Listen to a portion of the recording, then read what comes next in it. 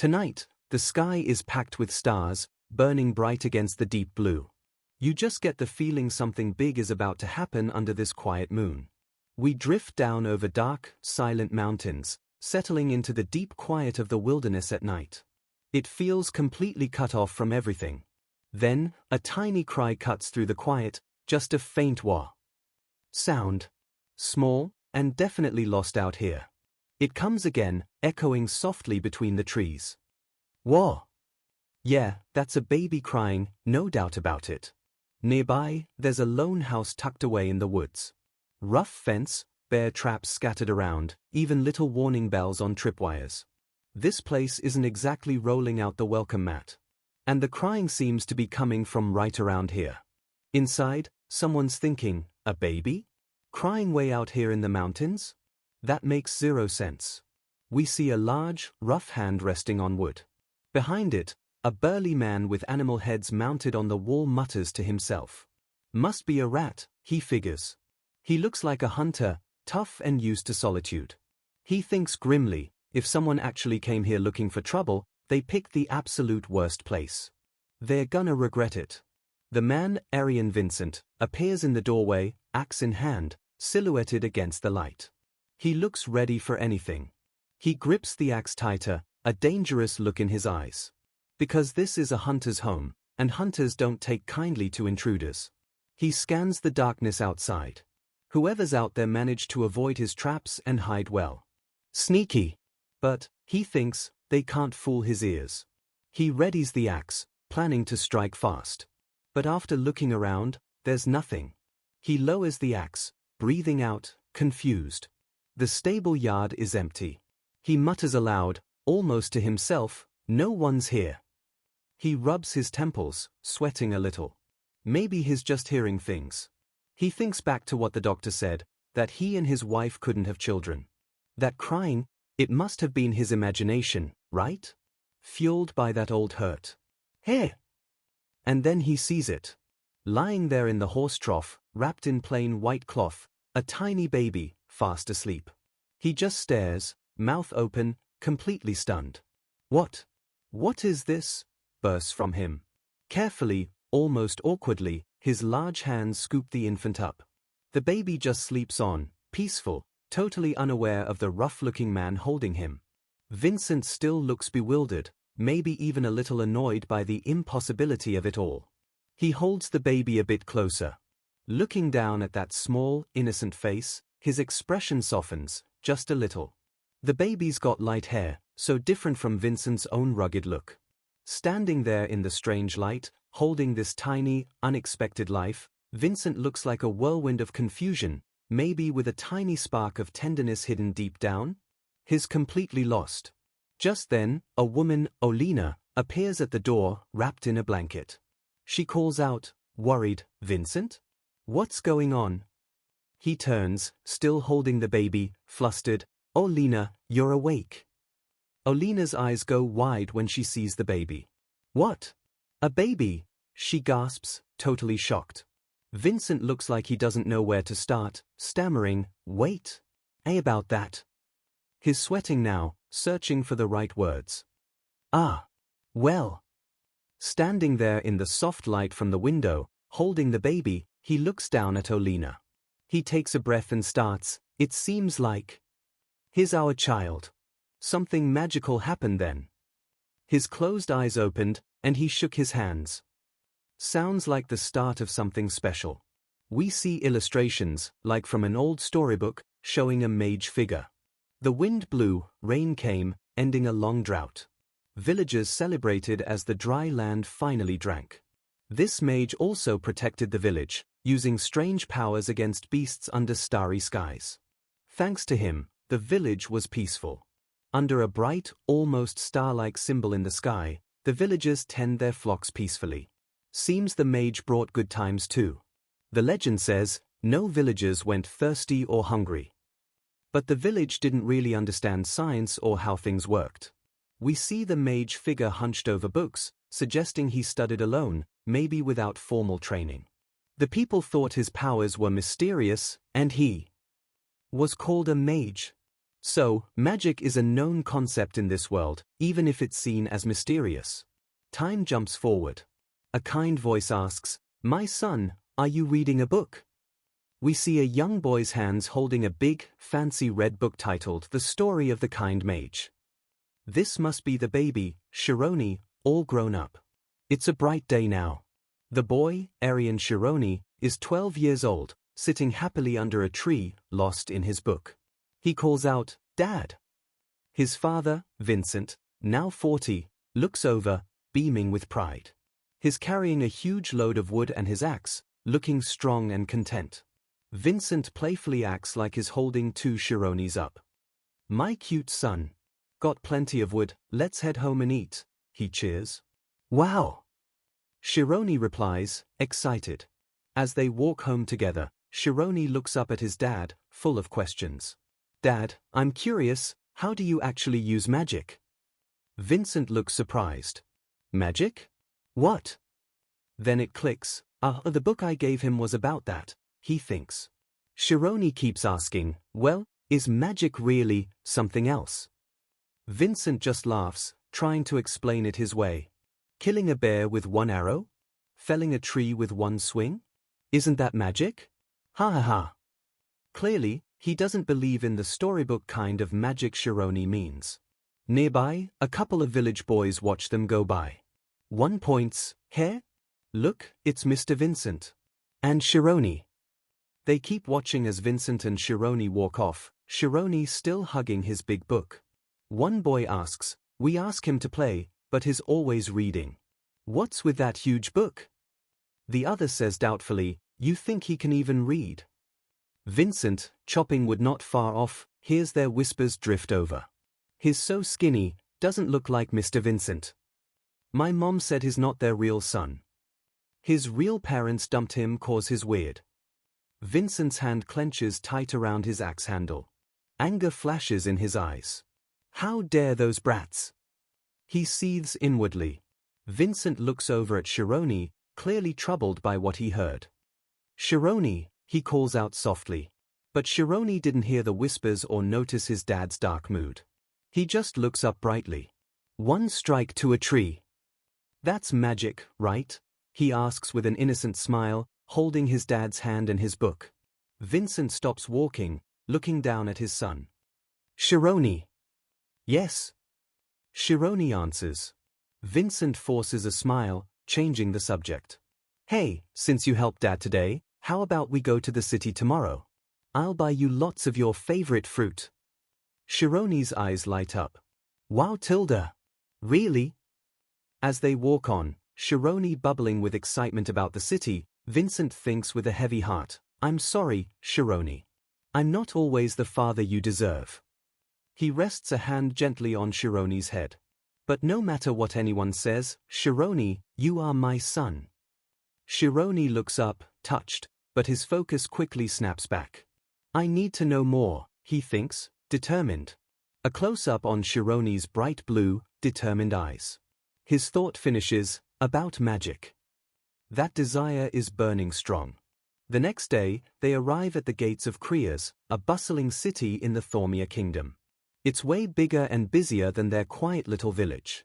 Shironi stares around wide-eyed from the back of their cart. "Wow! So this is the city," he gasps, taking it all in. The streets are packed. People in finer clothes are shopping, vendors are shouting, kids are playing. It's a whole different world. Vincent parks their cart near a lively market square. He tells Shironi, "Okay, Shironi, wait for me at Martin's grandfather's shop until I'm done with my work, all right?" Vincent leans down, looking serious. "And listen, stay out of the dark alleys, and definitely stay away from any nobles, understand?" He adds silently, "Though my son's always been good about listening." Shironi just smiles reassuringly, "Yeah, I know. Don't worry." Vincent takes the cart and heads off to sell his goods. Shironi watches him disappear down the cobblestone street. Shironi finds the fruit stand run by Martin's grandfather. He sits down and starts helping the kind old man, writing out a little price sign. The grandfather looks impressed. "Oh my, you write very well." The old man thanks him, saying he didn't have to help. Shironi just smiles. It's okay. I like helping.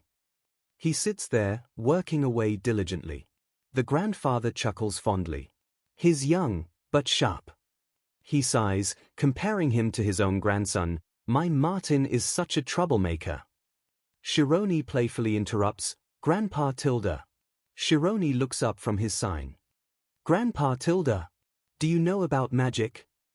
The old man looks a bit confused, maybe thinking he said something else. Eh? Magic? Shironi clarifies, holding up his red book earnestly. No, Tilda. Magic. What do I need to do to use magic? The grandfather finally gets it and laughs. Aha, Tilda, you mean magic? Short pause, maybe visualizing the typical kid obsessions. Yeah, magic. It's right up there with dragons and warriors for kids. Shironi looks hopeful, clutching his book tight. The grandfather smiles kindly. Well, I don't know much about magic myself. But if you want books about it, he points down the street, there's a bookstore over there. They have lots. Shironi gasps, excited. Want to go check it out? Just look around and come right back, the grandfather suggests. Shironi beams, really? Okay, I'll be right back. And he dashes off towards the bookstore. The grandfather picks up the red book Shironi left behind, The Story of the Kind Mage. He chuckles to himself, haha, I read books like this when I was a kid too. Takes me back. He opens the book, and his eyes pop wide open. Instead of simple kid stuff, the pages are filled with complex diagrams, strange symbols, star charts, detailed sketches. What in the world is this? He looks at the cover again, then remembers Shironi's earnest question. Wait, so he wasn't asking about fairy tale magic, he was asking how to actually use it. The realization hits him, this kid is serious. Meanwhile, inside the bookstore, Shironi reaches for a book, but a large hand slaps his away sharply. No! Don't touch those with your dirty hands. Shironi looks up, startled, at the big, stern-looking woman running the shop. Can't I just look at the book for a second? He asks timidly. She snaps back, commoners can't just handle these expensive books. These aren't like the cheap practical guides you find elsewhere. As she keeps scolding him, Shironi thinks, wow, they're really expensive. How did Dad even get my book then? Just then, a well-dressed older man enters. Are the books I ordered ready? He asks. The owner immediately switches gears, all smiles for the new customer. Oh my Tilda landlord. Yes, right here. While they are busy talking payment, Shironi quickly grabs a nearby book and flips through it. Nothing useful. These are all the same, not much real information, he thinks, disappointed. He slips the book back just as the landlord leaves. He feels frustrated. It's this hard just to look at a book? He mutters quietly, wiping his nose, and I did wash my hands. Hey? Outside, he sees the landlord walking away, carrying a box full of books. Books! Shironi watches him go. Is he a noble? Where's he taking them? Driven by that relentless curiosity, Shironi follows him down an alleyway near where some soldiers are standing guard. Then, unbelievably, the landlord just carelessly dumps the entire box of books onto a big trash heap in the alley. Books go flying everywhere. Shironi just stares, completely shocked. All those books, treated like garbage. He stands there for a moment, looking at the pile of discarded books mixed with bags of trash. He walks over and picks up a greenish book from the pile, a little spark of hope returning. Maybe this is where Dad found my book? As he looks at the book, two fancy-dressed noblewomen walk past, chatting away, not even glancing at the boy or the trash pile. Shironi watches them go, taking in their fine clothes, their easy confidence. Exclamation point. The word echoes in his mind, nobles. He looks from the women back down at his own simple, now dirty clothes. How are they different from me? He wonders silently. He remembers his father's strict warning, stay away from the nobles. He sees their clean shoes walking easily on the paved stones. Why are they allowed here? He thinks, confusion mixing with a sharp sting of unfairness. But I'm not. Standing there in the alley, feeling small and unseen as they pass, The difference feels huge and confusing. Suddenly, a large hand clamps down hard on his shoulder. "Hey, kid."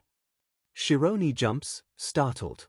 It's one of the city guards, looking down at him sternly. "This isn't a place for a kid like you to be wandering around." The guard points towards a large archway nearby. "Past that gate, it's the nobles' area." Another guard walks over. "Where'd you come from? Where are your parents?" Shironi stammers, "They're around here somewhere." But the guards don't look convinced. "Hold on a second." They eye him up and down suspiciously. "Doesn't look like he belongs here. Probably an orphan. Maybe one of those thieves' errand boys." The first guard leans in. "Kid, I think you need to come with us." The guard grabs Shironi's jacket collar. "Hey." But Shironi reacts in a flash. He twists out of the jacket and darts away, leaving the guards holding nothing but empty cloth. Where'd he go? "Idiot, find him." Shironi dives headfirst into a nearby planter box full of flowers and bushes, hiding himself completely. He pants, heart pounding, listening as the guards search nearby. "Lost a kid? How embarrassing," one mutters as they move off. "Did they leave?" Shironi thinks, staying hidden. He carefully peeks out, brushing leaves and a tiny beetle out of his hair. Phew! Safe, for the moment. He climbs out of the planter, realizing he's lost a shoe. He looks down at his now filthy clothes and barefoot. "Oh man, Dad's gonna be mad, isn't he?" he worries. He spots his lost shoe lying a little further down the alley. He hops over, grabs his shoe, and quickly puts it back on. "Okay then," he thinks, catching his breath and trying to figure out where he is now. He finds himself near a high stone wall. And from the other side, he hears voices. "Let's talk about what is magic." A young voice shouts excitedly, "Magic!" Another calls out, "No, headmaster. Show us how you put out the fire." Shironi realizes, this must be a magic school. He presses himself against the cool stone, listening intently. An older, calmer voice speaks. Now, I'll get in trouble using fire at school instead. Answer this question right, and I'll show you some magic." The voice poses the question, what talent is most needed to learn magic? Kids start shouting answers, wisdom. Effort. You have to study magic your whole life. Money. You need to buy lots of stuff, right? Some laughter follows that last one. Shironi listens, completely captivated. The older voice cuts through the guesses calmly. None of you have given the answer yet. Shironi listens, wondering. Not wisdom, effort, or money. Then, do you have to be a noble? The instructor's voice rings out clearly, the most crucial talent for learning magic is insight. Shironi's eyes widen. Insight? A student asks, what's insight? The instructor replies, Does anyone here know what 1 + 1 equals? A student answers quickly, who doesn't know that? It's 2, obviously. The instructor chuckles softly. Hee. Good. Now, can anyone explain why it's 2? The students are silent. Here? Because, it just is. The instructor explains, that slightly strange feeling you have right now? That's touching on insight. People long ago didn't automatically know 1 + 1 is equal to 2. It took scholars a lot of work to prove it. But we understand it now without needing all that complicated proof, right? Because we feel and accept certain rules of the world beyond just learning facts. Magic is also a law that exists in the world. You need to feel it, grasp it, and accept it through your insight. Shironi finds some steps leading up beside the wall and starts climbing, drinking in every word. Shironi gasps softly, a spark of understanding lighting up inside him. Wow, that's brilliant. The instructor laughs warmly from the other side. Ha. Of course it's brilliant. Cultivate your talent, and you, too, can become a mage. Those words echo powerfully in Shironi's mind, become a mage. Could a chance like that ever happen for me? Shironi wonders, a wave of longing washing over him. Just then, the instructor's voice calls out again, sounding like it's aimed right at him. Of course. You, child standing behind the wall. Shironi freezes against the stone, pure panic surging through him. He knows I'm here? The instructor continues calmly, I'd like to hear your thoughts too. Shironi trembles. Should I run? Should I answer? He glances down at his dirty clothes and messy hair. Plus, I look like a total mess. I have no idea what will happen if I show myself. Fear holds him tight. But then, like a lightning strike, clarity cuts through the fear. Suddenly, a thought just hit me. He takes a deep, shaky breath, pushes off from the wall, and launches himself upwards. If I don't jump over this wall right now, I will regret it for the rest of my life. He scrambles, pulling himself up and over the top edge. He tumbles down onto the grass on the other side, looking up, absolutely stunned by what he sees. He's landed in a beautiful, sunny courtyard. Several students and the kindly old instructor are gathered under a big tree, all looking up at him in surprise. Behind them stands a magnificent building, the Magic Academy itself. The instructor smiles warmly, his long white beard flowing gently. Have you come to join this old man? A little note appears in our view. Headmaster of Alpia's Magic Academy, Milch Alpias, a 4th class official mage. And there stands Shironi, still covered in leaves and dirt from his hiding spot, looking utterly bewildered. He's literally jumped right into the world of magic he was so desperately searching for, standing face to face with the headmaster himself. A whole new chapter of his life has just slammed open.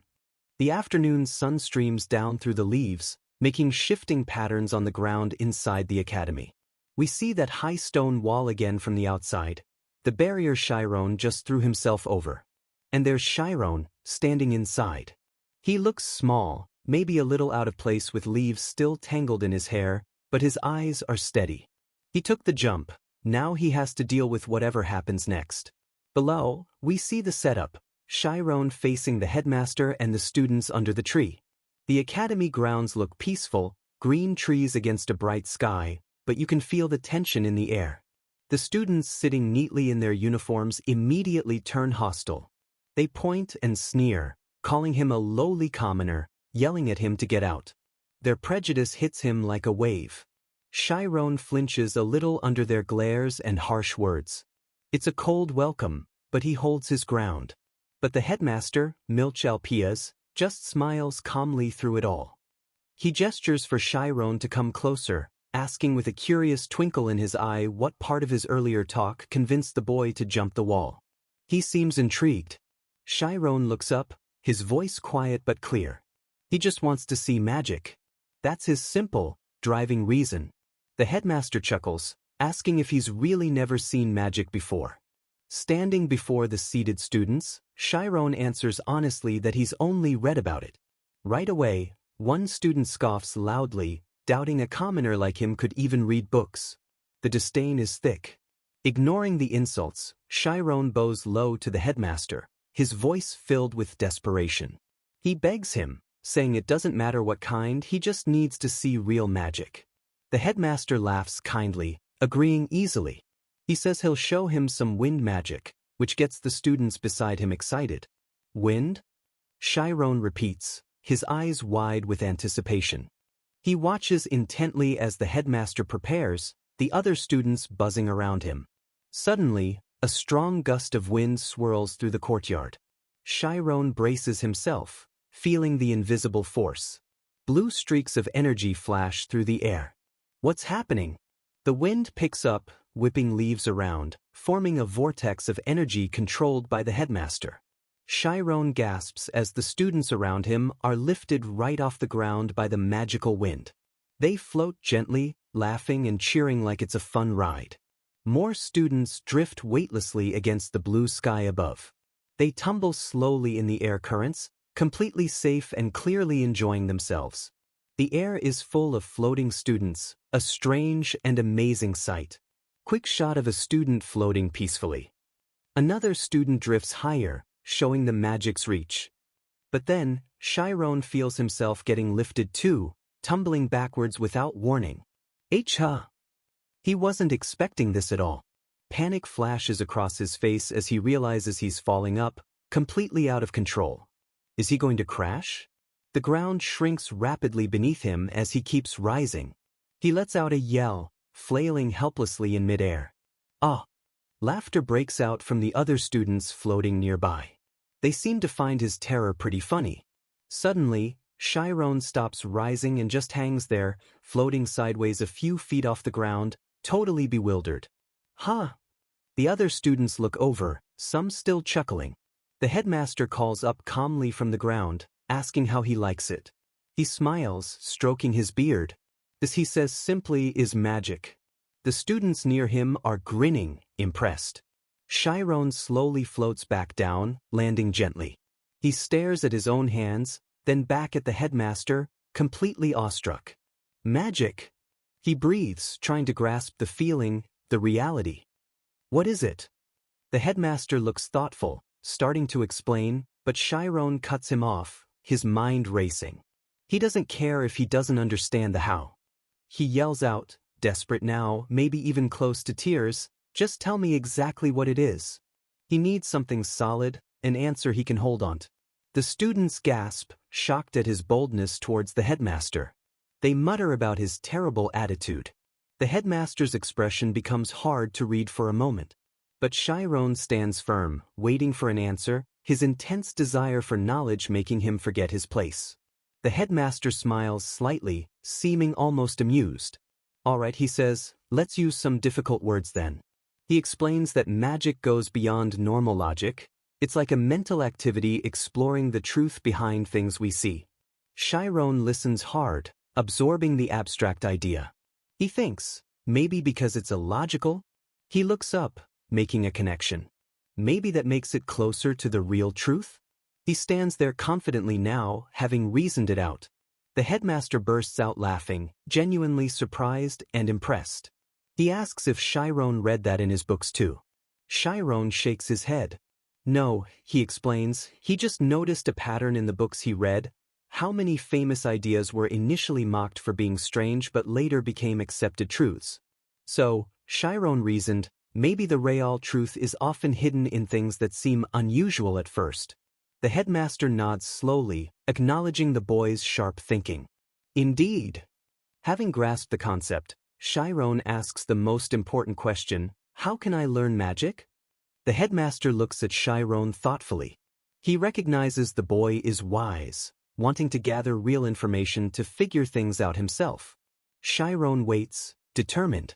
Does the headmaster actually think he can do it? But unfortunately, the headmaster thinks. He's just a commoner.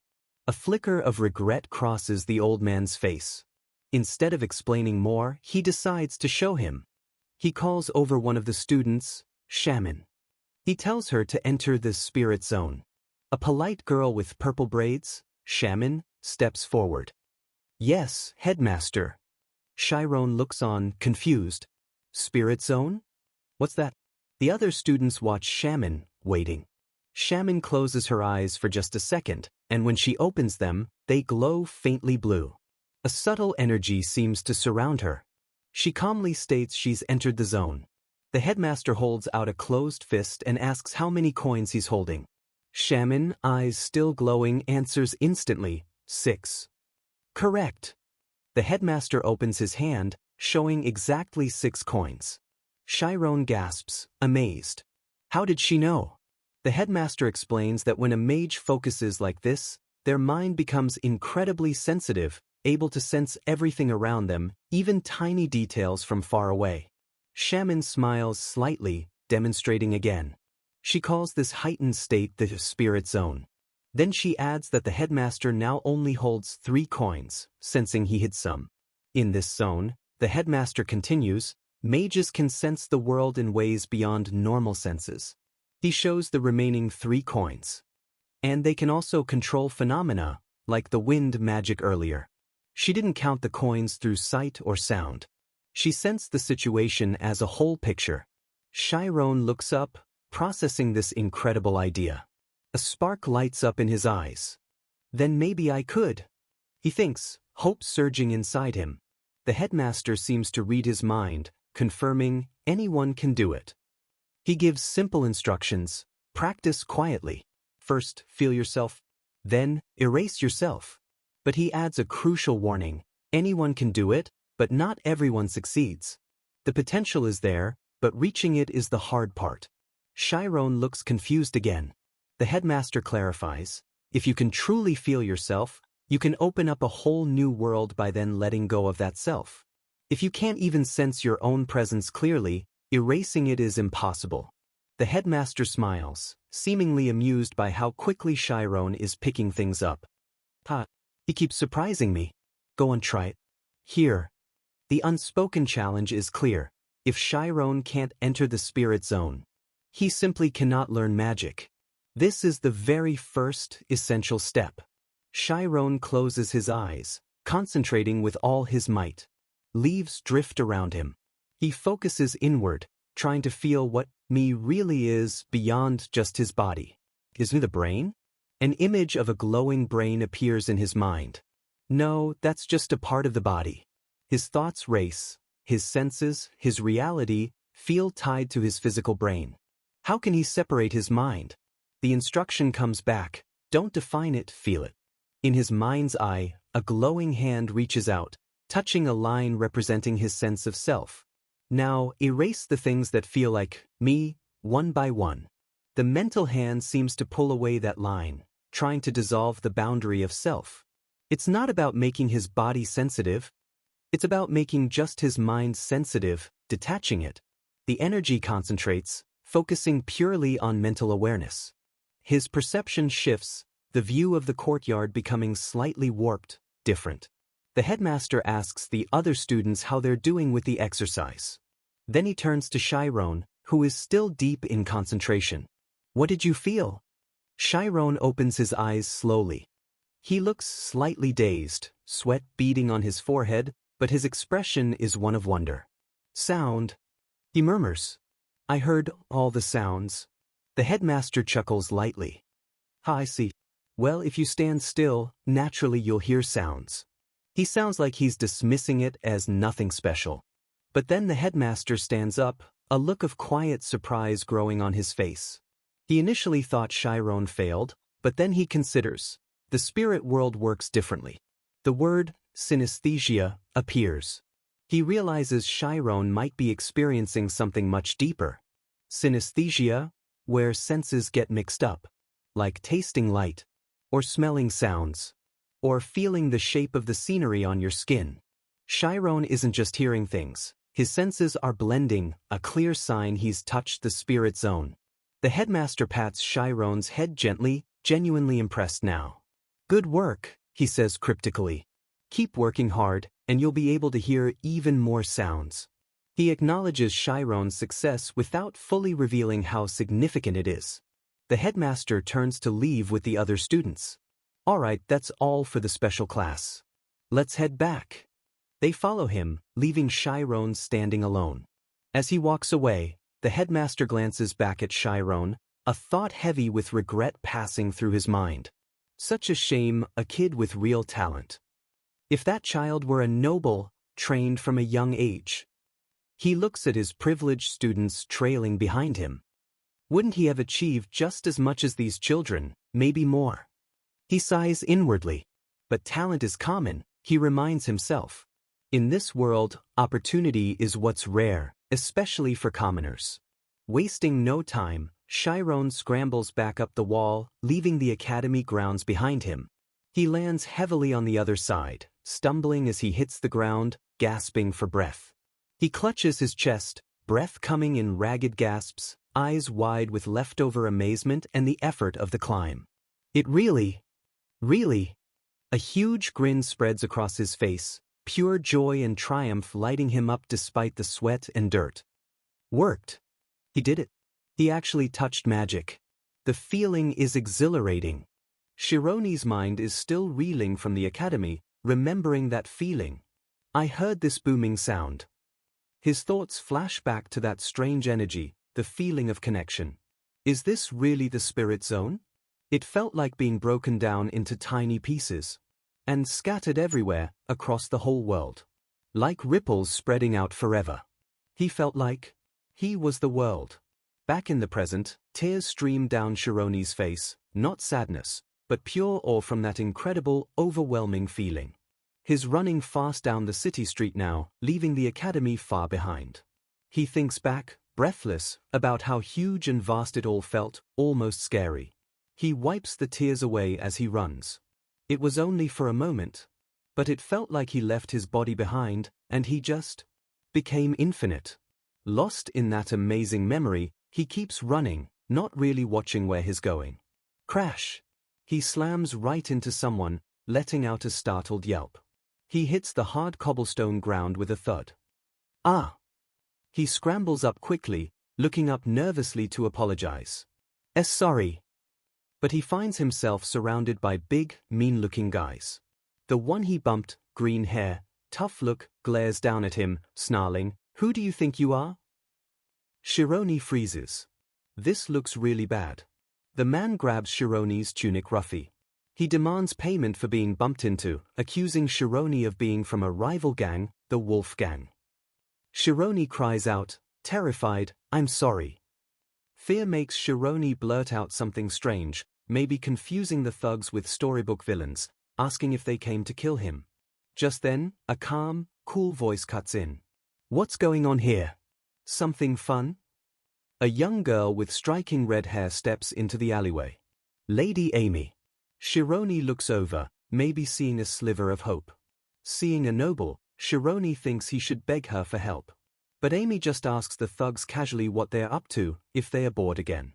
The green-haired leader holds Shironi tight, claiming the kid tried to kill him. Shironi desperately denies it, saying it was an accident, but the thug just scoffs. "You kidding me?"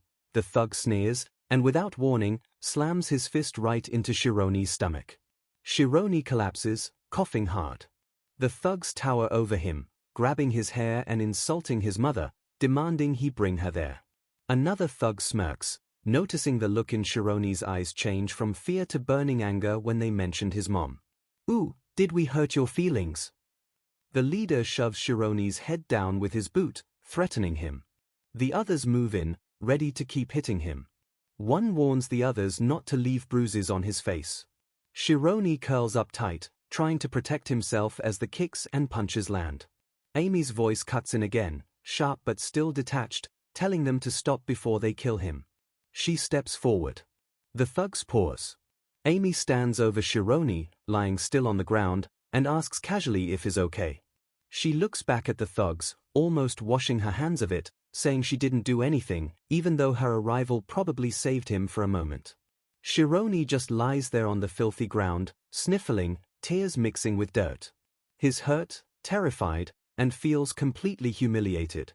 Amy crouches slightly, looking bored. She suggests finding something more fun to do, casually mentioning maybe roughing Shironi up and then selling him off somewhere. Since he's a commoner, she figures no one would care. Shironi hears this, and pure terror grips him. Sell him off? He cries out silently for his mom and dad. The thought of being taken away from them is horrifying. Amy taps her chin, thinking aloud that slaves can't own anything. She looks at the thugs, suggesting they should maybe check him for possessions. The thugs grin cruelly, ready for a full-body inspection, telling Shironi to strip. He trembles, tears welling up again. Amy quickly backtracks, looking flustered. "Strip! You crazy jerks!" She claims she just meant to look at his face. She looks closer at Shironi, noticing something odd about him despite the beating. She wonders if he's okay. She thinks maybe the kid's gone insane, seeing the strange, intense look in his eyes now. Shironi glares up, and his blue eyes start to glow faintly. The fear is still there, but underneath, something else is waking up. That spirit zone feeling, triggered by the extreme stress and fear. His perception shifts again. The world around him changes. He sees the thugs not just as people, but as swirling shapes of energy. Sounds become amplified. He focuses on the leader's sneering face, but sees beyond it, noticing a fly buzzing near his mouth in disgusting detail. All his senses are dialed way up, textures, sounds, even smells feel overwhelming. His vision zooms in on the thug's eye, then locks onto the fly itself, every tiny detail sharp and clear. BZZZT. He's aware of everything, the rats, the crows nearby, It's all part of this intense sensory overload. The thugs look like glowing blue figures moving within a strange grid, pulsing with energy. Shironi stands in the middle of this altered reality, his own body starting to glow faintly too. "What is this?" he whispers, starting to understand. He's surrounded by the raw energy of the world, feeling everything. He remembers the headmaster's wind magic, the idea of sensing and controlling things. The memory hits him like lightning. This place. My memory. He recalls the headmaster saying he'd show him magic called my memory. He pictures the headmaster creating that sphere of light, pouring knowledge, energy into his mind. His eyes glow brighter. Back in the alley, the thug leader grabs Shironi again, shaking him hard, yelling at him for ignoring him. Shironi looks up, his eyes now burning with bright turquoise light. He's not just a scared kid anymore. He's tapped into something powerful. Amy sees the change, her eyes widening in alarm. Wait. Hold on. But before anyone can react, pure force explodes outwards from Shironi. Ooh-wah! The thugs are thrown backwards, sent tumbling hard through the air. Swirls of wind energy whip through the alleyway, pushing outwards from Shironi. He stands calmly in the middle of it all, eyes still glowing brightly. The thugs lie scattered around him, knocked out cold. Close up on his eye reflecting the scene, he just used magic without even thinking about it. Amy stares, completely shocked, her usual cool composure gone. She points a shaking finger at Shironi. Hey! You! Her red hair almost seems to flare around her with disbelief and rage. Who the hell are you? Her eyes practically glow red with anger. How could a commoner possibly use magic? Where did he learn it? The idea is completely impossible to her. The glow fades from Shironi's eyes as he snaps back to reality. He looks around at the unconscious thugs and pure panic sets in. He points vaguely down the alley, shouting, trying to create a distraction. Over there. There was some kind of loud noise. Amy just scoffs, clearly not buying his terrible attempt at deflection for a second. H&H. But then, she suddenly launches herself away with incredible speed, vanishing up the side of a building like a blur. Shironi watches her go, completely bewildered by her speed. How? He weakly calls out about the collapsed thugs, hoping someone will help. He looks around the empty, messy alleyway. He's alone amidst the chaos he accidentally created. And a heavy realization hits him. People won't listen to someone like me. No one will believe his story or care about these thugs. He needs help, but knows it won't come. Panic rises again. Call for help, he thinks frantically. He turns and runs, desperate to get away. His only thought now is getting back to his dad. As he flees the harsh city scene, looking back one last time, a painful truth settles deep inside him. This world is harsh. Meanwhile, Amy arrives back at a huge, fancy mansion glowing in the evening light. This is the Kamis estate, home to first-class nobles. Inside, her father, Shikora Kamis, is relaxing, reading a newspaper. He looks up as Amy walks in. He sighs, commenting on her needing to grow up, warning her that even geniuses can be caught off guard if they get complacent. Amy just walks past him, looking haughty. Her father notices she's unusually quiet today. Amy glares back silently, thinking disrespectfully about her unemployed dad. Then she calls out, "Dad." Her green eyes narrow, suddenly intense. Magic! Her father looks up, surprised by the abrupt topic. What? Why magic all of a sudden? Shikora Kamis lowers his paper, maybe slightly annoyed. He asks if she skipped class again, but Amy just stands there defiantly, saying she's learned everything school can teach her, and it's boring now. That encounter in the alley clearly left a mark. Soft snow is falling outside. A worried voice calls out, "Shironi! Shironi, where are you?" We see their little house tucked away in the quiet, snow-covered mountains. It looks peaceful but very isolated out here. Inside, Vincent, bundled up for winter, talks with Olina, who's knitting by the warm fire. She tells him Shironi already headed out to chop more wood. Vincent looks worried. What? It's still snowing hard, and he went out for wood already. Vincent looks down grimly at Shironi's familiar red book in his hands. He decides, I'll go look for him. You can see the worry etched on his face. He steps out into the crunching snow. As he walks, his mind drifts back. He remembers that trip to the city last spring, how he nearly lost Shironi. He flashes back to finding Shironi near the fruit stand, looking absolutely terrified, hugging him tight. Shironi just said he got lost, but Vincent always suspected there was more to it. What really happened that day to scare him so badly? Back in the present, Vincent trudges through the snowy woods, past silent, snow-dusted trees. He spots Shironi up ahead in a clearing, axe in hand, facing a tree alone in the falling snow. Shironi's breath mists in the cold air. He looks focused, determined, even out here in the harsh weather. Vincent watches quietly from behind some trees. He knows what Shironi's been struggling with. That magic he used back then. He flashes back to Shironi blasting those thugs away with that uncontrolled wind. He hasn't been able to do it again since. It was magic that just happened subconsciously. There was no way to figure it out through insight or practice because he didn't do anything consciously. It was just pure instinct, raw power he couldn't understand or control. Shironi stands there in the snow, looking a bit down, holding his axe. He couldn't repeat that burst of power because he didn't know how it worked. But his eyes suddenly snap open, glowing with that familiar turquoise light. He remembers, he can enter the spirit zone. He takes sharp breaths, focusing hard. He slips into the zone, and the snowy world around him dissolves into glowing blue energy. The trees become like ghostly outlines. In the spirit zone, he thinks, I can sense everything. He focuses on the tree right in front of him. He can feel its shape, its texture, even its scent. He senses everything about it, right down to its core energy. A bright point of light appears within the tree's energy signature. What is? He grips his axe handle tight. He can't explain it, but he can feel it. He knows exactly where to strike. He swings the axe, moving with a smooth power he doesn't usually have, guided purely by that feeling. Blue energy trails from the axe head. Wham! The axe hits the tree's core with explosive force. Wood splinters fly, crackling with blue energy. The top half of the tree shears off cleanly and falls away. Shironi stands there amidst the falling snow and wood chips, breathing heavily, the axe still embedded deep in the stump. He realizes with a jolt of excitement, he just cut down a tree in one swing.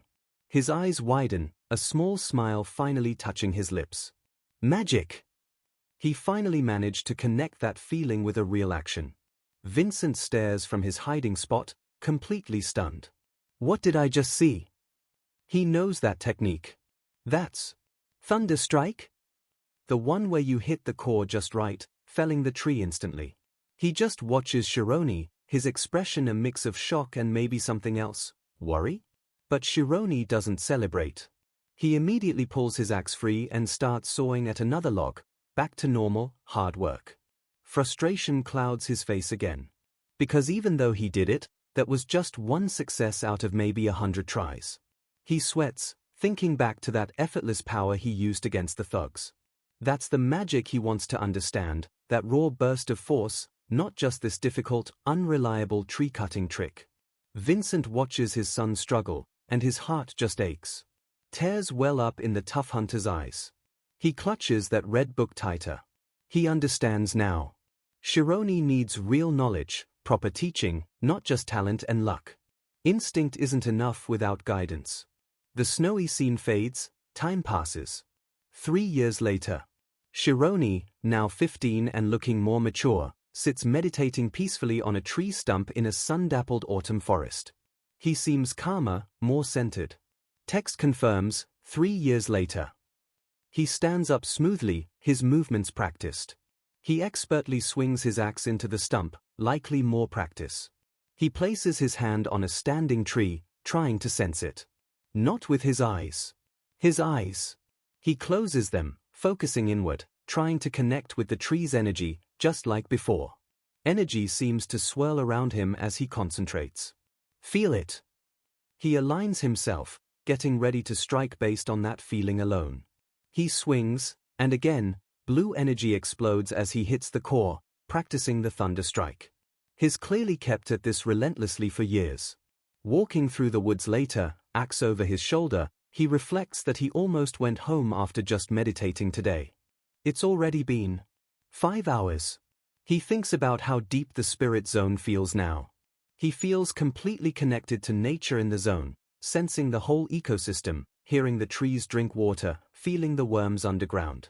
5 hours isn't nearly enough time to take it all in. He remembers the headmaster's words, like a ghostly image, saying a different world would open up. Shironi nods to himself. A different world? Yeah, that's exactly right. He understands the true potential magic holds now. He walks down the path through the autumn woods, carrying firewood back towards home. Time to head back.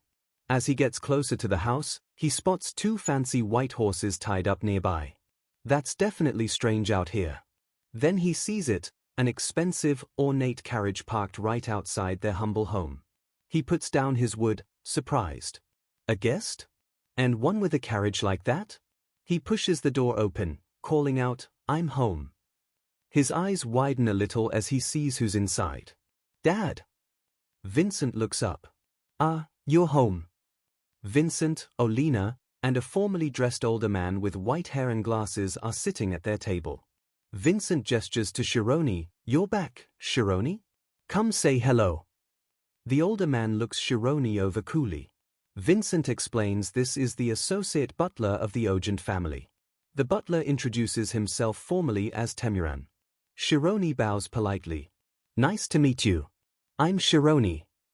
Temuran gets straight to it. I came here to meet you. Shironi is taken aback. He knows the Ogent family name. They are powerful nobles, second only to the royals. Why would someone like this be looking for him? Temuran leans forward, saying he wants to take a look at him first. Temuran tilts Shironi's chin up, studying his face intently. Shironi looks uncomfortable. Temuran asks sharply, "You know how to read?" Shironi confirms he's been reading books since he was little. Temuran seems satisfied, though his face gives nothing away. Shironi asks nervously why he's here. Temuran sits back. He says Shironi has a good reputation, a mountain boy who can read, and supposedly very devoted to his parents. Then he drops the offer. Would you like to work for the Ogent family? Shironi is stunned. Work? For you? Temuran explains the job, sorting 10,000 books in the family's great library as they transfer everything. Some books contain secrets that absolutely cannot get out. The job has a 2-year time limit. Servants will do the heavy lifting, but only Shironi and Temuran will do the sorting. Shironi's mind races. The library. Hope surges in him. A library that big, belonging to nobles like the Ogent family, surely it must hold books about magic. This could be his chance. But Temuran's gaze turns ice cold as he delivers the warning. Only Shironi's family can know about this project. If any word gets out about the books being moved or their contents, Shironi and his entire family will die.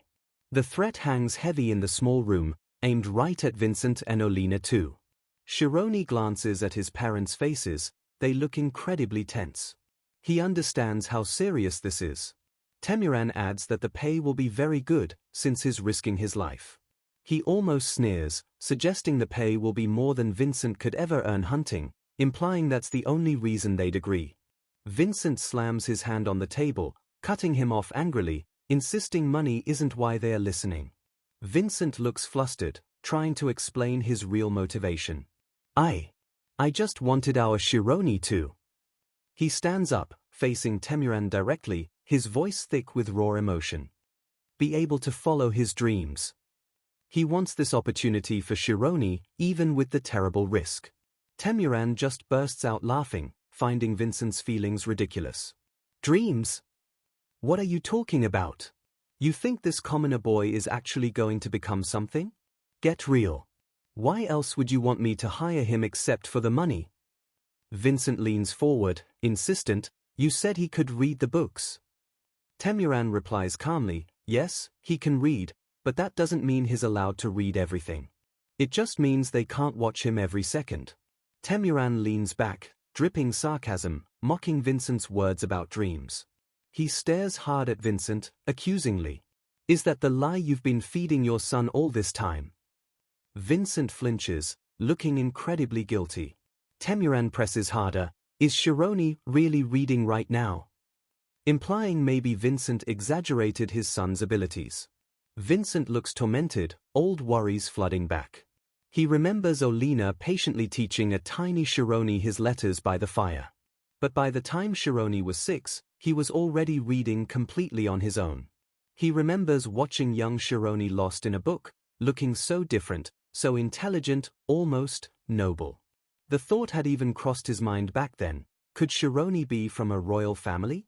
Vincent covers his face, anguished by the thought. If Shironi hadn't ended up here, if he'd been raised by nobles, he could have gone to a real school. But he immediately shoves the thought away. No! Shironi is my son. His love and loyalty win out, despite the guilt. He remembers deciding long ago that Shironi had to learn the ways of the mountains, like him. He flashes back to Shironi working hard, sawing wood. But when Shironi actually started working in the mountains, I got scared. He remembers feeling terrified, realizing he might have trapped Shironi in this life, the life of a simple mountaineer. He remembers asking Temuran earlier if he needed a commoner who could read. Back in the present, Vincent suddenly throws himself onto the wooden floor, bowing deeply before Temuran, his pride completely gone, replaced by raw desperation. Please, please hire my son. He reads fluently, he's smarter than anyone.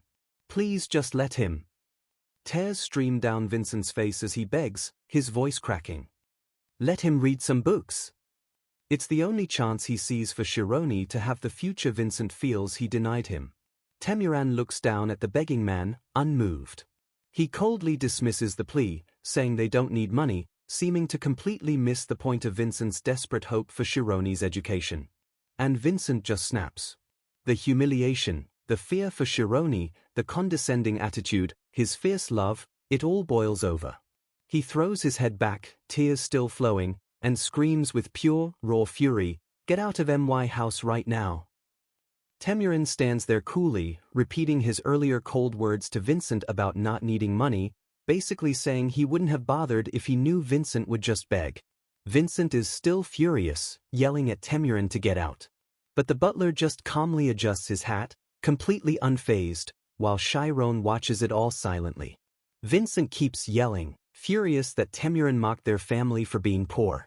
Temuran just gives a small, superior smile, thinking about people who don't know their place. But before Vincent can say more, Chiron speaks up, his voice calm but steady, cutting right through the anger. No, father. Everyone looks at him. He looks straight at Temuran. I'll do it. Vincent stares at his son, completely shocked. Chiron, he yells, unable to believe Chiron would accept such a dangerous offer. Temuran turns his full attention to Chiron, his expression deadly serious. He repeats the warning, this isn't a joke, even the smallest rumor means death. But Chiron meets his gaze without flinching. It's all right. Please let me do it. Chiron continues, his voice quiet but firm, a faint smile on his face. He promises he'll never leak anything, and even if something goes wrong, he won't blame Temuran.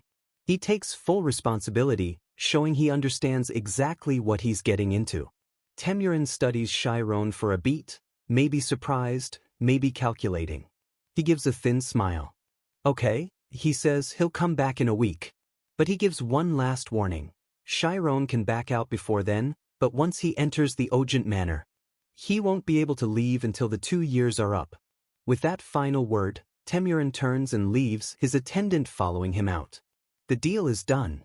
The second the door closes, Vincent rushes to Chiron, grabbing his shoulders frantically. He begs Chiron to reconsider, saying these nobles just need someone disposable, blaming himself for putting Chiron in this position. Chiron gently pushes his father's hands away. Father! He looks up at Vincent, tears shining in his eyes, but his smile is wide and real. Thank you, he says softly, for giving me such a big gift. He doesn't see danger, he sees the opportunity he's dreamed of his whole life. Vincent stares back, tears streaming down his own face now, his heart filled with a painful mix of pride, terror, and overwhelming love for this brave boy. He pulls Chiron into a crushing hug, his voice choked up. He promises he'll protect him, somehow. Vincent holds him tight, begging him to come back safe. Chiron hugs him back just as fiercely, thinking he'll make sure nothing happens to his family because of this. Looking down at his son, Vincent wonders, maybe, just maybe, he raised him right after all? Olina watches them, wiping her own tears, understanding all the complicated feelings swirling in the room. Chiron cries silently in his father's arms. It's a raw, tearful goodbye, heavy with unspoken fears and hopes. Transition, 1 week later. Vincent signs the formal contract presented by one of Temurin's men. The attendant confirms it's done. The agreement is official now. Vincent looks up, his hands trembling slightly. The finality of it sinks in. He's really letting Chiron go. The attendant tells Chiron it's time to leave, gesturing towards the waiting carriage. Chiron, carrying just a small bag, walks away with the attendants. Temurin watches impassively from the carriage window as Chiron approaches. Inside, Chiron sits facing Temurin and another attendant. The carriage is incredibly luxurious, a stark contrast to his simple mountain home. He looks calm, composed, ready for this new chapter. As the carriage starts moving, Chiron closes his eyes, his thoughts drifting back for a moment. He pictures his parents, probably holding each other and crying now that he's gone. Mother, father. He reaches out mentally to that fading image of home. The carriage wheel rolls onward, carrying him away from everything he's ever known. The image dissolves. Chiron takes a quiet breath, forcing himself to focus. Don't be shaken. The carriage travels quickly through the countryside. He knows this is a huge risk, a once-in-a-lifetime chance that could easily cut both ways. He keeps his eyes closed, reminding himself he's stepping into a world of powerful people. He wonders, feeling the pressure, if he can actually survive these next 2 years safely. The journey continues through misty woods. Quick visual, map showing the Ojent estate near the capital city of Bashuka. Basically, the Ojents are a powerful warrior family, deeply influential in the kingdom. One of the attendants explains just how powerful they are, calling them a pillar of the city. The attendant smirks at Chiron, asking if he's scared yet, saying the family is full of monsters. The other attendant quickly tells him to shut up before he gets himself executed. They finally arrive at the huge Ojin estate, driving down a long, famous avenue lined with trees. Temurin points out the building where the butlers live and work, and then leads Chiron towards a large, imposing tower set apart from the main house. This, he says, is where Chiron will be staying. Inside a large office filled with books, Temurin waits. Are you here? Chiron enters, bag in hand. Temurin looks him over, then gestures for him to follow, saying he'll explain the tasks now. Chiron nods, determined. I'll do my best. They approach the massive wooden doors of the library tower. The doors swing open, and Chiron just gasps, completely stunned. Wow, this is the great library of the Ojents. It's enormous, multiple floors high, packed floor to ceiling with more books than he could have ever imagined. Temurin lays out the job. Organize all these books as they're moved to a new library. He'll get lists each week. Work hours are 9 to 6. After that, he's free, but he cannot leave the grounds or enter the main manor without permission. Temurin holds up some papers, rules, prof. He says a regular butler will teach Chiron the household rules. Any questions? Chiron just looks around the incredible library thinking, this is worth risking my life for. He simply asks, when do I start? Start tomorrow.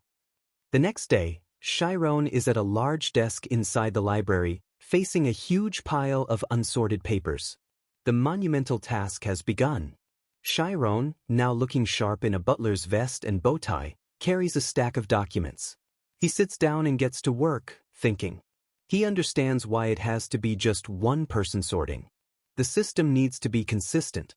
For example, he thinks, a book on the history of swordsmanship? Does it go under swordsmanship or history? Different people would choose differently. One person ensures everything follows the same logic. As he works, another, deeper realization hits him. He looks up, picturing all the knowledge swirling together. It's all connected. And the thread that ties it all together is history. He sees it now, knowledge builds upon the foundation of history. History is the backbone. Visual of history as a deep core. If he learns history thoroughly first, understanding everything else will be faster. He sees his strategy. He quickly calculates, out of 10,000 books, maybe 850 are history. His goal, read every single one of them in the next 2 years. He keeps working diligently, thinking about his dream of becoming a mage. He hears footsteps approaching. Temurin? He quickly closes the book he was glancing at. He can't get caught reading, it wasn't part of the deal. Temurin walks up, asking if he's organizing okay, noticing he's working late again. Chiron stands respectfully. Yes, I am. Temurin advises him not to burn himself out too quickly, reminding him he has to take full responsibility for the job. Chiron promises he won't. Temurin pauses, looking back at Chiron thoughtfully for a moment. Then he suddenly steps right up close, making Chiron jump. Tut. Temurin leans in, checking Chiron's collar and appearance. Chiron panics inwardly. Did he see me reading? But Temurin just adjusts Chiron's slightly crooked bow tie. He reminds Chiron that important family members use this library, so he needs to keep his uniform perfect and uphold the Ogent family's standards. Then he points critically at Chiron's hair, saying it's a bit long and he should do something about it. Chiron sweats a little. Yes, I will. Temurin nods curtly and wishes him good night. Chiron forces a polite smile until he's gone, then sighs in relief. Phew, just about my appearance. I have to stay focused for 2 years. Looking out at the grand estate at night, he reminds himself to be careful and not cause trouble. He touches his hair, wondering if he should tie it back like his father does. Later that night, Chiron is alone at his desk in the huge, quiet library, poring over a thick history book. But the reality of his plan is hitting him. The bigger problem is, this is hard. The sheer amount of information, the complexity, it's overwhelming. He reads about empires and kingdoms, feeling lost. How can he possibly understand all this? He knows he can't just memorize. He needs to truly understand every event. He stares hard at the dense text, trying to absorb just one more line, but his eyes are getting heavy. Finally, exhaustion wins. Chiron slumps forward, falling fast asleep with his head pillowed on the open history book, the lamplight shining down on him. Later, Temurin quietly walks through the library with a lantern. He finds Chiron asleep and picks up the book the boy was reading, a dense, difficult text in old-fashioned script. He sighs, looking down at the sleeping boy. He thinks Chiron's been stuck on this single, boring history book for a whole month now. Temurin walks away, thinking dismissively that Chiron must actually believe he can get ahead just by studying dusty old history. If he'd caught him reading practical magic books, he would have kicked him out of the library after hours, but he glances back one last time. What a relief, he thinks. He's just an idiot dreaming big.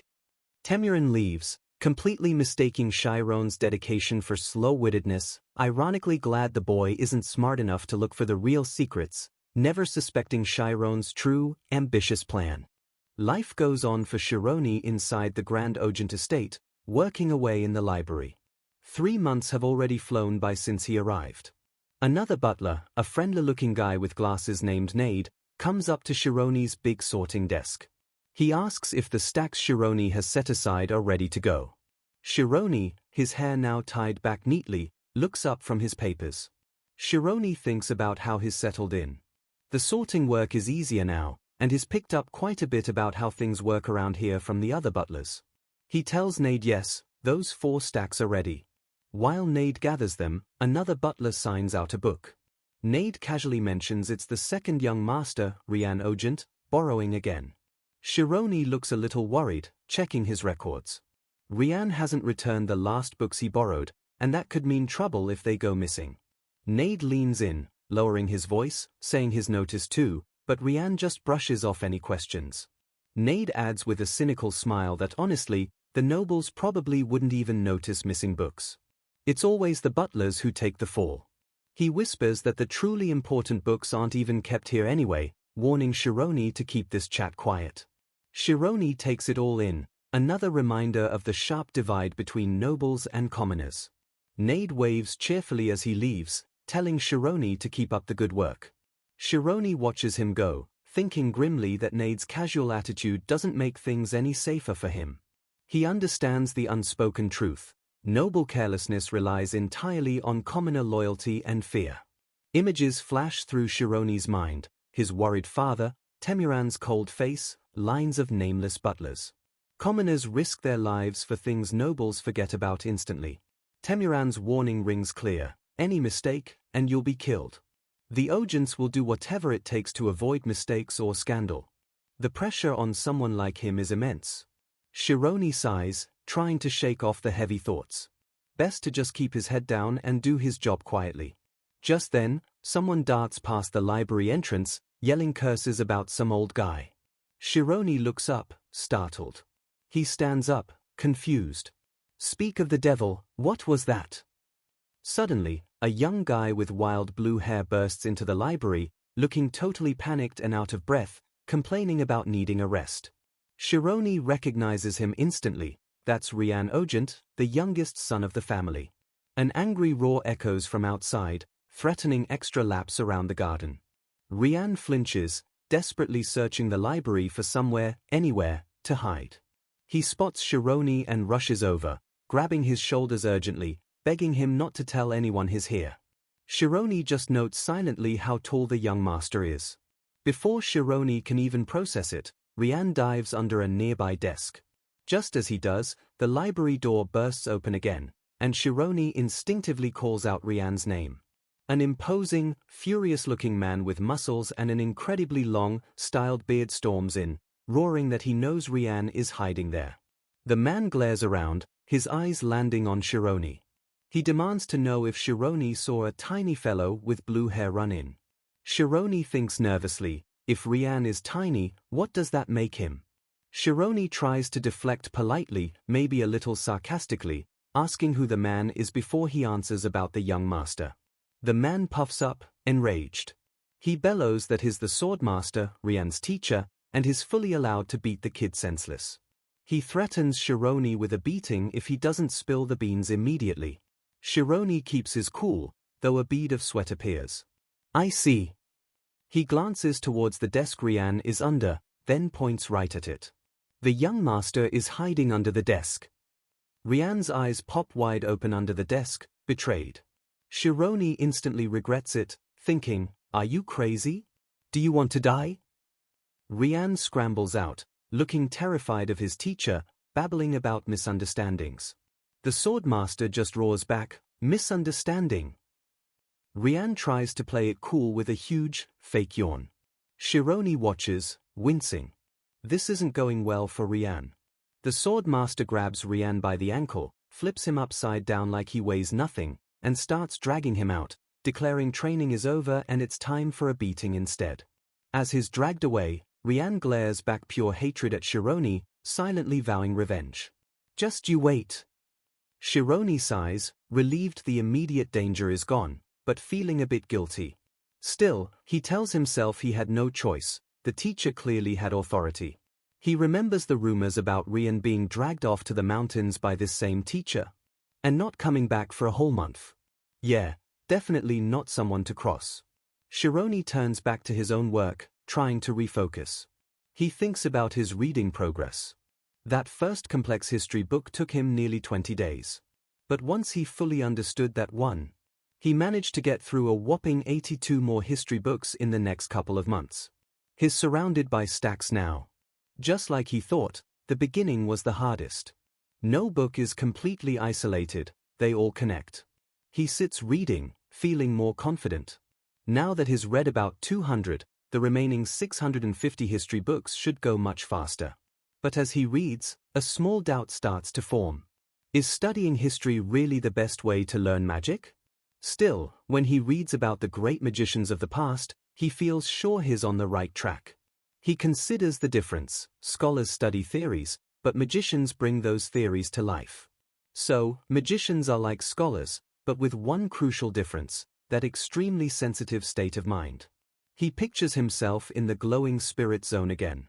Regular scholars can't enter the spirit zone. That's the key. And an exciting idea hits him. What if he uses all this historical knowledge as a massive foundation within his spirit zone?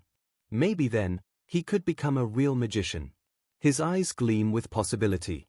Just then, an furious yell shatters the quiet. "You son of a bitch!" Rian Ogent is back, standing at the library entrance, looking absolutely wrecked and furious. Rian storms towards Shironi, clothes torn, face bruised and dirty. "I went through hell waiting for this."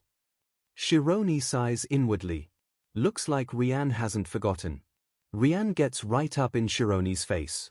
Shironi asks calmly if Rian really came back just for this. Rian explodes, "Of course."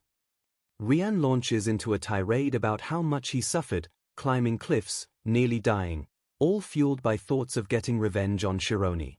Shironi listens, thinking Rian's anger is even worse than he expected. Rian yells, demanding an answer, furious that Shironi seems calm. He accuses Shironi of betraying his trust, calling him a coward for telling on him.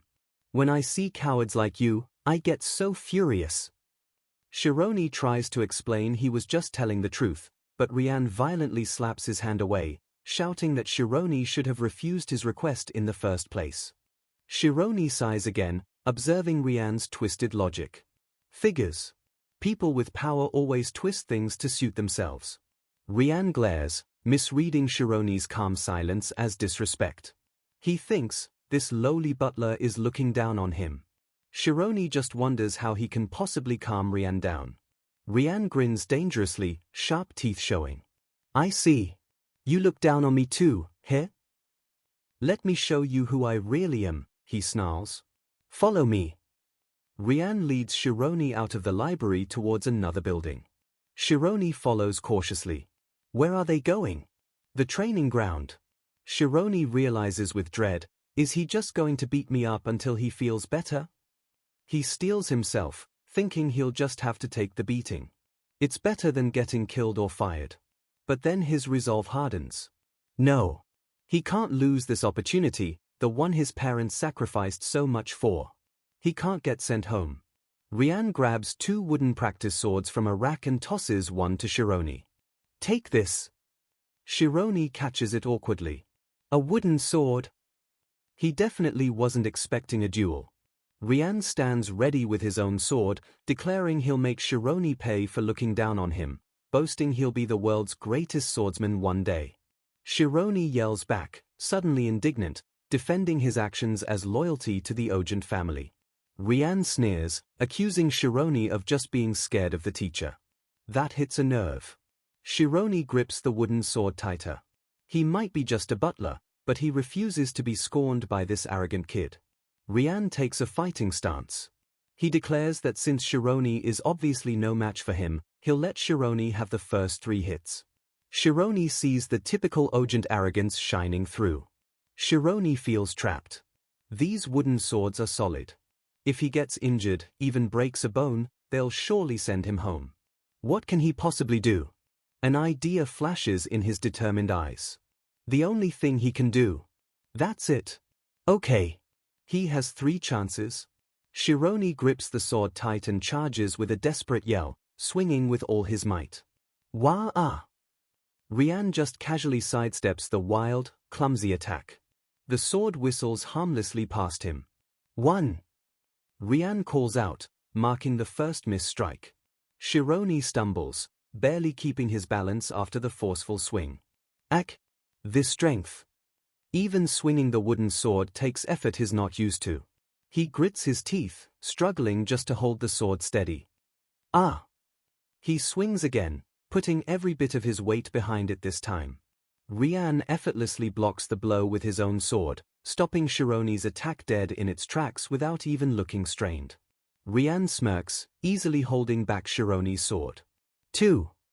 Shironi pants, sweating, looking desperate now. Rian mocks him, asking if he's ever even held a sword before. Shironi thinks frantically, okay, only one more chance left. Rian continues taunting him, all right. Crack. He readies himself. Now it's my turn. But instead of attacking Shironi, Rian brings his sword down hard onto Shironi's wooden blade, shattering it right at the handle. Splinters fly everywhere. The duel hasn't even properly started, and Shironi is already disarmed. The duel continues, wood crashing against wood, but there's a strange energy in the air. This isn't just practice, it's noble pride crashing against something unexpected. Rian Ogent, the blue-haired noble, grins fiercely, the broken piece of Chiron's sword balanced on his head like a trophy. All right, he declares, eyes blazing, now it's my turn. He coils, ready to strike. He moves in a blur, swinging his wooden sword down with speed and force right where Chiron stands, defenseless. Splinters fly from the impact. But Chiron isn't hit. He somehow managed to block Rian's powerful strike with just the shattered handle of his own sword. Rian's confident smirk disappears, replaced by pure shock. Chiron lets out a quiet breath. Huff. Chiron stands his ground, breathing hard, clutching the broken wood like a shield. His eyes are wide, relieved but still tense. His risky gamble, he thinks, actually worked. His mind flashes back to the split-second calculation. He knew from Rian's first attack how skilled he was. He used the second exchange to time Rian's movements, anticipating the speed and angle of this counterattack. And when Rian shattered his sword on the third hit, Chiron had already positioned himself, baiting the attack precisely where he needed it. This wasn't swordsmanship he just used. It was the thunder strike, that woodcutting technique he'd practiced relentlessly for 3 years, honing his senses with an axe, not a sword. Rian just stands there, completely frozen, speechless. He sees Chiron holding that ridiculous broken stub like it's a real weapon. Chiron breaks the silence, his voice steady. Hey! Rian snaps back, eyes wide with disbelief. Sweat trickles down his face. What just happened? How did this commoner butler block him? He stares, struggling to understand. Where did you learn swordsmanship? He demands, his voice tight with shock. How could an untrained kid move like that? Chiron looks back calmly. This isn't swordsmanship, he corrects him simply. It's thunderstrike. Rian just shouts back, what? Chiron explains matter-of-factly that his father cut trees in the mountains, and he learned alongside him. Since he wasn't physically strong, he learned this special technique to compensate. It's called thunderstrike among the lumberjacks, Chiron finishes. Rian's mind screams in confusion. Lumberjacks? What is this guy talking about? Rian can't believe it. He mastered a technique cutting trees? Rian's trained with a sword for 15 years, pushed by masters, and this commoner learned something similar chopping firewood? It feels impossible, insulting. There's no way. Quick flash, Chiron splitting wood perfectly with the thunderstrike. Quick flash, a young girl, likely Rian's sister Rai, watching in amazement. She even mistook it for a high-level Ogent sword technique back then, calling it sword slaughter. Another memory surfaces, a younger Chiron sitting defeated amidst broken wooden swords.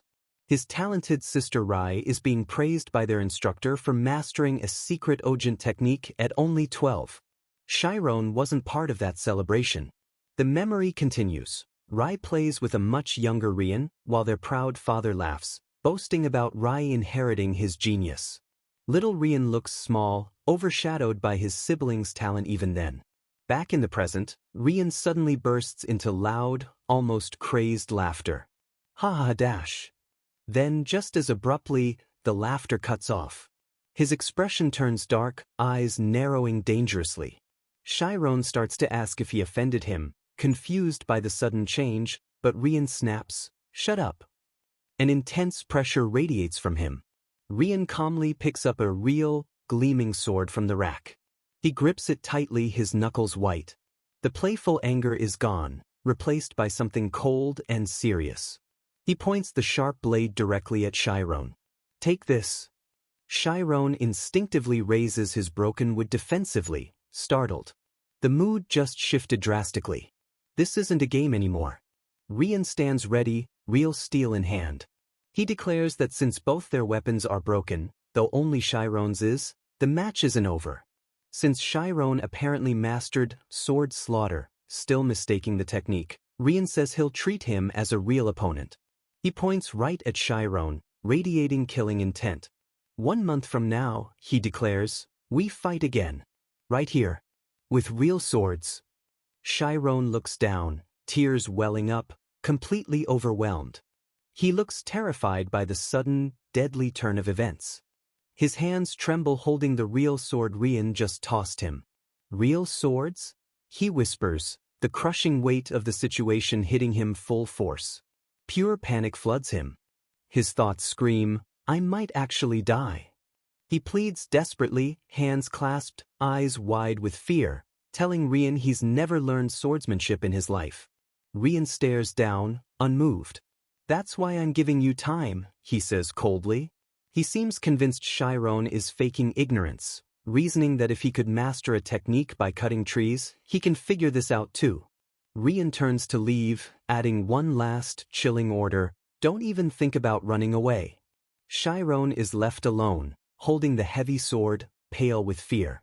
He's completely trapped. But then, a spark ignites in his eyes. A fierce, determined thought cuts through the fear, I will surpass you.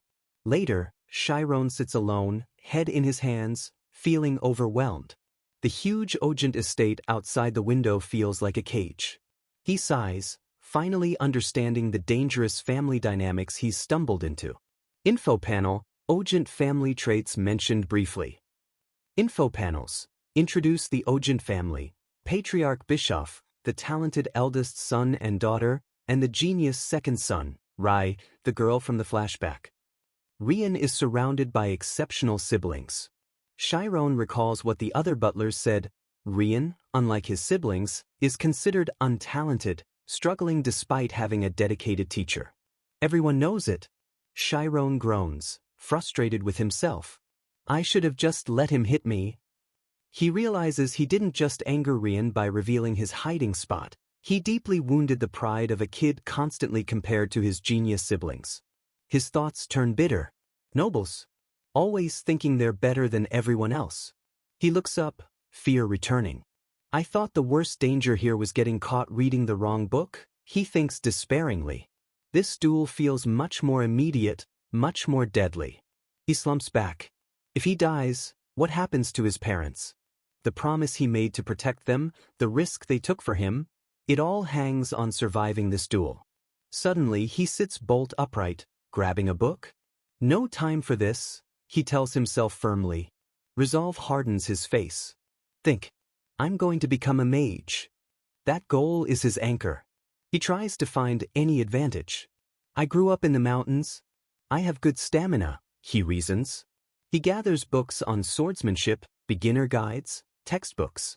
Maybe if he can just learn to defend himself, he can survive this. He dives into the books, studying intensely, sweat dripping as he tries to absorb everything he can. Clutching the books, he steels himself. I have to do everything possible. Survival comes first. Meanwhile, Rian Ogent lets out a primal scream somewhere else on the estate. He's a blur of motion, swinging a practice sword with frantic, desperate energy. He collapses after a grueling run, completely spent. His swordmaster stands over him, announcing he finished the 100 laps. The swordmaster looks surprised, noting Rian beat his record. But he's suspicious. This sudden, intense dedication isn't like Rian at all. Rian pushes himself up, gasping, furious. Damn it! What kind of training is this? The swordmaster leans down, equally annoyed. What did you say? Rian glares back defiantly. I'm still standing, aren't I? Don't you have anything harder? He's demanding more, pushing himself past his limits, driven by a new fire. The swordmaster eyes him curiously. What happened to you? Rian looks away, panting, nothing. The swordmaster wonders if this is about Rian's genius sister, Rai, again, assuming it's sibling rivalry motivating him. Rian looks up, golden eyes burning with fierce determination. The Swordmaster recalls Rai's known abilities, like unlocking schema, comparing Rian's struggles to her achievements. Seeing Rian's resolve, the Swordmaster shouts across the training ground, "Alright, don't blame me if you die." He accepts the challenge for tougher training. Rian yells back without hesitation, "Bring it on." Info panel explains schema, a swordsman's technique involving extreme physical self-awareness and control, visualizing the body. Text: Mages have spirit zone, swordsmen have schema. Text: Everyone has a basic sense of their body. Visual: glowing body outlines. Text: Schema takes this awareness to an extreme level. Visual: detailed red energy body. A master can perfectly control every cell. It's ultimate physical mastery. Back with Chiron, holding a blue book, he realizes schema is the opposite of spirit zone, intense self-focus versus self-erasure. He wonders briefly, should I try it? He recalls the first step for schema, feel myself.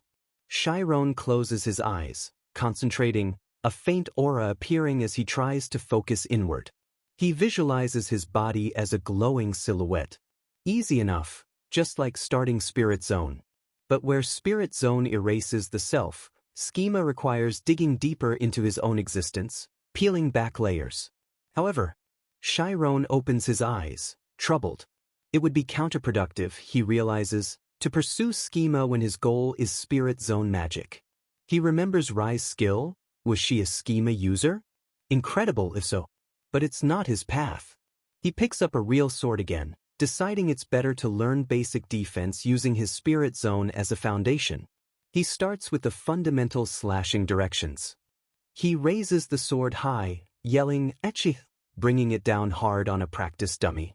An off-panel voice yells, "Chiron, stop it already." Seems like someone is trying to moderate his practice. Cut back to Rian, furiously bashing a training post with a heavy wooden pole, muscles straining. His swordmaster warns him off-panel he'll tear his muscles, but Rian roars back, "They haven't burst yet, have they?" Pow, pow. Rian keeps pounding relentlessly, arms wrapped in bloody bandages. "Damn it! Why aren't my muscles bursting?" He screams, frustrated, maybe thinking extreme pain will trigger something. "Why aren't my arms breaking?" The swordmaster watches, sweating, disturbed by Rian's self-destructive fury. Tears stream down Rian's face as he finally falters, the impact's weakening. "Why can't I learn schema?" He cries out, revealing the core of his desperation, his inability to match his genius sibling. The swordmaster steps in gently, placing a hand on the pole to stop him. "Rian, enough," he says firmly. "Let's stop for today." Rian finally gives in, exhausted and defeated. "Teacher," he whispers, dropping the pole. He walks away, shoulders slumped in failure. Later, the swordmaster carefully applies a compress to Rian's battered shoulder. Rian sits quietly, staring out at the sunset. "What are you thinking about?" the swordmaster asks softly. Rian just replies flatly, "That my arms hurt like hell." The swordmaster continues tending to him. "Rian, you know, I've never called you talented in my reports." Rian flinches, muttering defensively that that's why he's working so damn hard. The swordmaster smiles slightly. "But I think you did great today." He asks if Rian knows what he did well. Rian admits he only focuses on his failures. The swordmaster sighs. "That's why you're not a genius." Rian snaps, turning away angrily, yelling for him to stop saying that, deeply hurt by the constant reminder of his shortcomings compared to his siblings. The swordmaster looks thoughtfully at the sunset. He explains that geniuses know their geniuses. They recognize their strengths and act confidently. He glances towards where Chiron is shown studying outside. The thing geniuses really fear. He turns back to Rian, serious now. Is relentless hard work aiming for the impossible? A burning will that challenges limitations. He looks Rian in the eye. That's the natural enemy of genius. Rian looks down, the words sinking in. The natural enemy of genius? A tiny smile touches his lips. "Of all the comforting words I've heard," he murmurs, "I like that the best." He clenches his fists tight, determination hardening his gaze. Okay, he thinks fiercely, if talent isn't something I was born with, I'll just grit my teeth and earn it. He looks up, a fierce, determined grin spreading across his face, eyes blazing with renewed fire despite the sweat and bruises. I'll win for sure, he declares silently, his resolve absolute. Elsewhere, Chiron looks up from his books, maybe sensing Rian's intense declaration, or just feeling the pressure of the approaching duel. His expression is worried, yes, but there's resolve there too. The challenge is set. 1 month to prepare. The Swordmaster's words hang in the air, hard work, the enemy of genius. Rian clenches his fists, remembering. Talent wasn't given to him, not like his siblings. Yes, he thinks, fire reigniting in his eyes, if it's talent I don't have, I just have to endure and work until I do. Sweat drips down his face, but his grin is sharp, fierce. He's found his motivation, pure, relentless effort. His inner voice roars with the same intensity as before, I will win, and no matter what. Meanwhile, Chiron stands alone on the training grounds under the night sky. He thinks about swordsmanship, not just moves, but the mechanics of fighting, the psychology of life and death. He closes his eyes, entering his focused state. Time to prepare mentally, imagine an opponent. He knows Rian might try complex tricks, but Chiron focuses on the basics. No matter the feints, an attack can only come from 8 basic directions. His spirit zone glows blue as he visualizes blocking multiple angles. So, for the past month, he practiced just 2 things. Slashing in 8 directions, and blocking from 8 directions. Simple, fundamental, relying on his heightened senses to react correctly. He executes a clean upward slash with his wooden practice sword, the movement precise, tinged with blue energy. 1 attack, 1 block perfected. He flows through the motions, visualizing blue energy opponents, meeting each imagined strike with the corresponding block or slash. Swoosh, clang. Practice makes perfect. Bright blue flashes represent the imagined clashes, sharp and clean. A powerful arc of blue energy shows a perfected slash. His eye glows blue, intensely focused, sweat beading on his temple. He's pouring all his energy into mastering these fundamentals through pure perception. He stands at the center of swirling blue energy lines, representing his complete command over the 8 directions within his spirit zone. He lowers the sword, standing alone in the moonlight. A small, almost sad laugh escapes him. Ha! So this is the path of a swordsman, he thinks. A path of conflict he never chose but now has to walk. He looks up at the vast, starry sky. The way of the sword, he realizes, is as deep and complex in its own way as the magic he truly seeks. Holding the wooden sword, his thoughts turn to his parents. What? I'm sorry, he thinks sadly. I don't know if I'll make it back. But standing there under the moon, he feels resolute. Still, I have no regrets. He chose this path. He gazes at the stars again. Even facing death, he thinks he's seen wonders, the library, the hint of magic, the potential within himself. It was worth the risk. The scene shifts. The Ogent family's large, empty arena, lit only by 4 torches flickering in the night. The stage is set for the duel. Rian walks confidently into the torchlight, carrying his real sword, footsteps echoing slightly. He takes his position, waiting. More footsteps approach. Chiron enters, holding his own real sword, facing Rian across the arena floor.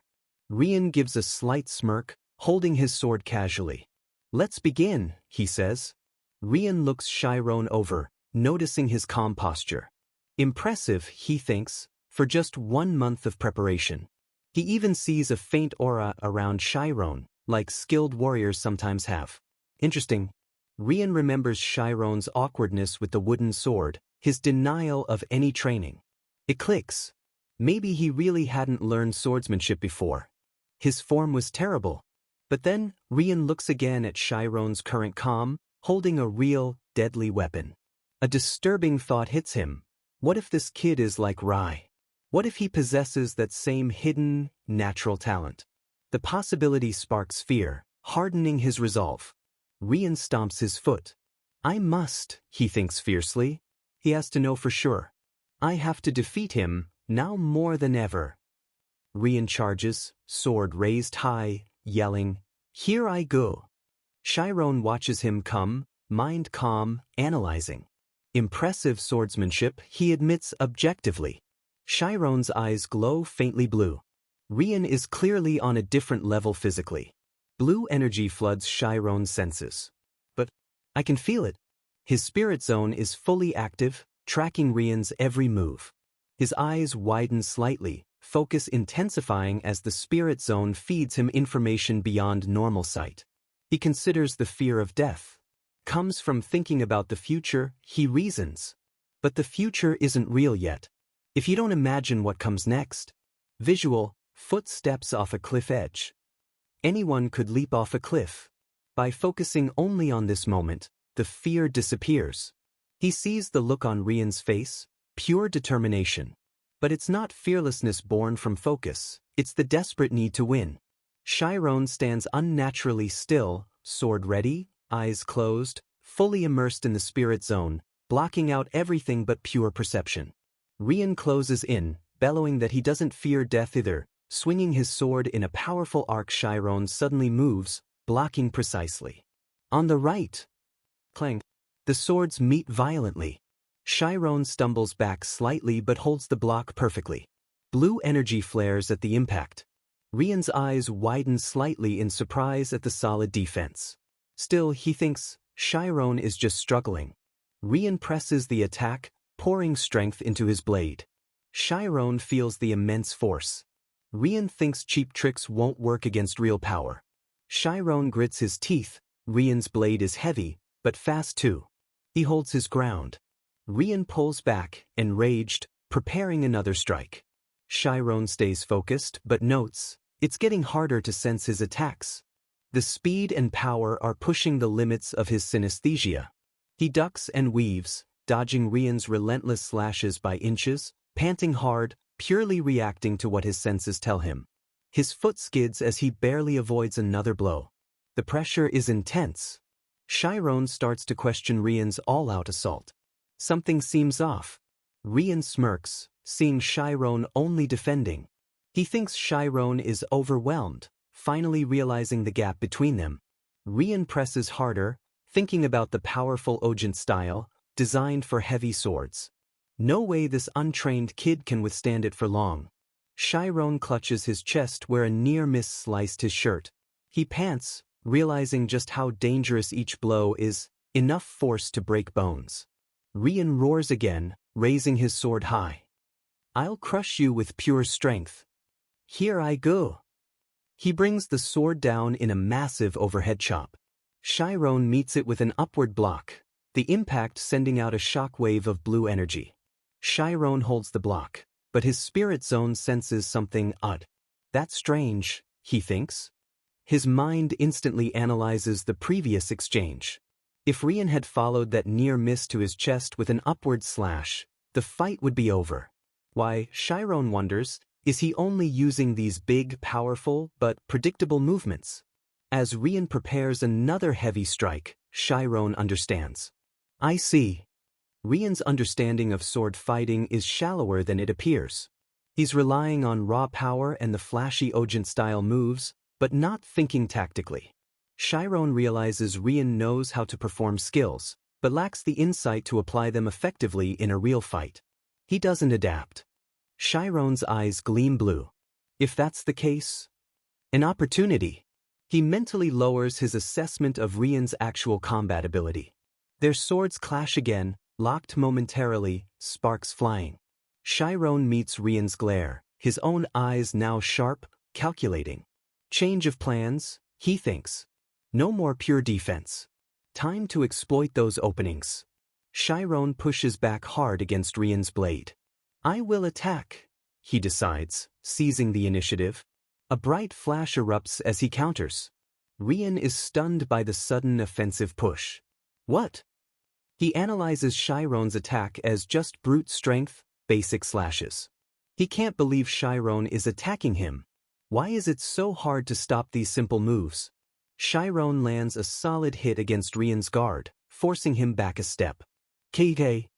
Rian grunts. Chiron presses his advantage, sensing Rian tiring.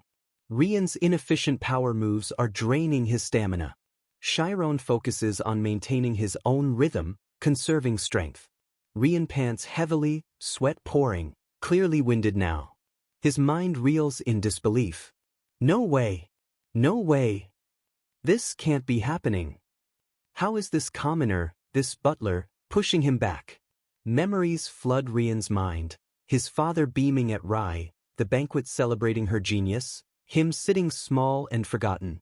He remembers always struggling while Rai excelled effortlessly. His father's proud hand on her shoulder, never his. The laughter feels like mockery now. He sees Rai's calm, confident face. Her slight, knowing smile, the smile of effortless talent he could never match. These memories fuel his rage and desperate denial. Rian glares at Chiron, face twisted with fury. "Don't make me laugh," he screams. He swings wildly, abandoning all form, attacking with pure, desperate force. "I will become the greatest swordsman," he roars. Chiron meets the blow, shocked by the raw power. Their swords lock, energy crackling fiercely. Rian pushes with everything he has, face strained. Chiron wonders if Rian has just given up on technique entirely. Is he even thinking? Chiron stares, bewildered by this sudden shift back to raw, thoughtless power. He senses Rian's attacks devolve into something completely unpredictable, driven purely by emotion. Dark, chaotic energy surrounds Rian's form in Chiron's perception. His sword path, it's gone. Chiron thinks, alarmed. It's totally unpredictable. Rian's desperation has made him dangerous in a completely new way. Rian lets out a final, furious roar, "Gah!" throwing everything into one last reckless charge. Chiron braces himself, blue energy flaring, ready to read this chaos, ready to adapt again. Chiron's eye is wide but intensely focused, the blue spirit zone aura swirling. He has to anticipate the unpredictable. The duel enters its most dangerous phase yet. Chironi faces Rian's final, chaotic attack. The wild swings are almost impossible to track, pure emotion driving the blade. Rian screams, putting everything into it, fueled by years of feeling second best. But Chironi finds the opening. His blue eyes lock onto Rian's sword arm, spotting the flaw in the chaos. He prepares his counter. His eye flares blue, he sees the weakness, the moment to strike within Rian's reckless attack. Visual, a single sword hangs in darkness, representing the simple, core principle Chironi uses. And just like that, it's over. Rian's sword is stuck deep in the dirt floor, far from Chironi. Rian stands there, disarmed, defeated. Chironi lowers his own sword slightly. Silence falls heavy in the torchlit arena. Chironi pants hard, the adrenaline leaving him shaky and exhausted. A cut bleeds on his chest, his clothes are torn. Hyuk! Hyuk! He stares, eyes wide with shock. Rian catches his breath too, looking down at his empty hands, then at his sword embedded in the ground. Disbelief and exhaustion wash over him. Hyuk! Hyuk! Just the sound of heavy breathing fills the arena. Chironi stares at Rian, still trying to process it. Rian looks just as stunned. Did that really just happen? That last moment? Chironi replays it. He remembers parrying Rian's final, desperate downward slash. And in that split second, shifting his own grip on the sword hilt. He remembers twisting his body, angling his blade just right, and striking upwards, using Rian's own momentum to deflect the blow and send his sword flying out of his hand. Precision over power. Chironi lowers his sword fully, still gasping for air, looking completely bewildered. What kind of guy is he? He mutters, amazed at Rian's recklessness, and maybe even more amazed that he actually won. His eyes are wide, sweat dripping. It sinks in. I didn't think I'd actually win, he thinks, stunned. Gayak. The adrenaline is gone now, leaving just bone-deep exhaustion and the big question, but what now? He won the duel, sure, but is still just a commoner butler who beat the noble son. What happens next? He looks at Rian, trying to guess his reaction. Nobles don't take defeat well. His pride is hurt. How's he going to retaliate? He braces himself. Quick flash, crude drawing of a smiling face. Rian finally breaks the silence, his voice quiet, without anger. He takes a breath. I lost. Shironi just stares, completely caught off guard by the simple admission. Quick flash, crude drawing with sharp teeth. Rian runs a hand through his messy hair, looking more frustrated with himself than anything. Damn it, I lost? I lost again, he yells, punching his own fist. He looks straight at Shironi, surprisingly calm. You won. He accepts it. I lost. I have nothing to say, even if you kill me. He sounds resigned, like he expects punishment for losing a duel he started. Shironi just keeps staring, panting slightly, totally thrown by this reaction. Gayak! Gayak! A weak, disbelieving smile touches Shironi's lips. Are you joking? He asks, still wary. Rian looks genuinely confused. Which what? Shironi blurts out the obvious. Young master, if I killed you, do you think I'd survive? Pointing out that a commoner killing a noble is a death sentence anyway. Rian snaps back, what kind of nonsense is that? Rian grins slightly, maybe amused. Well, we both risked our lives, and I admitted defeat. Shironi immediately argues, only you did, young master. I fought to live. They glare at each other, the absurdity of the situation suddenly hitting them. Rian yells about how the duel didn't even make sense, blaming Shironi for getting him caught in the first place.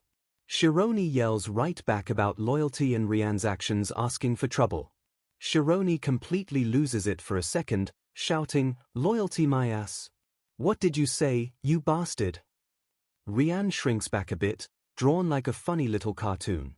Rian splutters, trying to justify himself, talking about the pressure he's under, saying Shironi shouldn't have pressured him. Shironi just thinks silently that Rian wouldn't dare talk back to the swordmaster like this. Split image, Rian's bluster versus Shironi's perception of his fear. Shironi thinks, baffled, is that really how he sees it? Rian ignores Shironi's inner turmoil and asks abruptly, hey, you. What's your name? Shironi, kneeling on the ground trying to catch his breath, looks up, surprised. He answers, Arian Shironi. Rian stares at him, looking bewildered again.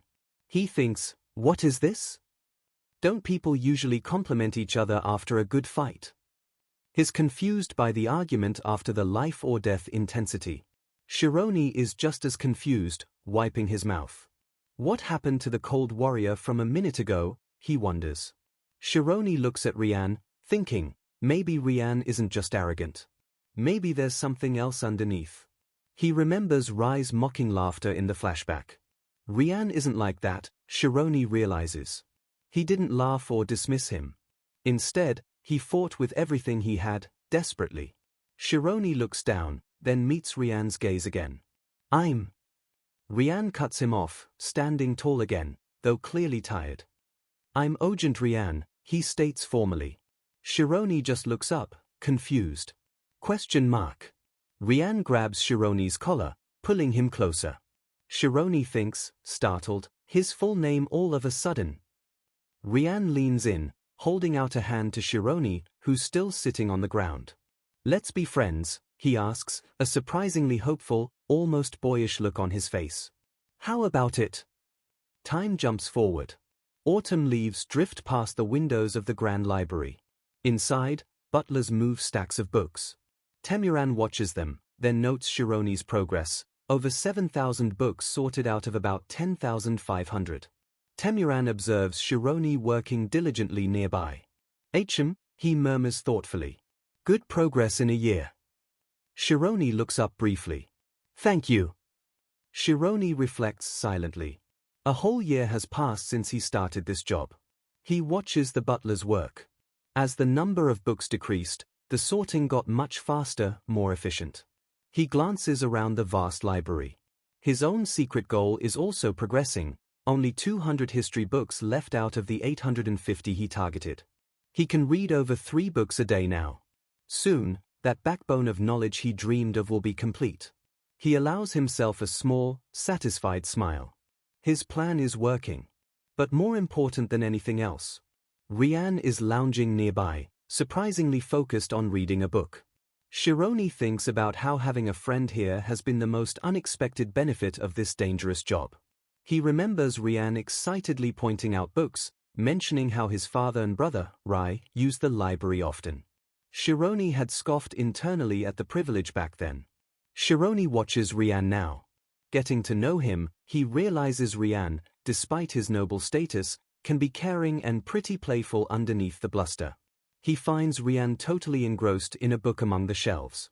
Rian exclaims how many books there are to read. Yeah, Shironi thinks Rian really is the typical energetic, easily distracted youngest son. Shironi approaches Rian, carefully holding out a book. "Don't damage this, or I'll die," Shironi jokes, referencing the strict rules. Rian looks up, startled. "EK." Rian gives a big thumbs up and a grin. "Keek! Don't worry. No book is worth a life," he declares grandly. "Even if you burned down the whole library, I'd protect you." Shironi facepalms, smiling despite himself. Rian means well, even if he's clueless about the real danger Shironi is in. He asks Rian why he's hiding in the library again instead of training. Rian sprawls dramatically on the floor, complaining he only had basic training today and wanted to study instead. Shironi sighs, pulling Rian's arm. "Then you should actually study. What are you doing?"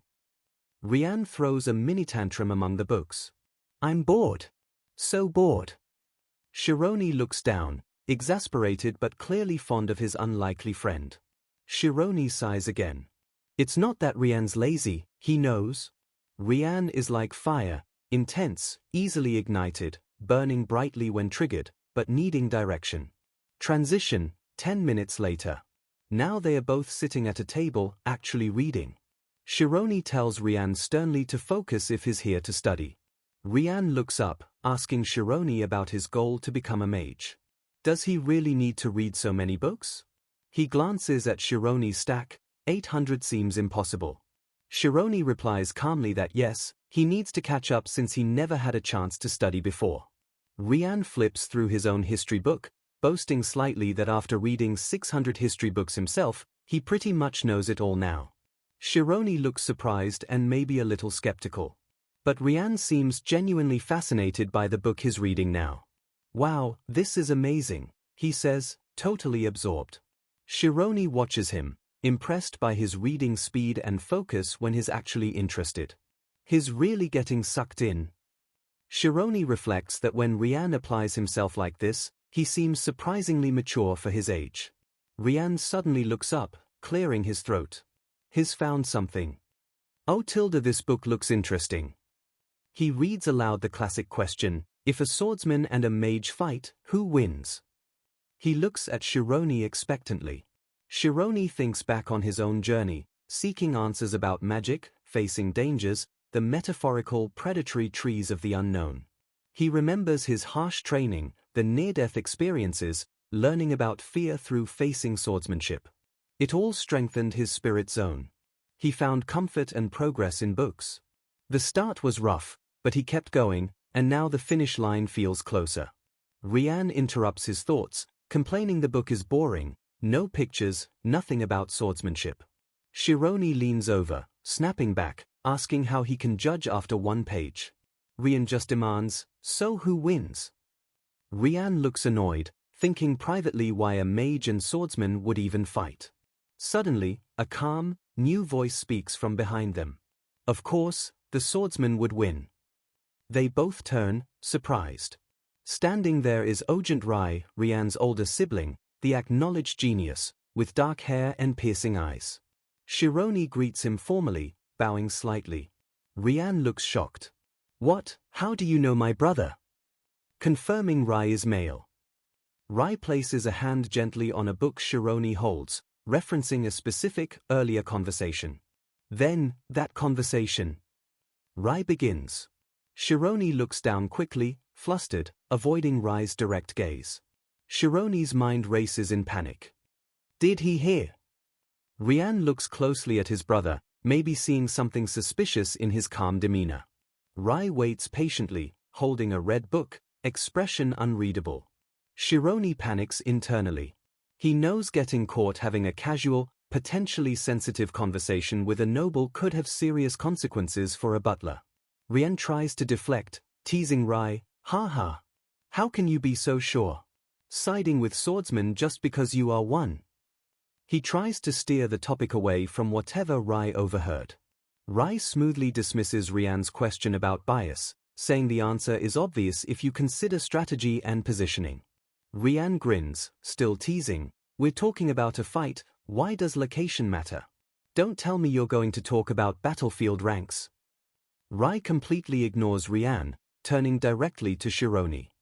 "Hey, you," Rai addresses him. Rian looks annoyed at being brushed off. Rai asks Shironi for his opinion on the mage versus swordsman question, likely referencing the overheard conversation. Shironi looks totally lost. "Hey?" Rai studies Shironi intently, wondering if there's a hidden meaning behind his words, thinking Shironi is hard to read. Rai narrows his eyes slightly, considering. This situation makes Shironi even harder to figure out. He decides he needs a proper answer. Shironi thinks about the question carefully.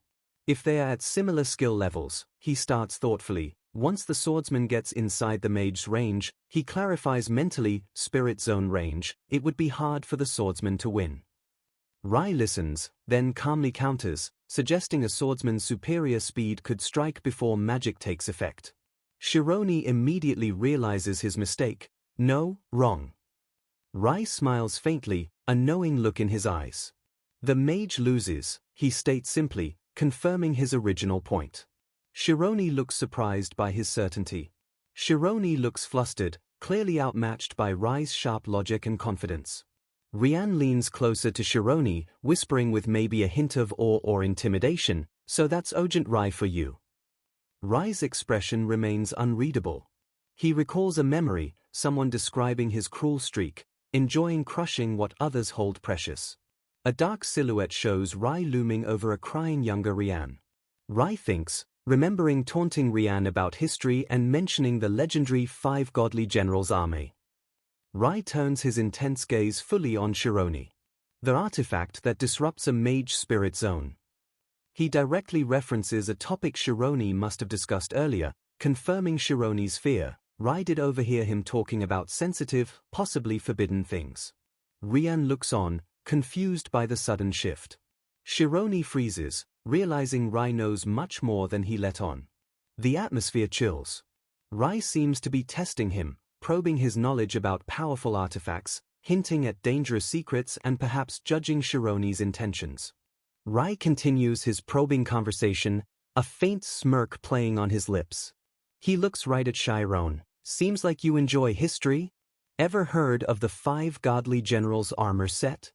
Chiron sits frozen, Rian looking clueless beside him. Rai just mentioned the exact topic Chiron was secretly researching, artifacts that mess with a mage's spirit zone. Rai definitely overheard him earlier. Chiron keeps his face carefully neutral, though his mind is racing. He simply confirms, "It's anti-magic." Rai nods, referencing the core concept, a mage's unique power, the spirit zone. He describes how mages seem untouchable within that zone, controlling everything around them. Fighting a mage there, Rai explains, is like trying to fight sharks swirling around you in deep water. You're completely outmatched. But, he continues, what if you could disrupt that water, confuse the shark's senses? Visual, armored footsteps onto rippling water. That's what anti-magic does. It cancels out the mage's biggest advantage, leaving them vulnerable. No spirit zone means no magic. Wear armor with anti-magic, Rai explains, and theoretically, no mage can touch you, though there are limits. He reveals its origin, an ancient technique using magic from a dragon's heart. And it has the nature of waves, meaning its power can't just be bought or easily increased. Even a legendary master named Yakra could only get the original armor set to 65% efficiency. Its potential is inherently limited. Because of that, the price? Rian gasps as Rai casually mentions just one piece costs about the entire kingdom's budget for a year. Rian blurts out, "So swordsmen are stronger then?" missing the point. Rai turns slightly, a sly look in his eyes. "Here's the twist," he says. "The ones who made anti-magic were mages themselves." Rian looks totally confused. Chiron stays quiet, absorbing the irony. Rai explains it's obvious. There are plenty of situations where controlling magic is useful, so mages created the demand for their own countermeasure. It's good business. Rai smiles condescendingly, suggesting modern mages profit by controlling access to anti-magic solutions, so you don't need those expensive ancient artifacts anyway. He finishes dismissively, calling mages pathetic for selling out their own kind's weaknesses. Rian glares, maybe insulted for Chiron, yelling, "Isn't that too harsh?" But falters, unsure how to argue. Chiron finally speaks, a faint, polite smile on his face. "That's what a mage is," he agrees calmly, seeming to accept the cynical reality Rai described. Rian looks surprised at Chiron's agreement. Rai also looks slightly taken aback. "What?" Chiron just repeats Rai's own point back to him. Anti-magic was made by mages. Rai clarifies anti-magic has other uses too, restricting magic in courts, or as a training tool. It's both a weapon against mages and a useful tool created by mages. Rai gives a small chuckle. So, he concludes, you can't really say swordsmen are superior just because anti-magic exists. He subtly reinforces the idea that mages still hold the cards. Rian covers his mouth, maybe hiding a groan at his brother's intellectual games. Rai just looks coolly satisfied.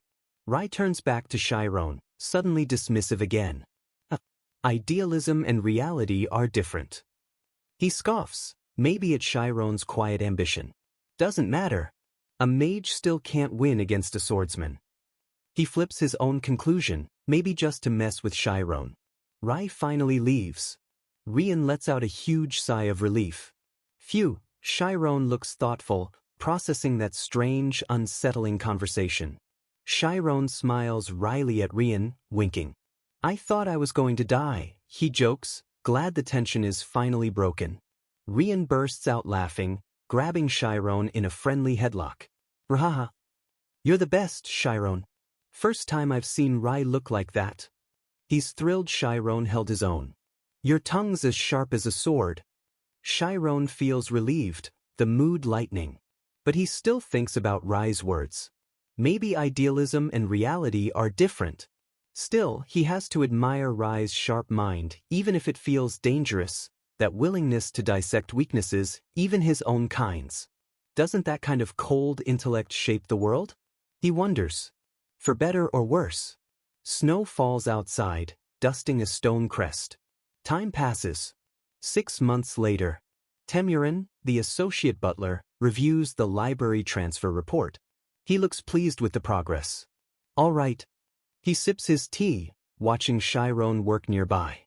Temurin remarks to the head butler, the one with the monocle, that the job finished much faster than expected, thanks to Chiron. The head butler agrees it's great the transfer is 6 months ahead of schedule, acknowledging sorting 20 years of neglected books was tough. He looks at Chiron, saying it's a shame to let such a useful worker go. Temurin considers finding an excuse to extend the contract, recognizing Chiron's value. Temurin approaches Chiron. Chiron notes Temurin seems almost appreciative, which is unlike him. Temurin quickly clears his throat, returning to his usual formal self. Temurin sips his tea, thinking. He addresses Chiron formally, "Chiron Aryan." Chiron diligently flips through a book, making final notes. He reflects on the past year and a half. Reading one book is easy, but processing thousands of pages required incredible focus and stamina. He closes the last history book, a look of quiet accomplishment on his face, bathed in golden light. It feels like a dream. Finally, he's done it. He built his foundation of knowledge. Just then, Rian bursts through the library doors, searching. "Chiron," he calls out. "Are you done? You haven't left yet, right?" Chiron looks up, surprised.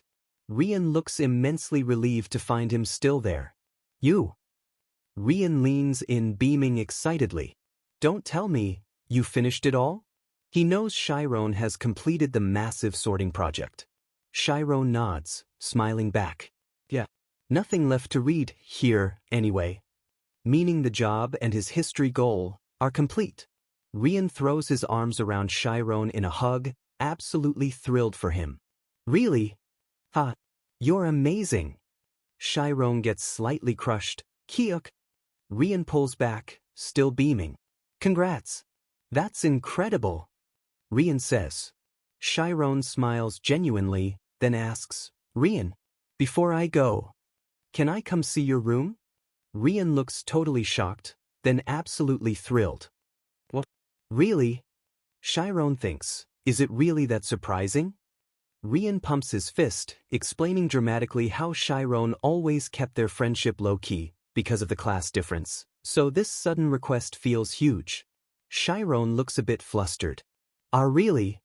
Chiron smiles, thinking he actually regretted having to be so careful about their friendship too. He remembers how they always met secretly in the library. Rian would peek in, they'd whisper plans while other butlers were around, always stealing moments to hang out. They lived like that for a year. Chiron thinks, before he leaves for good, he wants to see how his friend really lives. Rian, meanwhile, is ecstatic. Okay, let's go. Everyone's out right now. Rian excitedly pulls Chiron away. Chiron thinks, surprised, right now? Chiron, bundled in a coat and scarf against the falling snow, stands outside Rian's personal building. Wow. He murmurs, impressed.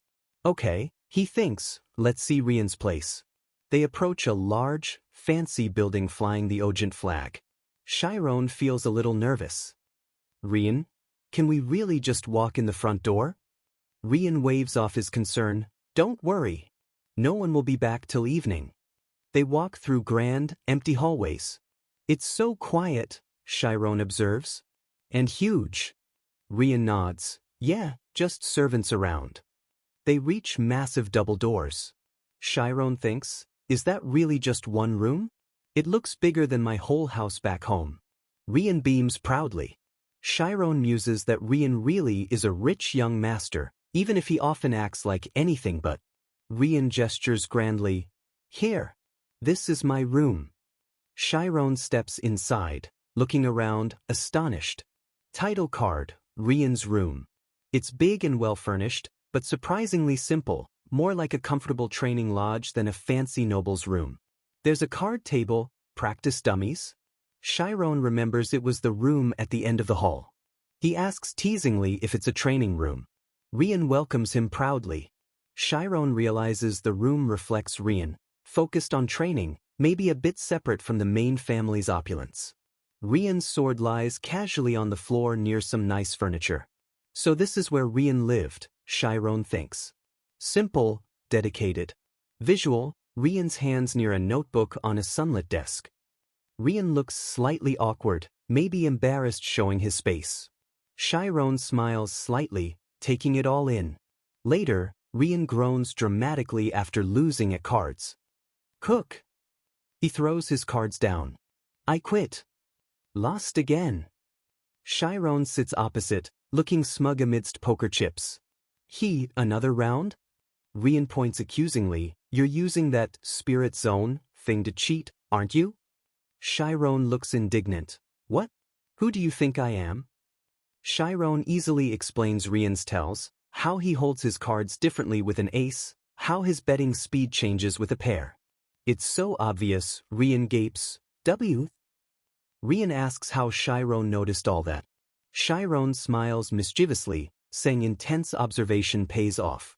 It's not just about tiny details, but sensing the opponent's overall intention. His analytical skills work even here. Rian looks conflicted, covering his face. Don't obsess over details, look at the whole picture. He seems to connect Chiron's card game advice to bigger lessons. Rian slumps onto the table, frustrated. Then, would using schema help? He wonders, still stuck on the swordsman technique. Chiron teases, maybe. Helps when I use the spirit zone. Rian looks totally lost. I think I know, but I don't. Chiron turns away slightly, finding Rian's confusion amusing. Oh, this is fun. Chiron spots a green book on a shelf. Rian, can I borrow this? He asks, holding it up. I've only read history, haven't read a novel in ages. Rian just collapses back onto the table, maybe exhausted by Chiron winning or just being generally dramatic. Chiron looks on amused. Chiron holds the borrowed book and checks his pocket watch. Rian said his family would be back in the evening. Suddenly, Chiron freezes. Huh? He hears something faint, piano music? He listens closely. Musical notes drift down the hallway. There's only one person here, who plays the piano. Down the corridor, light spills from a room with a grand piano. Chiron realizes who it must be, Rian's older sister, the court pianist. A beautiful young woman with long, flowing blue hair sits playing gracefully, her back to the doorway. Her name appears, Reina Ogent. Reina finishes the piece, turning slightly. How was it? She asks someone unseen. She turns fully, revealing elegant features and striking golden eyes, noticing Chiron peeking around the doorframe. My piano sonata, she finishes. Chiron freezes. I got caught. Chiron stammers nervously from behind the door. It was really great. He panics internally. What do I do? Reina stands up gracefully. First time I've seen you. Are you new? She asks calmly. Chiron explains he was hired to categorize the books, and it's been a year now. Reina gestures towards the piano. So you're that child? She smiles faintly. Sorting those books requires intelligence. Have you ever played? She pats the piano bench beside her. Then I'll teach you. Want to sit here? Chiron looks down at the offered seat, then back at Reina, completely stunned. Pardon? He thinks incredulously, she wants me to sit there? Reina waits patiently. Chiron feels completely out of his depth, remembering Rai's unsettling behavior. He assumes Reina, like Rai, is highly skilled, maybe using schema even to play piano. He remembers Rian warning him that his older sister was the most awful person in the estate.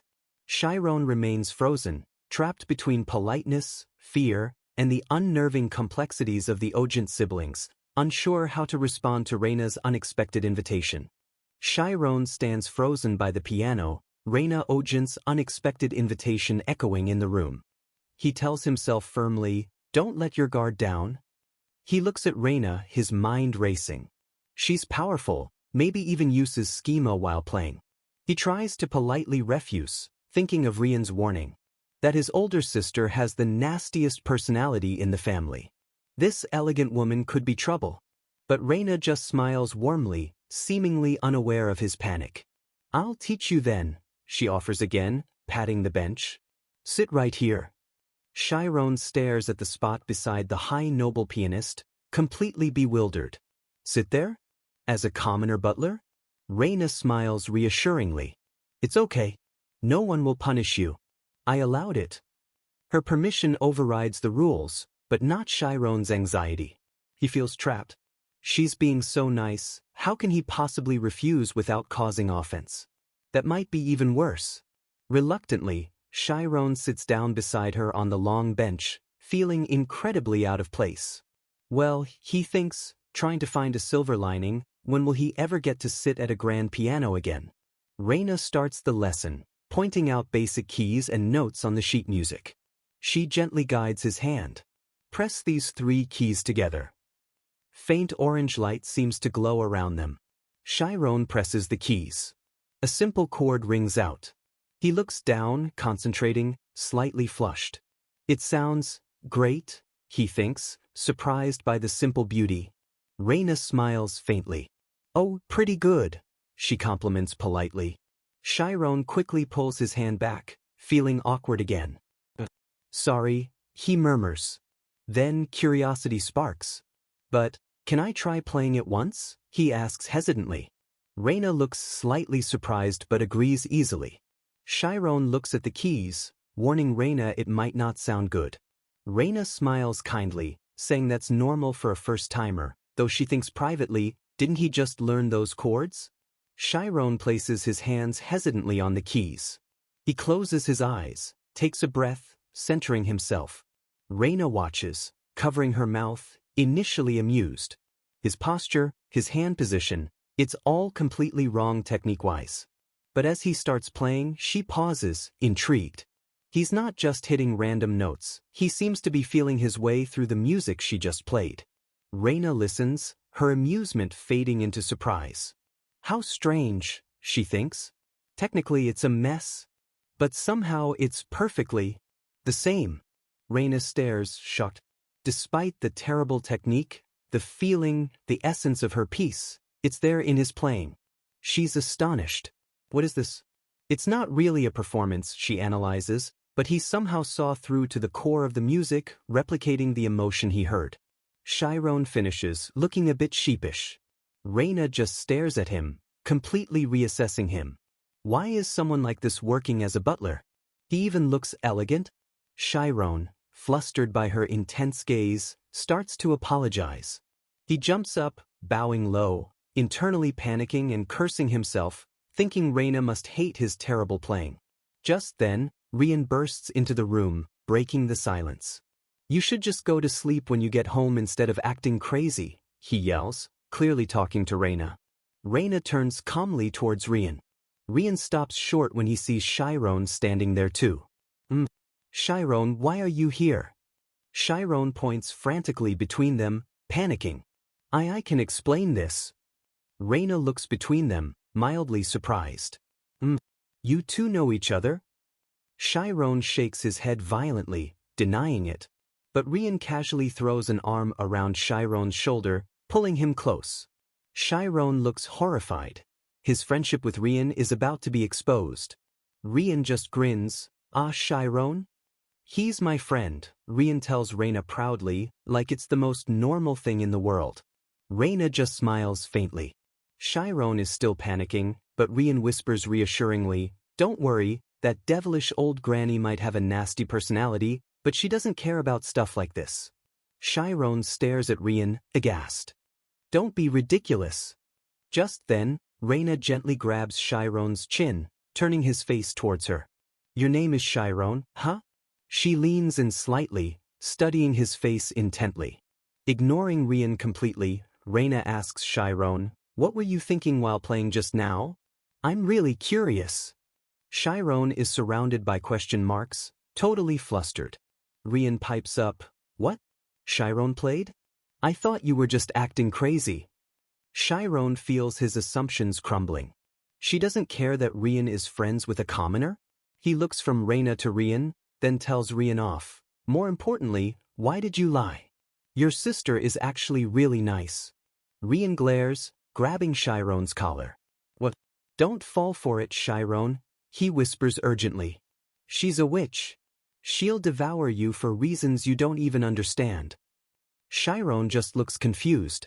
Reina ignores them, smiling warmly at Chiron. She keeps smiling kindly, then raises an eyebrow, asking Rian teasingly, oh? You're close enough to hand your sister over to him? She pinches Rian's cheek, gushing over how cute Chiron is. Why not just live with him? Make him part of the family. Rian looks horrified at the suggestion. Then Reina suddenly yanks Rian down by his hair, her sweet demeanor vanishing. You dare get cocky just because I was nice? Rian yelps in pain. Chiron watches, thinking, I really don't get nobles at all. Rian scrambles away from Reina, terrified again. He asks why she's even home.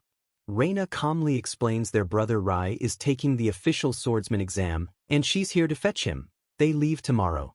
Rian looks completely bewildered by the news. Chiron is surprised too. The official swordsman qualification exam. Things have progressed that quickly?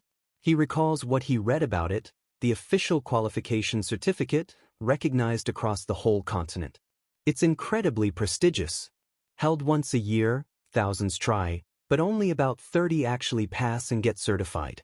Sure, there are unofficial ways to get ranks, like graduating from approved schools like Alpia's Magic Academy, or earning points through guilds. But everyone knows real money and fame follow the official titles. So even with other options, Countless people still chase that official certification every year. Rian mutters enviously about Rai. Wow. Geniuses have it easy. All that family support. Taking the exam at only 18. Reina pats Rian's head gently. Cheer up, she says softly, then mentions needing to prepare dinner, using special seafood from the palace. She walks away. She pauses at the door, turning back to Chiron with a warm smile. Nice meeting you, Chiron. Let's greet each other properly next time. Rian watches her go. Chiron bows politely. Yes, see you again? Though he doubts it will happen. He thinks about his own future. He'll be going home. Leaving the mansion tomorrow. His contract is up. Reina overhears Rian muttering about her nasty personality, and she turns back, smiling sweetly at Chiron but addressing Rian, saying Rian is immature but she's glad he has a good friend like Chiron. Chiron thanks her gratefully. As Reina finally leaves, Chiron looks thoughtful, then asks Rian curiously, Hey Rian, your sister, does she have a boyfriend? Rian stops dead, turning slowly, expression blank. Then he grins mischievously, dismissing the question, telling Chiron to ignore it. Reina, walking away with her maids, overhears Chiron's question and stops, visibly annoyed. A boyfriend? She mutters, then laughs it off loudly for her maids, saying they're just kids fooling around. But in the background, Rian goes flying, clearly having been thrown by Reina for his earlier comments. A butler watches Reina leave, discussing the seafood preparation. Meanwhile, the head butler, Louis, speaks with another butler, Hannes, asking if Rian's friend came by today. Hannes confirms no appointment was made. They spot Chiron and Rian goofing off on a balcony. Louis calls out, Chiron? Louis adjusts his glasses, looking sternly at Chiron. I wondered why that name sounded familiar, he says thoughtfully. Now I remember. Chiron looks nervous. What does the head butler remember? Cutscene, Rian training intensely in the snowy mountains. He stops for a break, gasping for breath. His swordmaster watches, noting Rian's intense focus has returned, just like after the duel a year ago. But this time feels different. The swordmaster considers Rai leaving for the palace, and Rian's ongoing struggle to learn schema. That's still his biggest obstacle. Suddenly, a messenger runs up, yelling urgently for Rian. Rian looks up, annoyed. The messenger relays a summons from Reina. Rian dismisses it, thinking it's about Rai. That's not it. The messenger looks panicked. He delivers the shocking news. The contract butler, Chiron, he's in danger. He might die. Rian spits out his water in shock. Rian confronts the head butler, demanding answers. Chiron is supposed to go home today. Louis explains cautiously that he reported something about Chiron to the patriarch, and it's somehow related to Rian. Rian grabs the swordmaster frantically, needing to see his father immediately, explaining Chiron is his friend and he thinks his father found out. Rian sprints towards the mansion, terrified, thinking he can explain everything and save Chiron. Louis shouts after him, You can't go. Rian turns, bewildered. Louis is blocking his path. And the swordmaster stands ominously behind Louis, sword drawn slightly. Teacher? Rian realizes he's being physically stopped. Shot of the imposing Ogent mansion under a cold sky. Inside a grand hall, Chiron kneels alone on the floor before the seated Ogent patriarch, Bischoff, with Rai and Reina beside him. Butlers line the walls silently. The atmosphere is heavy, formal, and terrifying. Chiron kneels, head bowed, waiting. The patriarch stares down, expressionless. Aryan Chiron, the name hangs in the air. The patriarch, Bischoff Ogent, speaks, his voice cold, absolute. You will be executed. The words hit like a physical blow, stark red text against black. Chiron's fate appears sealed. Execution. The word hangs in the air. Chironi, the contract butler, is in deadly danger. Far away, Rian desperately questions the messenger butler. Why? He's supposed to go home today. The butler nervously explains the head butler reported Chironi to the patriarch, something about his relationship with Rian. Rian stands stunned. He turns frantically to his swordmaster. Master! I have to see my father. The swordmaster asks calmly what's wrong. Rian spills it out. His friend Shironi is in trouble, and he thinks his father found out about their friendship. If I just talk to him, he'll forgive him. Rian pleads, sure he can fix this. We can train later. But the swordmaster cuts him off with a single, firm word, no. Rian stares, bewildered. Here? The nervous butler watches from behind. The swordmaster stands like a wall, blocking Rian's path, his face stern. Master? Rian questions, disbelief sinking in. Back in the grand hall, Shironi kneels silently on the cold floor, awaiting his fate. Arian Shironi. The patriarch, Bischoff Ogent, sits flanked by Rai and Raina, holding the official report. His voice echoes coldly, you are sentenced to death. The words blaze white against a blood-red screen. Final. Absolute. Shironi looks up slightly, his eyes reflecting the cold, grand hall.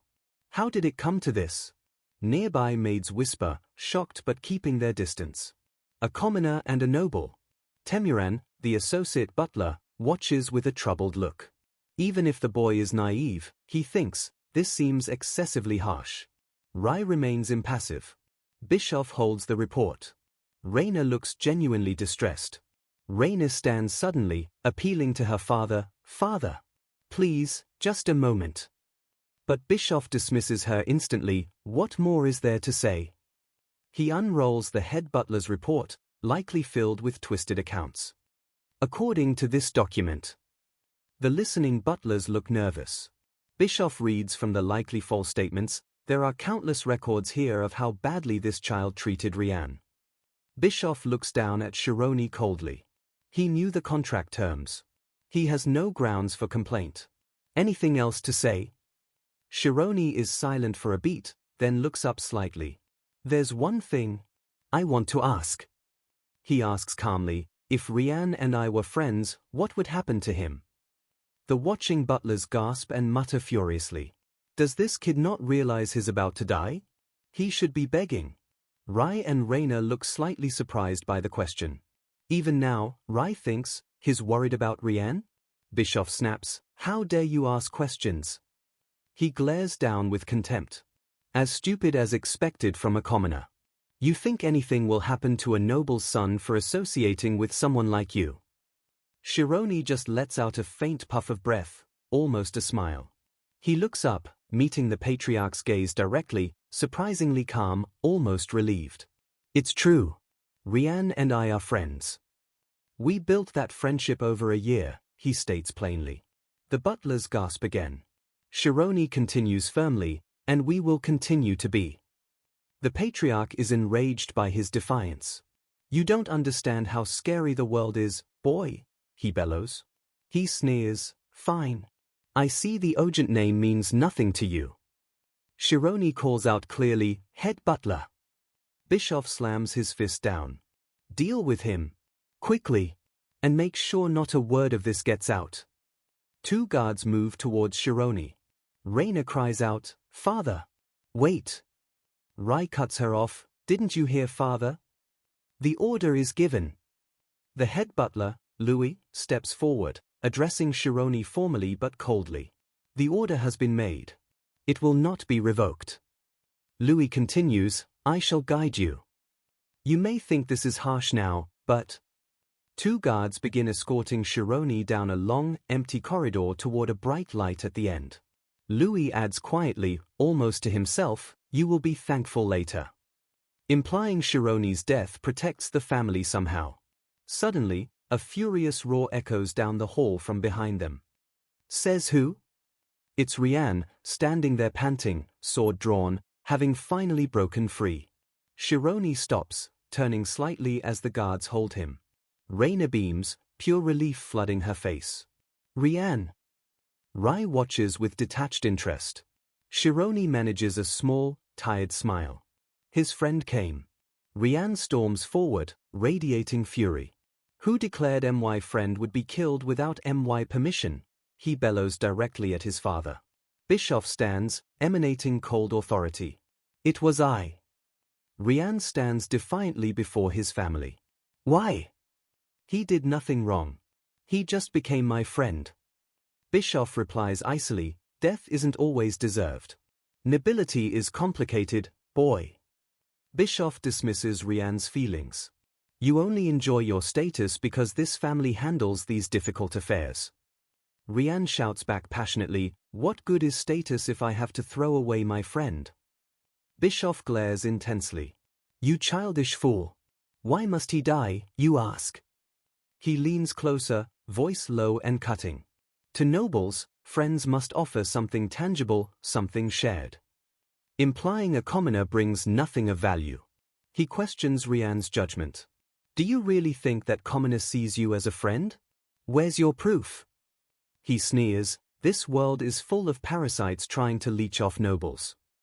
The guards hold Shironi firmly. Rian yells back, Shironi isn't like that. So what? Bischoff presses relentlessly. How can you trust him? Prove it. Give me proof that you and Shironi are truly friends. Rian looks flustered, caught. Proof? Reina looks worried. Rian thinks frantically, he totally trapped me. Bischoff waits, demanding an answer. Rian suddenly remembers Shironi during their card game, how calm he was, how he read people. If I were Shironi, Rian thinks, I'd have a killer answer right now. If I were Shironi? Rian's eyes narrow, searching for Shironi's way of thinking. Shironi watches, remembering Rian's surprising focus during their duel. That look in his eyes, it sucked everything in. He saw Rian's hidden potential then. Shironi's eye glows faintly blue, recalling his own thoughts on observation.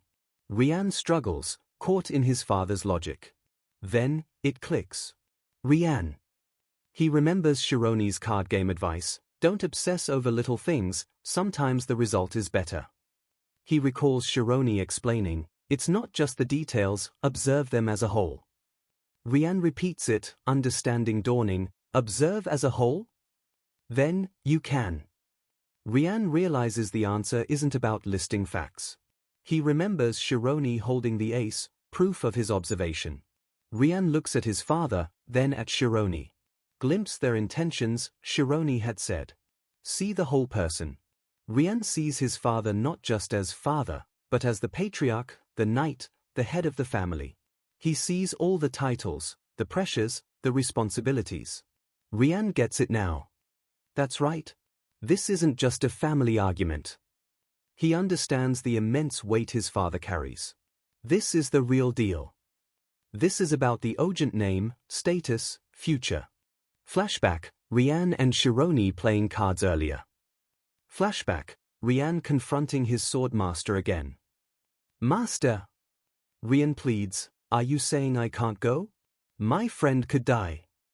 The swordmaster confirms calmly he knows about the library worker.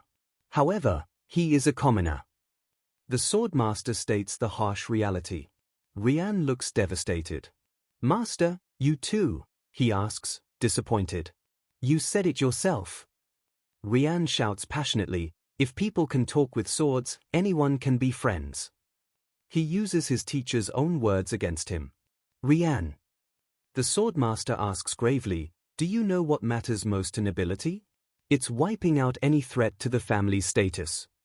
He looks sharply at Rian. When you befriended a commoner worth less than a fly, did you consider the danger you put him in? With such little thought, you made him your friend. He forces Rian to see the consequences. Don't think complaining will solve anything, the swordmaster tells him sternly. Rian clenches his fist, understanding now. But still, how can I do nothing? He thinks, I was the one who asked Shironi to be friends first. Rian declares fiercely, I don't want to be a coward. The swordmaster looks closely, seeing the genuine resolve in Rian's eyes. I like that look, he thinks. He knows Rian is enthusiastic, honest, pure, not typical traits for a great swordsman, but it makes you root for him. He sees Rian's true character shining through. The swordmaster holds out his own sword. Take this. Rian understands the gesture. The swordmaster warns him, take this sword and go, but only if you are fully committed. Otherwise, stay here. Rian looks at his teacher, deeply grateful. Master, I'll never forget this debt. The swordmaster adds one final, crucial lesson. Remember this. Throwing away a friend is like throwing away yourself. This is the real deal. Rian thinks again, back in the present, now fully understanding the stakes and his own conviction. He knows where his loyalty lies. Where I put my life on the line. Rian suddenly bursts into loud, unexpected laughter. Ha ha ha. Bischoff, Rai, and Reina are startled. Rian grins wildly, holding the swordmaster's blade. You really got me, father. I almost fell for your logic trap. He shouts, pointing at his father, full of fearless conviction. Proof of friendship? I believe in it. I believe I am Shironi's friend. Bischoff glares, furious. Nonsense. This isn't just about us. Other nobles in the hall murmur loudly about family prestige collapsing, saying they disown their own son for this. Reina cries out, Father, trying again. But Rian stands firm, unwavering. If protecting his friend means losing his status, then I will gladly leave. Rian bows formally to his father, shocking everyone with the formal declaration. Bischoff roars in fury, You bastard! Draw your sword. If you truly believe he's your friend, prove it with your life, right here, right now. He challenges Rian to fight him. Rian draws the swordmaster's sword, its polished blade gleaming in the hall light. He holds it ready, facing his father. Bischoff mocks him, You don't even fit in with nobles your own age. How could he be your friend? You're not equals. You just keep that commoner around to make yourself feel better. Bischoff continues his verbal attack. Rian looks up sharply. This time, you are wrong, father. He holds the sword steadily, point aimed towards his father but not aggressively. Shironi is above my level, he states clearly. I just want to help him reach higher. Bischoff sneers, Are you truly this deluded? Believing a noble and commoner can be true friends. Rian declares firmly, I did not persuade him. He turns slightly towards Shironi. Shironi, stay quiet. I will definitely protect you, he implies. Shironi watches Rian, stunned and deeply moved by his friend's unwavering defense. Rian looks absolutely resolute. Shironi speaks quietly, It's okay, Rian. You don't have to carry this alone. Rian glances back. Shironi adds, I'll take responsibility for my part. Shironi remembers Rian offering friendship after their duel. He thinks, I knew this might happen when you asked to be friends, that I might have to choose between you and my life. Shironi smiles genuinely at Rian, his voice clear. Even if I die, I don't regret being friends with you. Rian looks back, tears welling in his golden eyes. That's right, he whispers, his own conviction soaring. He shouts, tears streaming freely now, That's exactly what I wanted to say. Bischoff looks utterly disgusted, furious at this emotional display. Even if I'm kicked out of the family, we're friends. Rian declares, choosing Shironi over his status. Reina watches, a complex mix of emotions on her face, maybe admiration, maybe worry. She thinks, logic might rule noble affairs, but in the end, we're still human, driven by emotion. Text, an honest friend who won't turn their back. The butlers lining the hall are visibly moved, tears in their eyes. They remember wanting, or having, such a friend themselves. Only the head butler Louis scoffs quietly, unimpressed. Suddenly, a loud, hearty laugh booms through the tense hall. Ha ha ha! What a masterpiece! An old man with a long white beard and regal clothes appears at the top of the stairs. Rian looks up, shocked. Grandfather! The old man, clearly a powerful elder of the family, beams down at the scene. Didn't expect such drama in my later years, he exclaims cheerfully. Youth truly is wonderful. His sudden arrival throws everything into chaos once more. Rian just threw away his entire future for Shironi, ready to fight his own father. But Shironi looks him right in the eye, telling him softly, you don't have to carry this alone. And Shironi, with a small, determined smile despite everything, says it plainly, even if this costs me my life, I'll never regret being your friend. That just breaks something in Rian. Tears stream down his face as he shouts back, raw emotion pouring out, "That's exactly what I wanted to say."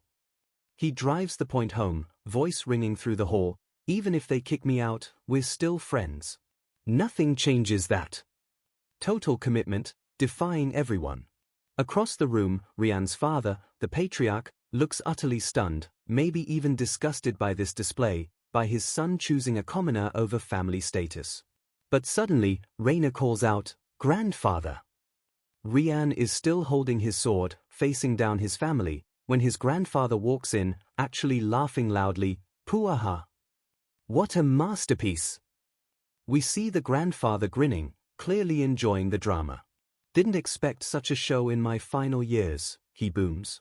"Youth is the best." He seems to find this life-or-death standoff wildly entertaining. Reina looks relieved, whispering, "Nice. Maybe she called him here?"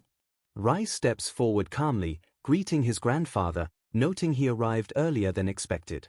The grandfather waves it off, settling onto a couch like he owns the place, which he probably used to. He jokes his friend ditched him for a young wife, a flimsy excuse given the timing. Shironi watches, processing, and then it clicks.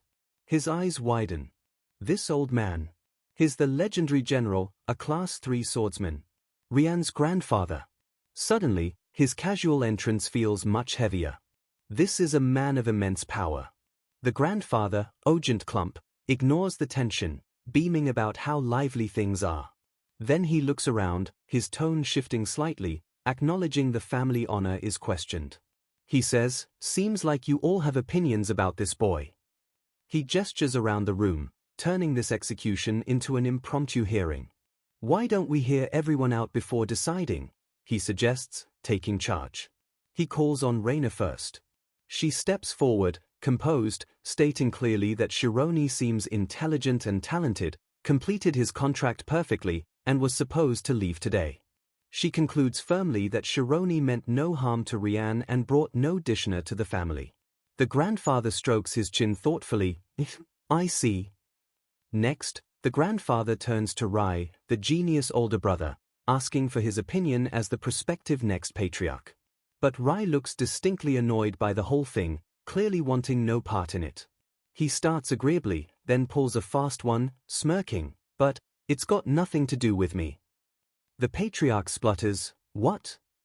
Rai elaborates coolly that while he might not personally like Shironi, it doesn't matter who Rian chooses as friends. It's irrelevant to him. He just wants this over with so he can leave for his swordsman exam. Reina looks completely exasperated by his selfishness. The grandfather just chuckles, amused by Rai's bluntness. Lastly, he says, getting serious again, "Let's hear from the one who observed Shironi the longest. The associate butler." He calls on Temuran. Temuran steps forward, adjusting his posture, ready to speak formally. The grandfather acknowledges him. But the patriarch tries to intimidate Temuran, reminding him sharply that butlers serve, they don't have opinions. Temuran, unfazed, begins respectfully, "Shironi." He states clearly that Shironi completed every task perfectly, 6 months ahead of schedule. High praise for his competence. Shironi listens intently.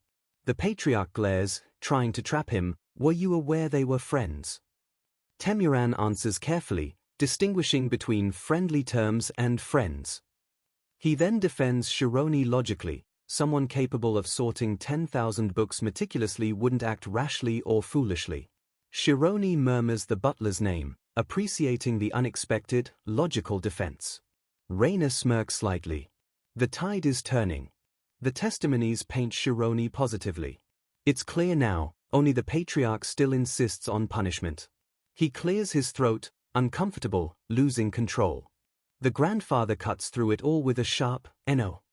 He stares intently, joviality gone, replaced by stern authority. "I cannot accept this." Whose side is he on? He acknowledges the friendship. "No, no. I understand these two are friends." But, he continues firmly, laying down the noble law, "This is where it ends." He explains the danger, rumors, enemies using this against the family. It's about reputation. He lists their responsibilities: rise exam, the family status, the people they support. He appeals to Shironi's intelligence, framing it as a necessary sacrifice for the family's good. Reina starts to protest, but stops, seeing Rian trembling, a dark aura gathering around him. He's not backing down. The grandfather notices Rian's building power, commenting on it almost proudly, but reminds him of duty, of the lives they are responsible for. He turns back to Shironi, offering a compromise, his life spared, valuing the friendship's positive effect on Rian. But, can you let Rian go now? He asks Shironi to end the friendship voluntarily. Shironi is silent, then answers quietly but firmly, I cannot do that. Shock ripples through the room. The family stares, stunned. Rian clenches his fist, tense, thinking, shit. Shironi looks at Rian, explaining he'd step away if he were a threat to Rian. But I won't accept ending our friendship just because of outside pressure. Because Rian and I are friends. He stands on principle. He looks down, conflicted, ready to accept punishment but not on these terms. Gripping the sword Rian dropped, he whispers, I feel ashamed, maybe that his friendship caused this, or that he almost considered betraying it. Rian watches, understanding dawning. He'd been relieved Shironi might live, realizing now how selfish that thought was. Shironi already knew. Knew what it meant. To desert a friend. The Swordmaster's lesson echoes. Shironi looks up, meeting Rian's eyes, finishing the thought, is to forsake yourself. He won't let Rian do that. Seeing Shironi ready to die for their bond, Rian snaps. Enno, he roars, grabbing the sword from Shironi, this was never negotiable. He raises the sword high, energy crackling. I hereby swear. The grandfather and Reina gasp, realizing what he's doing. This is huge. Reina screams desperately, don't do it. Power flares around Rian. Too late. He slams the sword point down into the floor, kneeling before Shironi in the ancient stance of the Knight's Oath. His voice rings out, declaring to everyone, I, Ogent Rian, the third son of Ogent. Swear to become the sword of Shironi, starting now. He binds himself to Shironi as his master, an unbreakable vow. The patriarch completely loses it, face contorted in disbelief and fury. What? Why, you? He finally erupts, screaming, dignity gone, fucking crazy bastard. The camera pulls back, showing the Grand Ogent mansion, rocked by this tradition-shattering act. Narrator explains the Knight's Oath origin briefly, born in chaotic times. Constant battles for territory. King Adolf uniting lands, establishing Thormia. Allowing defeated rulers territory in exchange for loyalty. Leading to the formation of the Knight's Oath, loyalty for noble status. This oath became the foundation of nobility. Making such an unconventional oath is seen as undermining the entire noble structure. Rian looks up from kneeling, grinning triumphantly at his stunned family. How about now? Can't revoke this, right? He knows he's won this round. He turns to Shironi, bowing his head respectfully. Master, caused some trouble, he says cheerfully.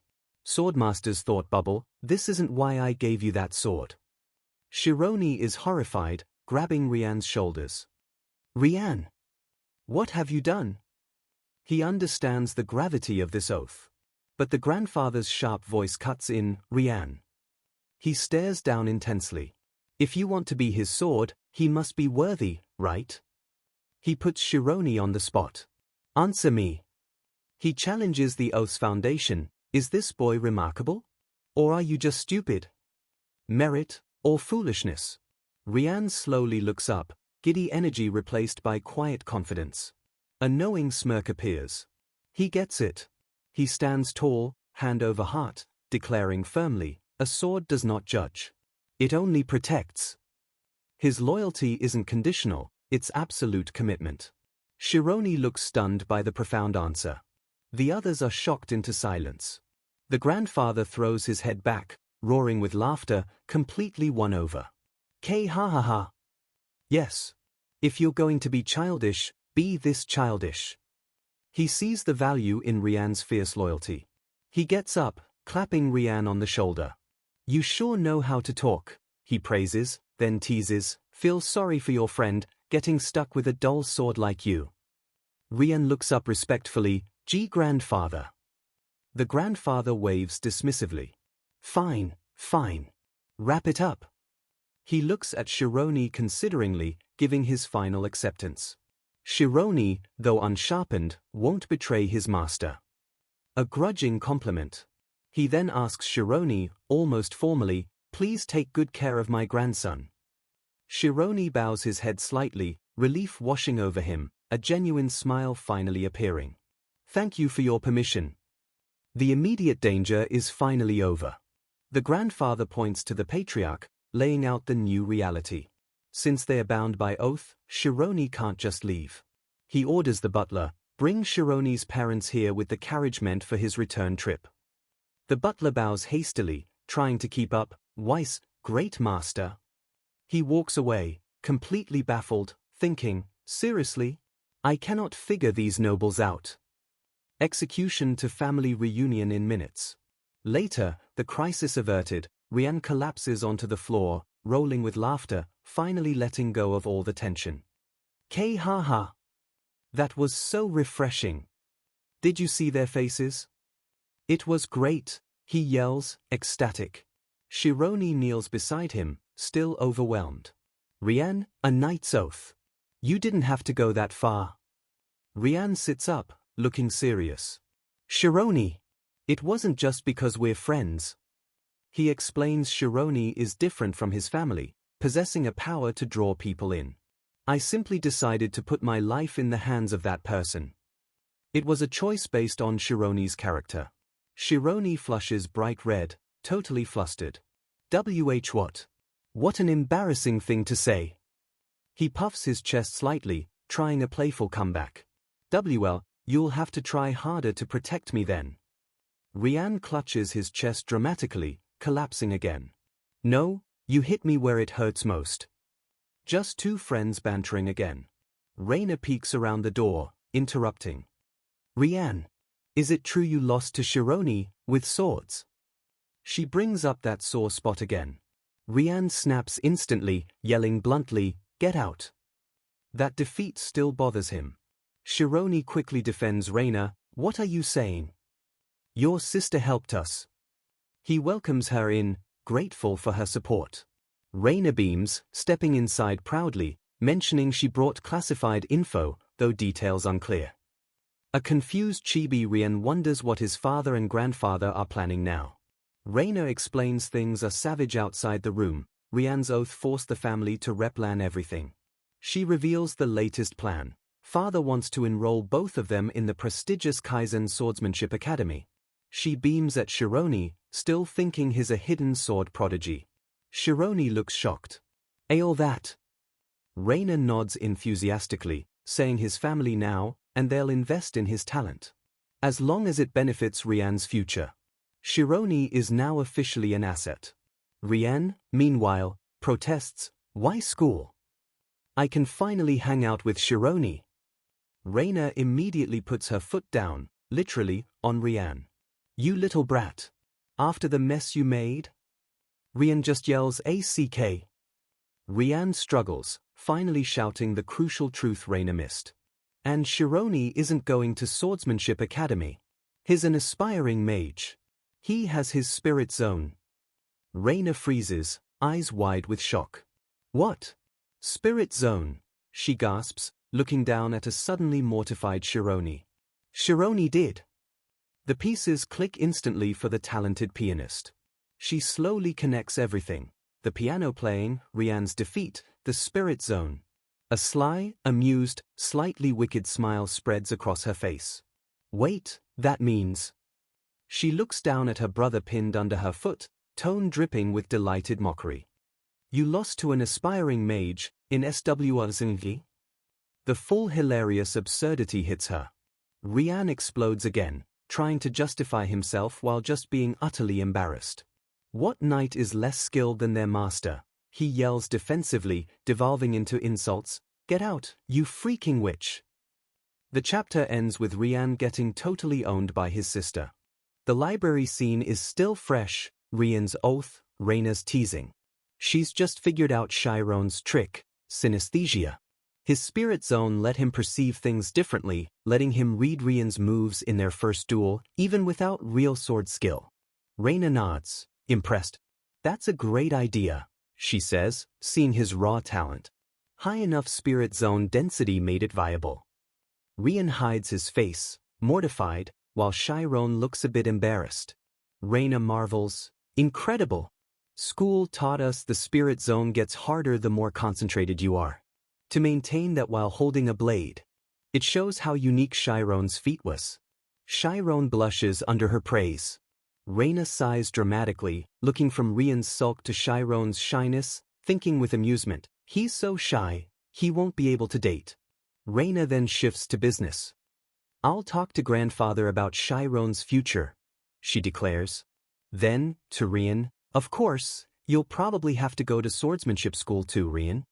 Rian suddenly looks concerned about something else. What? But what about our instructor?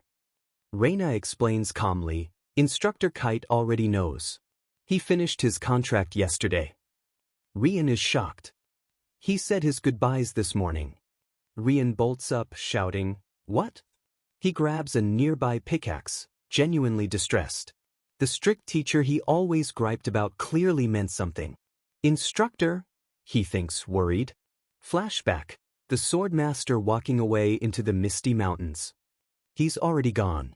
Just then, a different butler appears. Young Master Chiron, your family is in the reception room.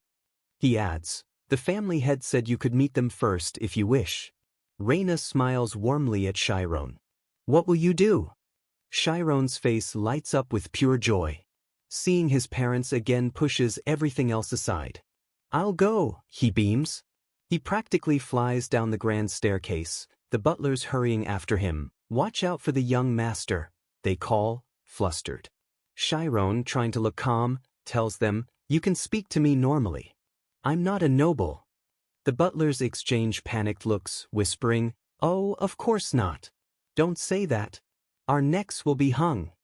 They're terrified of breaking protocol. Chibi Chiron mentally assures them, don't worry. I won't tell. Chibi butlers still look terrified. Still, we would never. They arrive at a large door, reception room. Chiron pushes it open, pausing, heart pounding. Inside, Vincent and Olina stand, looking small and lost in the opulent room. They turn. Chiron, they cry. He calls back, overwhelmed, Mother! Father! He rushes towards them. And then he's in their arms, a tight, tearful embrace after 2 long, uncertain years. Holding them, he notices how thin they've become. Guilt stabs him. They must have been so worried, barely eating. The danger he faced, the toll it took on them, hits hard. They pull back, trying to be brave, though their eyes are wet. We're fine, eating well, Olina says, patting his cheek. Vincent nods, still worried. But why call us? Why not just come home if you were done? Vincent looks around the luxurious room, suspicion growing. They're not holding you captive, are they? Chiron quickly reassures him, of course not. I just got a good opportunity. Hm? Vincent repeats slowly, unconvinced. Olina looks just as worried. Chiron starts to explain. He tries to put a positive spin on the completely unbelievable events. Pause as Chiron attempts to explain the noble friendship, death sentence, and knight's oath situation. Vincent and Olina listen, confusion turning to disbelief. Vincent's face hardens. He doesn't buy it. It sounds too fantastical. So, he repeats, sarcasm in his voice, you befriended a noble young master, he took a knight's oath to you, and asked to be friends? Chiron nods earnestly. Vincent leans in, Chiron, be honest. Suddenly, Vincent grabs Chiron's shoulders, fear and frustration making his voice rise. A smart kid like you wouldn't believe that. Someone forced you. Right. He can't accept it. Chiron insists, no, it's true. Olina pulls Vincent back, her own fear taking over. Oh my. That's what they say about noble houses, she cries. He won't come back the same.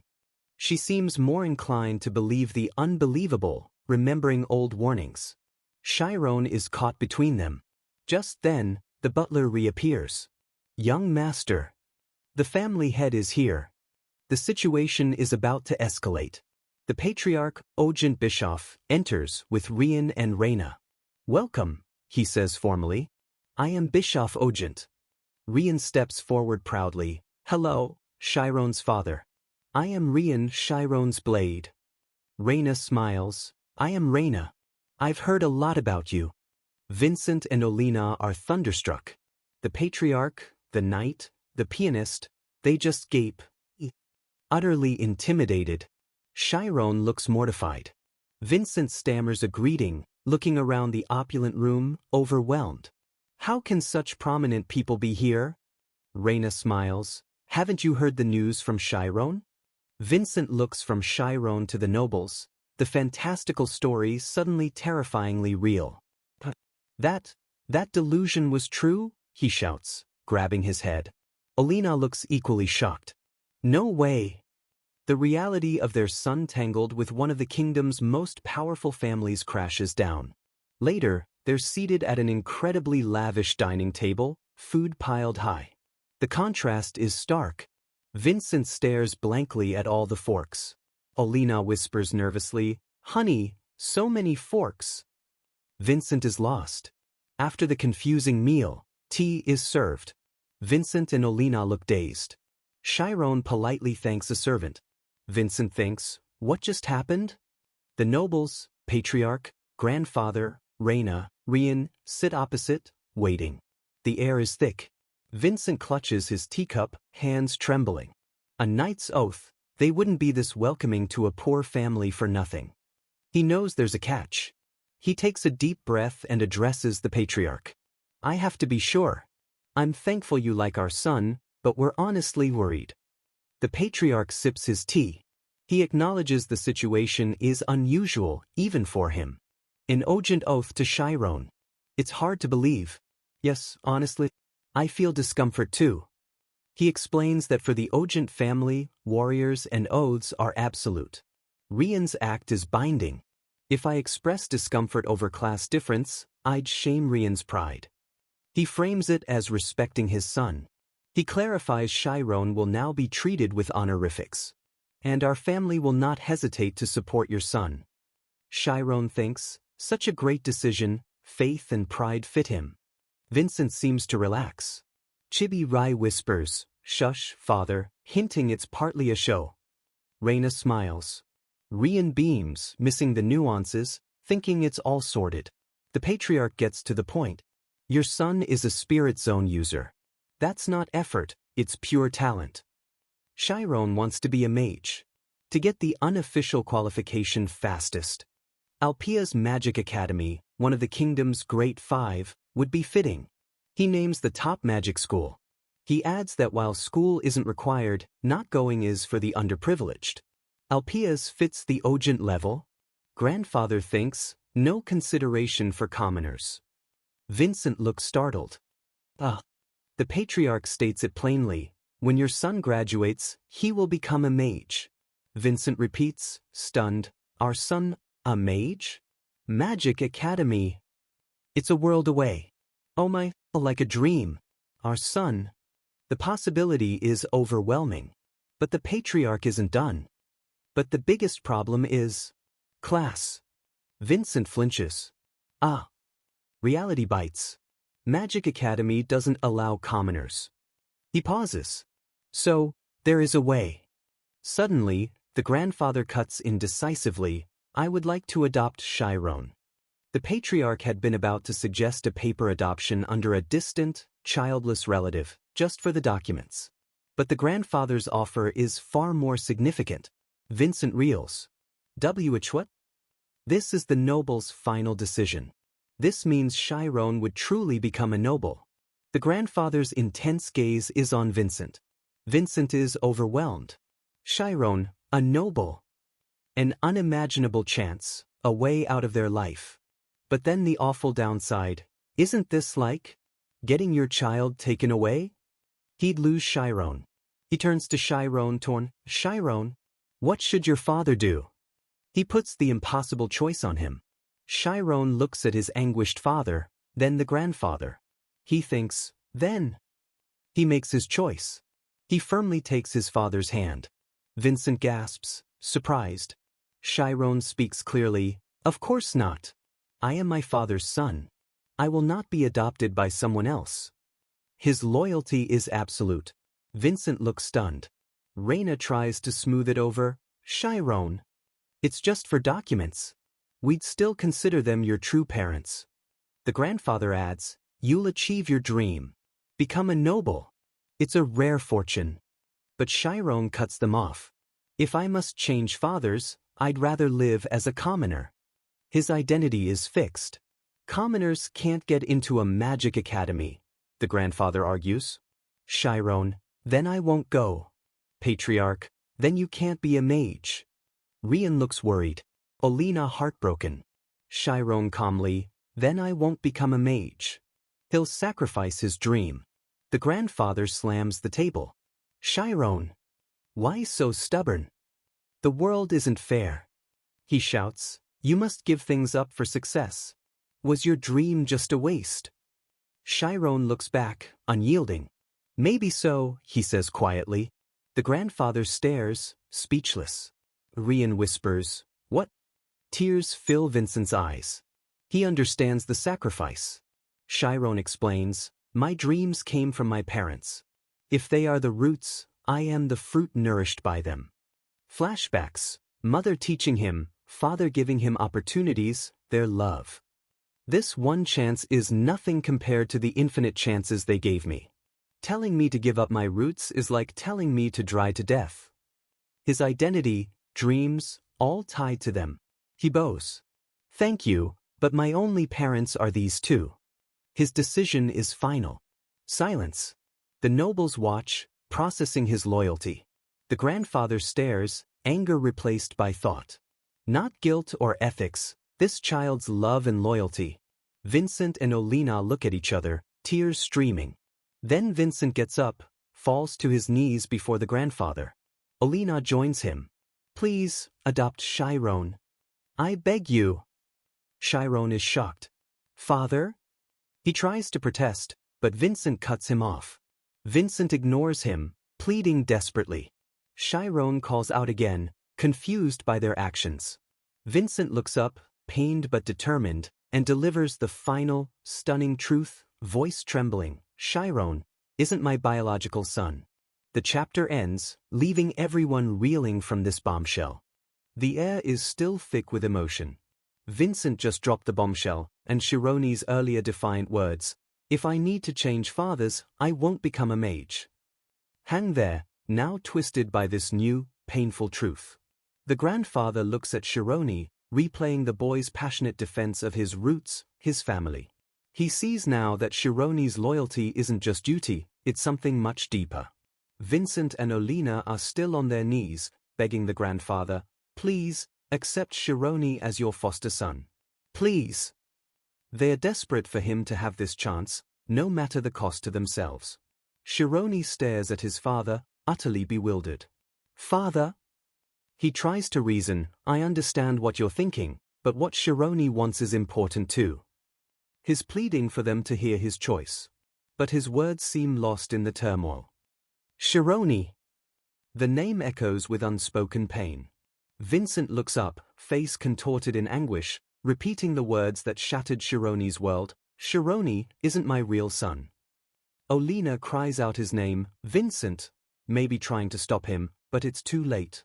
Vincent continues, voice heavy with years of secrets. He confesses, head bowed, the two of us, we can't conceive children. He explains how Chironi came into their lives by chance, and how he always suspected, you'd know, being nobles, he's definitely a noble's child. His looks, his talent, it all pointed to a different world. Vincent finishes brokenly, I don't deserve a son like him. He truly believes he's holding Chironi back. Reina covers her mouth, shocked. The grandfather looks grimly unsurprised, stating quietly, If he becomes a noble's foster son, he'd be going where he truly belongs. A harsh, class-based truth. Rian immediately jumps in, defending Shironi's feelings, his not rejecting his roots. The patriarch watches coolly, is that really the case, questioning if Shironi's loyalty will stand now.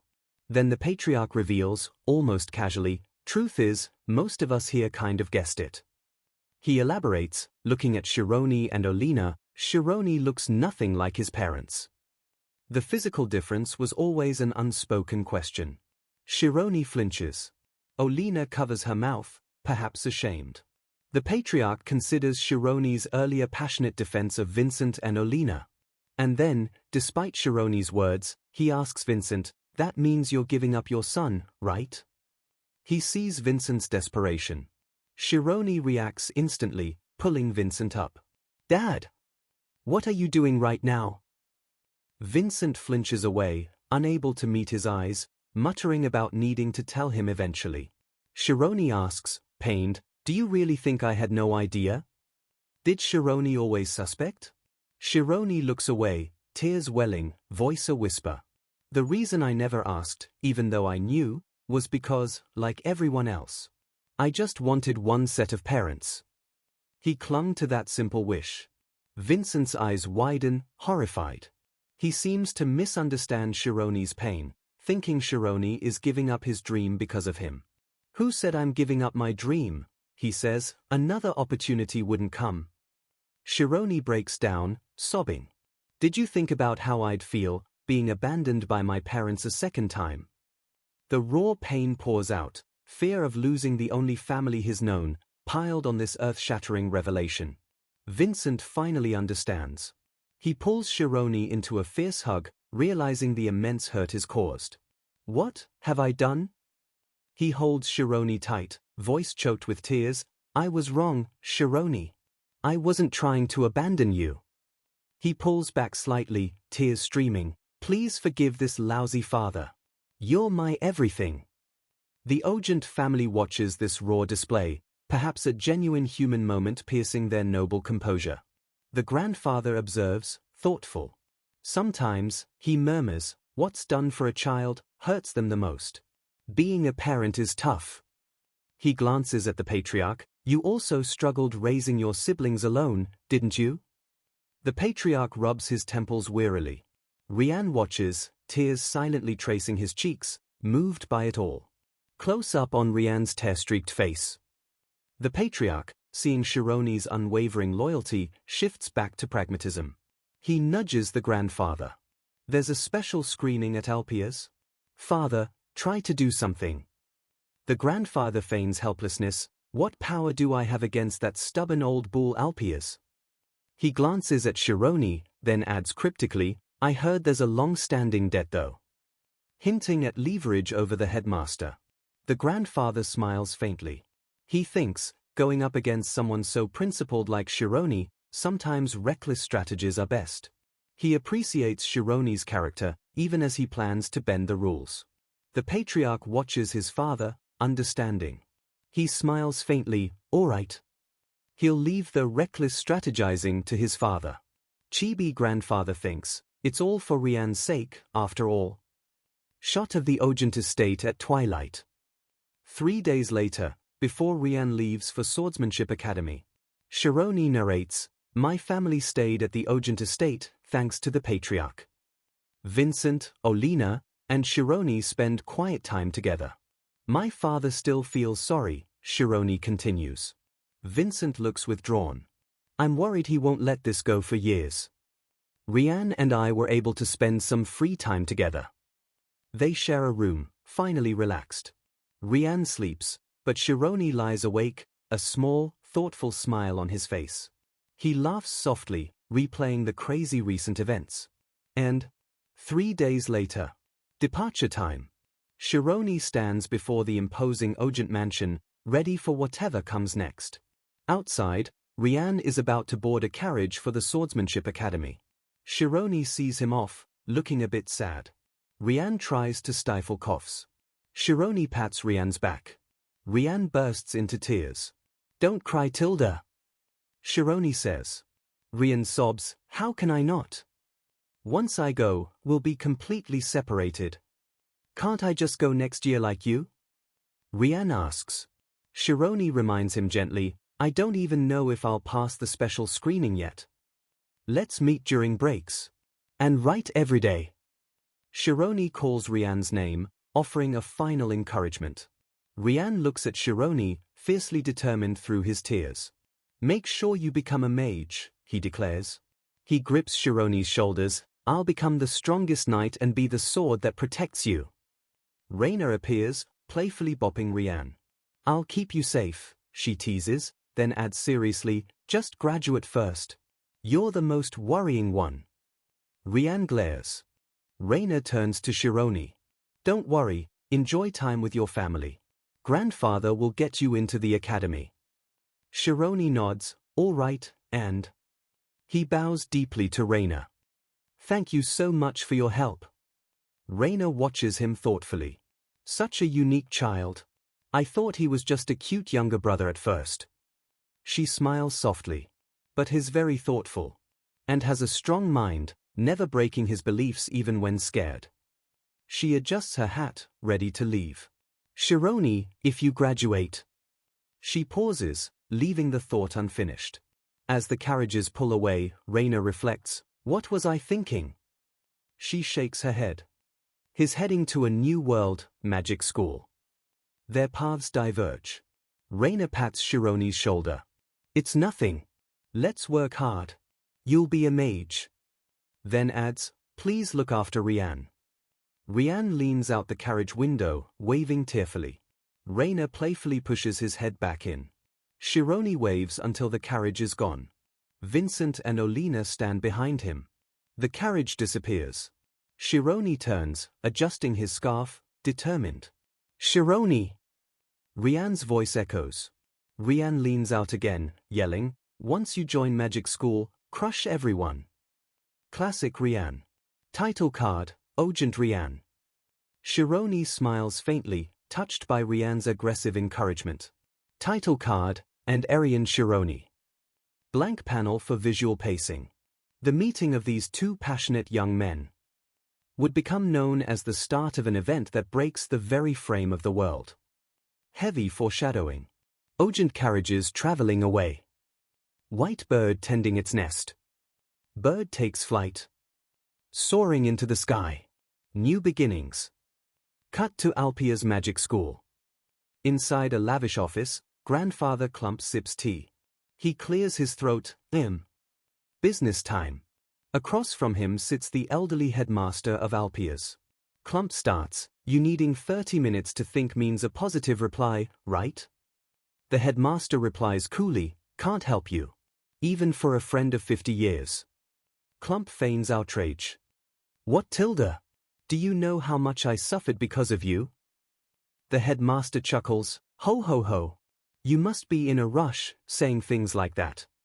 He sees through it. The headmaster explains policy. Special screening isn't a free pass for nobles. There are requirements. Clump mutters, darn mischievous old man. He realizes the headmaster was just stalling. The headmaster laughs, but it'll probably be different this time. Clump looks intrigued. The headmaster observes, him? You have something, here? That expression. He knows Clump has a plan. Clump leans forward, smiling. I'm not asking you to take in trash. The opposite. He reveals his reason. My youngest grandson has an extraordinary friend. When I saw him, you know what I thought? His eyes gleam. It felt like I was looking at your younger self. A powerful comparison between them. The headmaster pauses, sipping tea. If he's that talented, why not the official way? No reason he couldn't. Clump's smile fades slightly. One huge problem, though. He reveals the critical obstacle, he's not a noble. The headmaster looks up sharply. You're not. He clarifies, talking about the boy with blonde hair and blue eyes, are you? He seems to remember Shironi from years ago. The connection is made. Back in the headmaster's office, Grandfather Clump is thinking about Chiron's fierce loyalty. He remembers Chiron saying, Even if I lose my life, I won't regret being friends with you. Clump recalls Chiron standing strong beside Rian, that unwavering conviction. Clump muses, he really talks well. He admits to Headmaster Alpiaz, at first I thought he was just a smart kid, good at manipulating adults. A typical noble assumption. But when I offered adoption, he remembers Chiron's passionate refusal. To reject my origins now is to tell me to go and die. Clump laughs, still finding it incredible. Does that make sense? Rejecting becoming a noble. It defied all logic, turning down power, status, all for loyalty to commoner parents, parents who weren't even his by blood. Headmaster Alpiaz strokes his long beard thoughtfully. He understands cause and effect. Clump nods. Yes. No cause, no effect. He sees Chiron's logic. But not many understand that and lose their way. They'd grab the chance, forgetting their roots. The headmaster adds philosophically, a new opportunity can come anytime, but the moment they deny their own foundations. Visual, figure on a crumbling pillar. They end up losing everything. The headmaster finishes, highlighting the danger of such rigid principles, and they never compromise on what they think is right. He looks sharply at Clump. Doesn't it remind you of when you were young? Clump looks down, a flicker of old memories, maybe regret. The headmaster continues, not compromising means everyone can accept what they think, but also judge them. Unyielding principles invite scrutiny. Clump clicks his tongue. That's what I think is dangerous. He sees the potential for self-destruction in Chiron's inflexibility. The headmaster looks at Clump knowingly. You still haven't forgiven yourself, have you? The words hang heavy with unspoken history between them. The headmaster smiles faintly, perhaps sadly. You did what you could. Taught so many. Isn't it time to forgive yourself? Clump scoffs. Forgive myself? That's arrogant, my friend. He turns it back on the headmaster. How can you say that about me, though? Clump looks away, serious now. You are a genius, Alpiaz.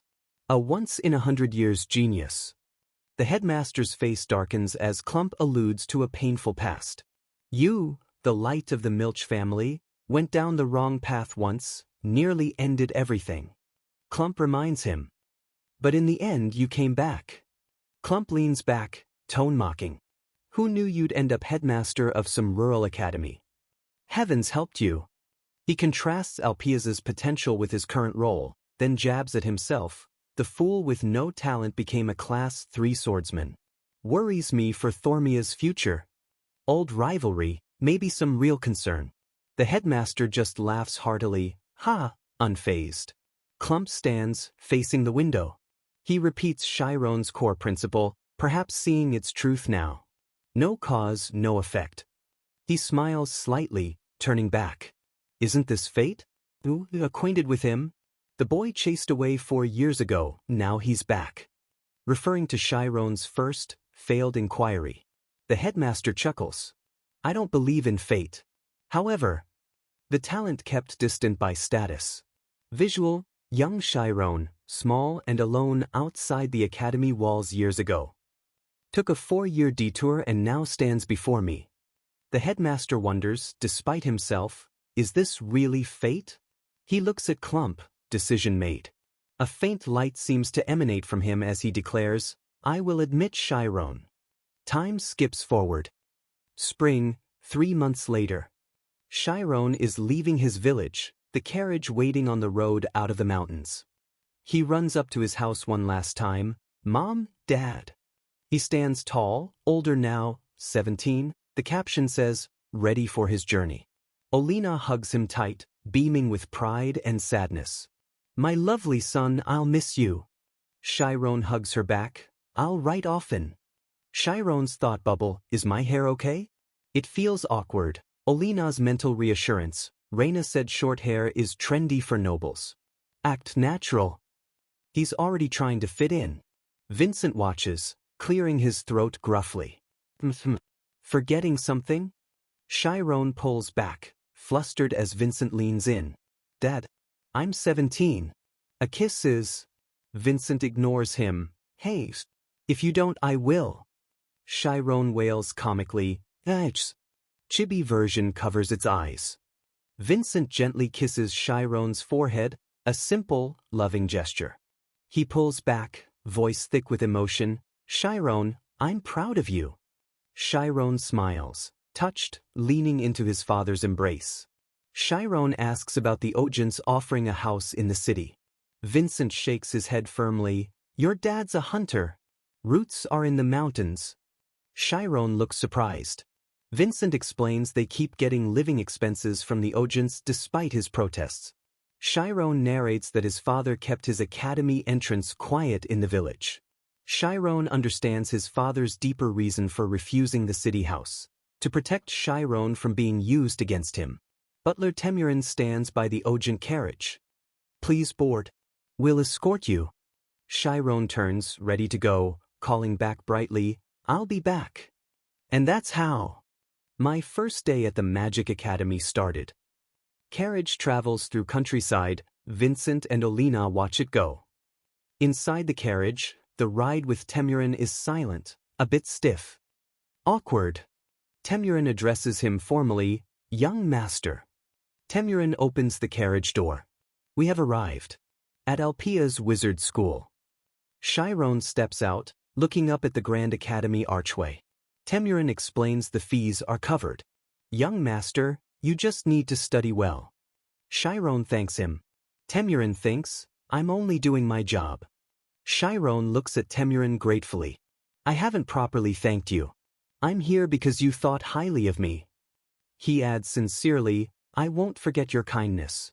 Temurin seems slightly taken aback. Nearby students mutter disdainfully about commoners. Chiron looks down, the sting of classism immediate. Temurin notices Chiron's reaction, expression unreadable. He offers parting advice. Not everyone gets this chance. Many nobles will look down on you. He encourages Chiron, a faint smile. But persevere. If you endure, the end will come. Stern, practical encouragement. Chiron nods, resolute. Thank you. I will definitely become a mage. Temurin nods. Ready? We need to register you. Chiron gazes at the massive building, Alpia's wizard school. In this cradle of geniuses, what will I learn? He looks around, anticipation mixed with apprehension. And who will I meet? Uniformed staff bow deeply, shouting in unison, we will do our best to serve you. They bow again, bow. Intense formality. High expectations. Inside the grand hall, Temurin prepares to leave. Contact me if you need anything. Chiron thanks him again. Chiron stands alone, nervous. Who will get me? Should I look around? He spots an info board. Alpia's has a 10-class system. Beginner, highest ranking, graduating. 420 students, 30 in graduating class.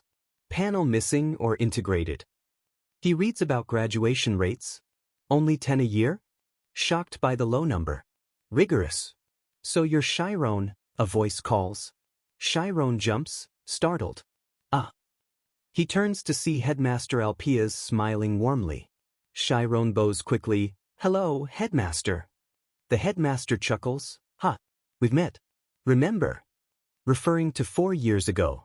Chiron bows again, grateful. Thank you for back then. The Headmaster pats his shoulder. All right, let's walk and talk. As they walk past evaluation rooms, the Headmaster explains, you'll need to take an entrance test. Chiron panics slightly. A test? I don't know anything. The Headmaster waves it off. Don't worry. Just a simple evaluation for class placement. He stops, asking the key question. Can you enter the spirit zone? Chiron confirms, yes. I can. The Headmaster beams, oh ho! Incredible. The Headmaster marvels internally, who knew he could open the spirit zone himself? Regrets not recognizing his potential sooner. Would have been great if I taught him when he was young. I missed a gem. Aloud he says, though late, I need to teach you basics. The entrance test hall has 10-year-olds. Going early would be awkward. Want to look around? Walking down a magnificent hall, Chiron spots something. A small student in robes, books floating beside them, hurries downstairs. Chiron watches, thinking, huh? Strange. He asks, Headmaster. He's never seen casual levitation. The headmaster gestures to a large classroom. Beginner class here. Classes 10 to 8. Chiron looks into a massive atrium. Young students float, practice spells, energy bubbles drift. Wow! Students casually float down banisters, using magic for everyday things. Close-ups, student levitating dice, another with a magical pet. Chiron exclaims, everyone's using magic. The headmaster smiles. That's right, but where we need to go is a little different.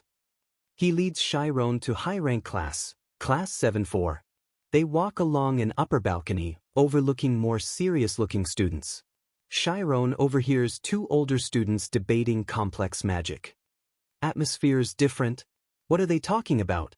Energy to freeze air? Condensing refrigerant is better?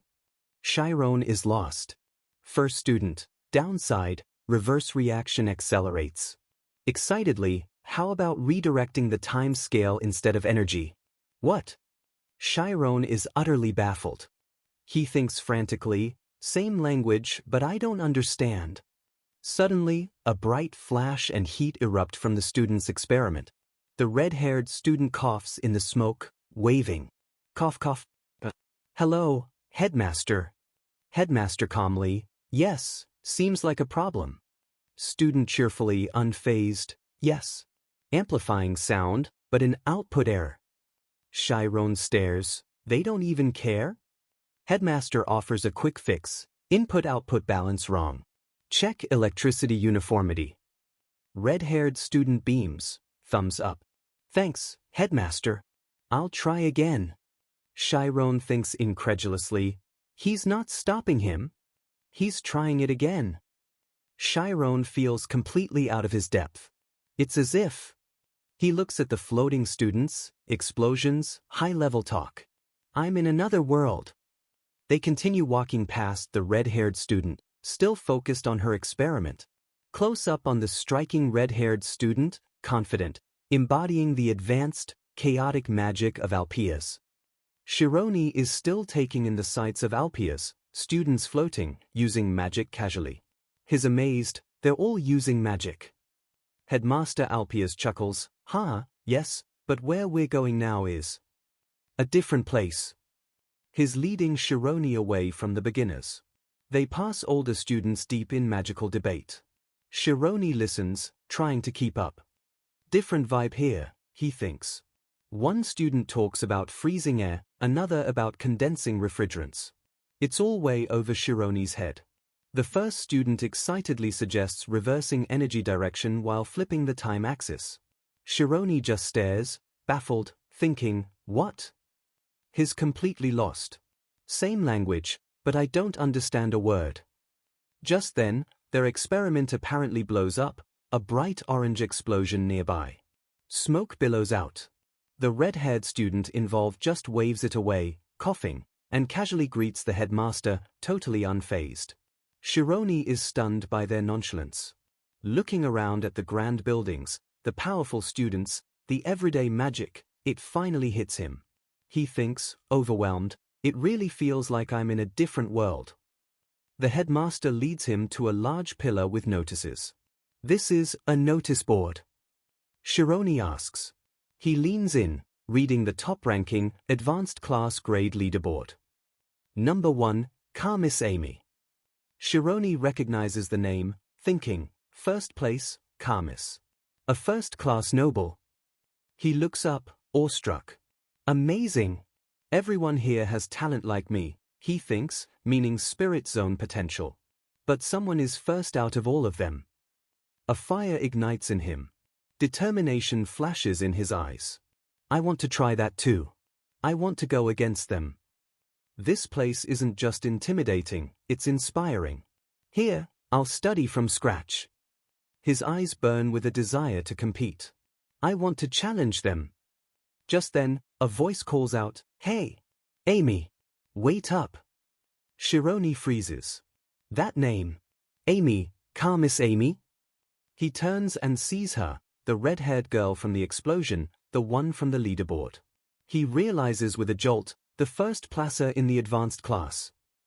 Suddenly, a memory hits him. Years ago, a dark alley, a younger Amy Camis watching him use magic against thugs, her disdainful look burning clear. Another angle, Amy looking down on him, judging. Her unspoken thought from back then, how can a lowly commoner? Back in the present, Amy walks past, seemingly not noticing him. Another flashback, Amy confronting him, where did you learn magic? Close up on Amy's eyes now. Does she feel a flicker of recognition? Another girl with orange blonde hair runs past, chasing Amy.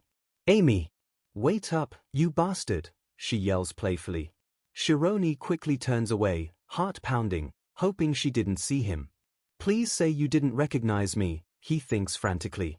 The shame from their first encounter still stings. The two girls walk off arm in arm. Amy's friend glances back at Shironi, asking Amy, did you see that? That boy we just passed. The friend blushes, he's so hot. A new student? Looks a bit old, though. Amy turns slightly, thoughtful. A transfer student, she confirms, then frowns. Weird. I think I've seen him somewhere before. The memory is vague. Her friend teases, what? Interested? You never showed interest in boys before. Amy denies it, annoyed. No. I genuinely think I've seen him. The friend doesn't believe her. They disappear down the hall, Shironi unnoticed for now. Nearby students gossip about Amy, Miss Amy, first place in the advanced class. They whisper admiringly, most popular, top student, blocks out all admirers. She's clearly an untouchable figure here. Text overlay, the only person that knows about her dark past. Was trying to join the academy. Confirming Shironi knows something about Amy. The headmaster asks if Shironi is cold. Shironi quickly denies it. They arrive at a large building, Magic Academy, third testing area. Inside, very young children wait nervously. Shironi thinks, slightly awkward, eek, not over yet. He's about to be tested with 10-year-olds. The headmaster nods towards a child. Watch what that kid does carefully. A young boy, Kimi, walks confidently to a large magic circle on the floor. Stern examiners sit opposite, ready to evaluate. The headmaster explains, in the spirit zone, the floor letters feel different. Based on that, we analyze your zone's size, strength, flexibility, and type. Answer honestly, the headmaster advises. Shironi nods, yes. Intrigued. An examiner asks Kimi, can you use magic? Kimi replies eagerly, yes. He puffs his chest proudly. I can make objects float. The examiner chuckles, cute. Okay, go into the spirit zone. Kimi nods. Kimi closes his eyes, concentrates, then announces, I'm in it. A faint aura might be visible. An examiner asks, furthest number you see. Testing range. Kimi, 6. Examiner, aho, 6. Headmaster whispers to Shironi, number 6 means a 6-meter diameter zone. Shironi, I see. Another examiner, color you feel most clearly. Testing affinity. Kimi, red. Like a world of red. Examiner notes divergent, good with particle movement like light, fire. Thinks, divergent, hair? Explains why his zone is big for his age. She asks, can you see the big tower? Testing spatial awareness. Kimi, it's on the left. Examiner notes brain structure, left hemisphere. Another asks about temperature. Kimi, hot. Sweating. Examiner notes density, 24.8%, flexibility, variable. The blonde examiner smiles, good work, Kimi. Test over. Examiners murmur. New students this year are incredible. Right. Mike's zone was 12 meters. Better every year tilde. Kimi's evaluation, good application, lacks stamina. Typical for a talented but undeveloped young mage. Examiner calls, next is Arian Shironi. Shironi takes a deep breath. Headmaster squeezes his shoulder. Don't be nervous, show your skills. Shironi, yes. I'll do my best. Examiners review Shironi's file. Special type the principal mentioned. Interesting resume. Old too. Borrowed agent name, family not famous. Talents develop late type. Intrigued but skeptical. Purple-haired examiner thinks dismissively, even if special outside, he'd get buried here. Asks formally, Arian Shironi, can you use magic? Shironi answers honestly, no. I haven't learned yet. Examiners exchange surprised looks. They expect some innate ability. Headmaster Alpiers watches, thinking, that's true. Magic is externalizing knowledge. Nobles learn young and use magic naturally, but this child has no formal knowledge. He instructs, all right, go into the spirit zone in that circle. Blonde examiner, surprised, can you go into the spirit zone? Shironi just nods, focused, I'll do my best. Examiners watch, expecting little. Purple-haired one thinks, thankfully, doesn't seem like a total dud. Assumes basic ability, nothing special. Shironi closes his eyes, concentrates. The air around him shimmers faintly blue. Suddenly, the shimmer explodes into blinding turquoise radiance. Raw power crackles, a massive energy pillar reaching the ceiling. Runes ignite, a swirling vortex of light. It dwarfs the previous child's display. Shironi opens his eyes in the energy storm, slightly startled himself. So, this was it. He feels his own overwhelming spirit zone. The blonde examiner, recovering, asks shakily, now, Shironi. Furthest number you see. Shironi stands silently, focusing. Examiner prompts, Shironi. Silence as Shironi concentrates. Brown-haired examiner whispers nervously, haha, he seems embarrassed. Misunderstanding his intense focus. Headmaster encourages, Shironi, just be honest. It's for an education plan. Shironi finally speaks, confused, I do see a number, but it's so long I can't read it. Examiner is puzzled. Can't read it? Eyesight doesn't matter. Synesthesia should let you. Shironi clarifies, panicked, no. I see it, but it's too long. It keeps getting longer. The number isn't static. Examiner sighs, baffled. Ha! For real. Tries again, just roughly say the number. Shironi focuses, trying to grasp the start. HM. Inside his perception, endless digits flow like a light river. He manages the very beginning, 3.14159. Shironi calls out, 3.14. Examiners erupt, what? Shironi, there's no 3.14. Are you sure? They think he's mistaken. Shironi looks down, troubled but certain. Really? That's what I see. Purple-haired examiner leans forward, skepticism replaced by intense curiosity. Really? She mutters that unexpected results happen. Exceeds measurement limits? Over 30 meters? Unheard of. Next question, color you see most clearly? Shironi is bathed in cool, vast blue spirit zone light. Blue. It's blue everywhere. Examiners gasp. Elderly one whispers, blue is convergent. Convergent means strong stamina, usually smaller zones. But his zone is that big. Paradoxical. Immense, controlled power. Headmaster Alpiers looks grimly satisfied. Clump, I see why you vouched. Then, alarm. Hold on. His mind races, huge zone, convergent, strange number. Sweat beads. This isn't normal talent. Examiner notes flexibility, convergent. Then, another shocker, brain structure, both hemispheres. Exceptionally rare.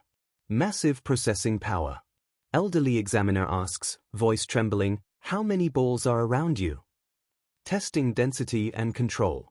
Shironi sees swirling blue orbs. These things? No need to count. His spirit zone knows. I can feel it. Standing calmly, he declares clearly, 867. Old examiner gasps, dropping her pen, speechless. She shakily records, 867. Density, 86.7%. Incredibly high for such a vast zone. Headmaster Alpia stares, no longer amused. Grave. He thinks, recognizing the volatile potential, this is a bit dangerous. Shironi isn't just talented, he's an anomaly, potentially powerful beyond comprehension, and totally untrained. Instructor Alifer Sienna, the purple-haired examiner, adjusts her glasses, a bead of sweat on her temple. These results are defying everything they know. She asks a final question, voice carefully neutral despite her shock. Chiron. How cold is it right now? Chiron, still in his cool blue convergent zone, answers simply, it's quite cold. I can feel it. Alifer nods slowly. Chiron lets out a silent breath, the intensity of the zone clear. Alifer writes her assessment, convergent type, defensive form and exceptional endurance. Then the crucial paradoxical note, but spirit zone is still abnormally large.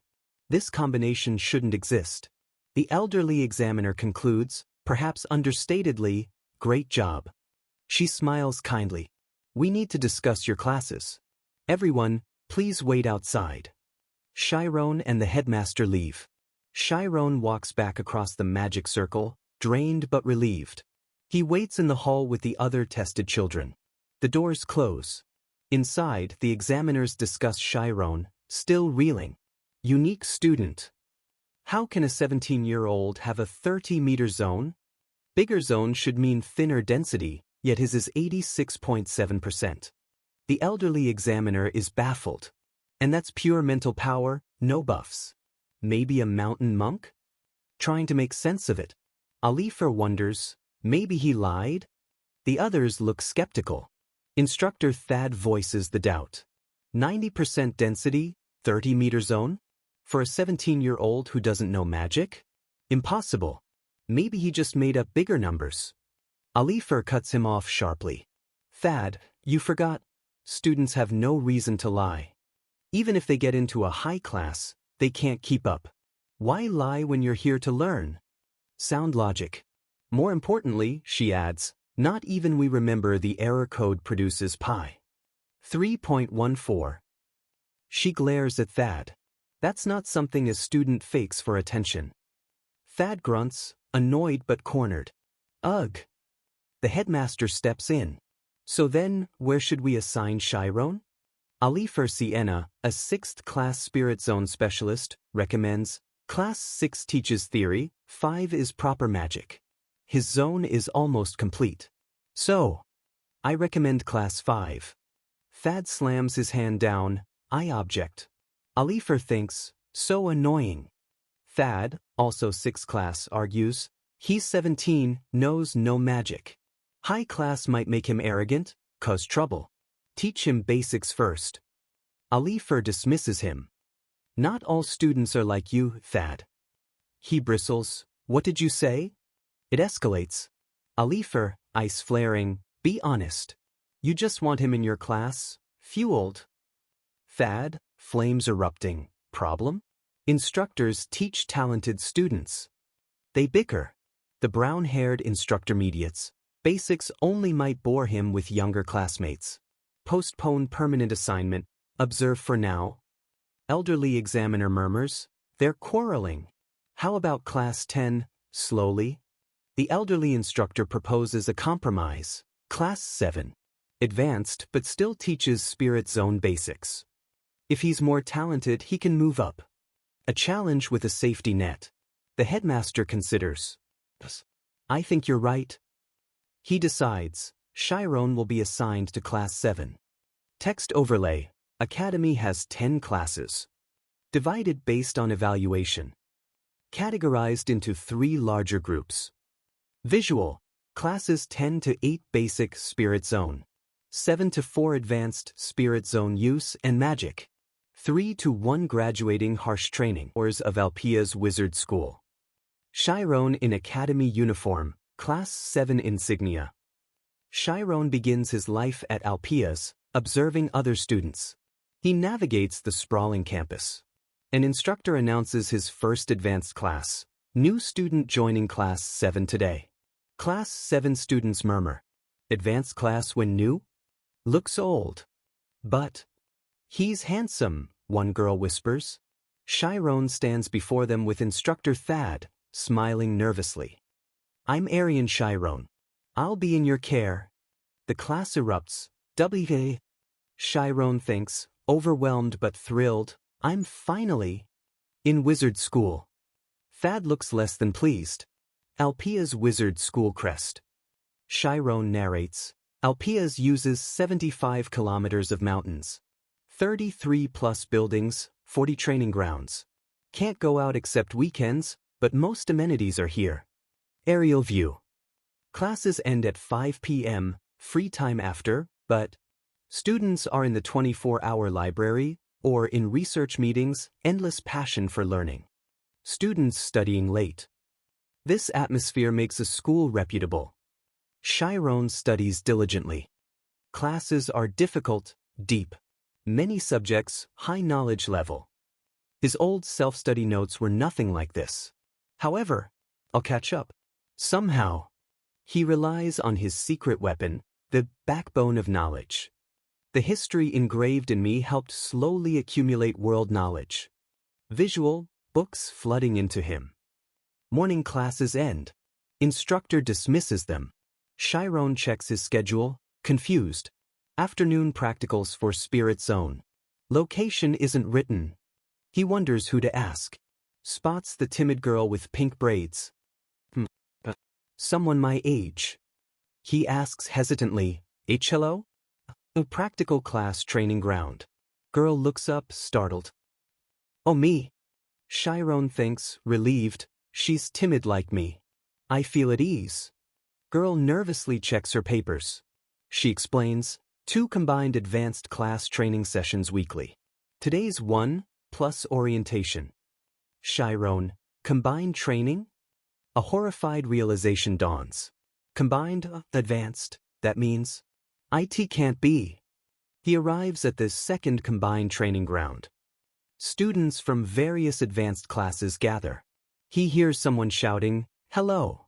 Students fawn over someone arriving, a popular senior. And then he sees her, walking confidently. Students call, hello, Amy. She replies coolly, hello. It's Carmiss Amy. Crowd buzzes. Chiron watches, thinking grimly, so popular, wanted to avoid her. He thinks, combined training twice a week, and she's top student, probably graduating soon. He notes the strict hierarchy. He sighs, feeling the pressure. Possible to stay out of her sight. Chibi Chiron looks worried. Instructor Romy Itella calls class to order. Greetings, advanced students. Students, W's. Caption, Advanced Spirit Zone Instructor, Romy Itella, 6th class. I'm Itella, your Spirit Zone instructor again this year. Instructor Itella, new semester, promotions, some repeaters, someone mutters, so mean. But today, a new face in advanced classes.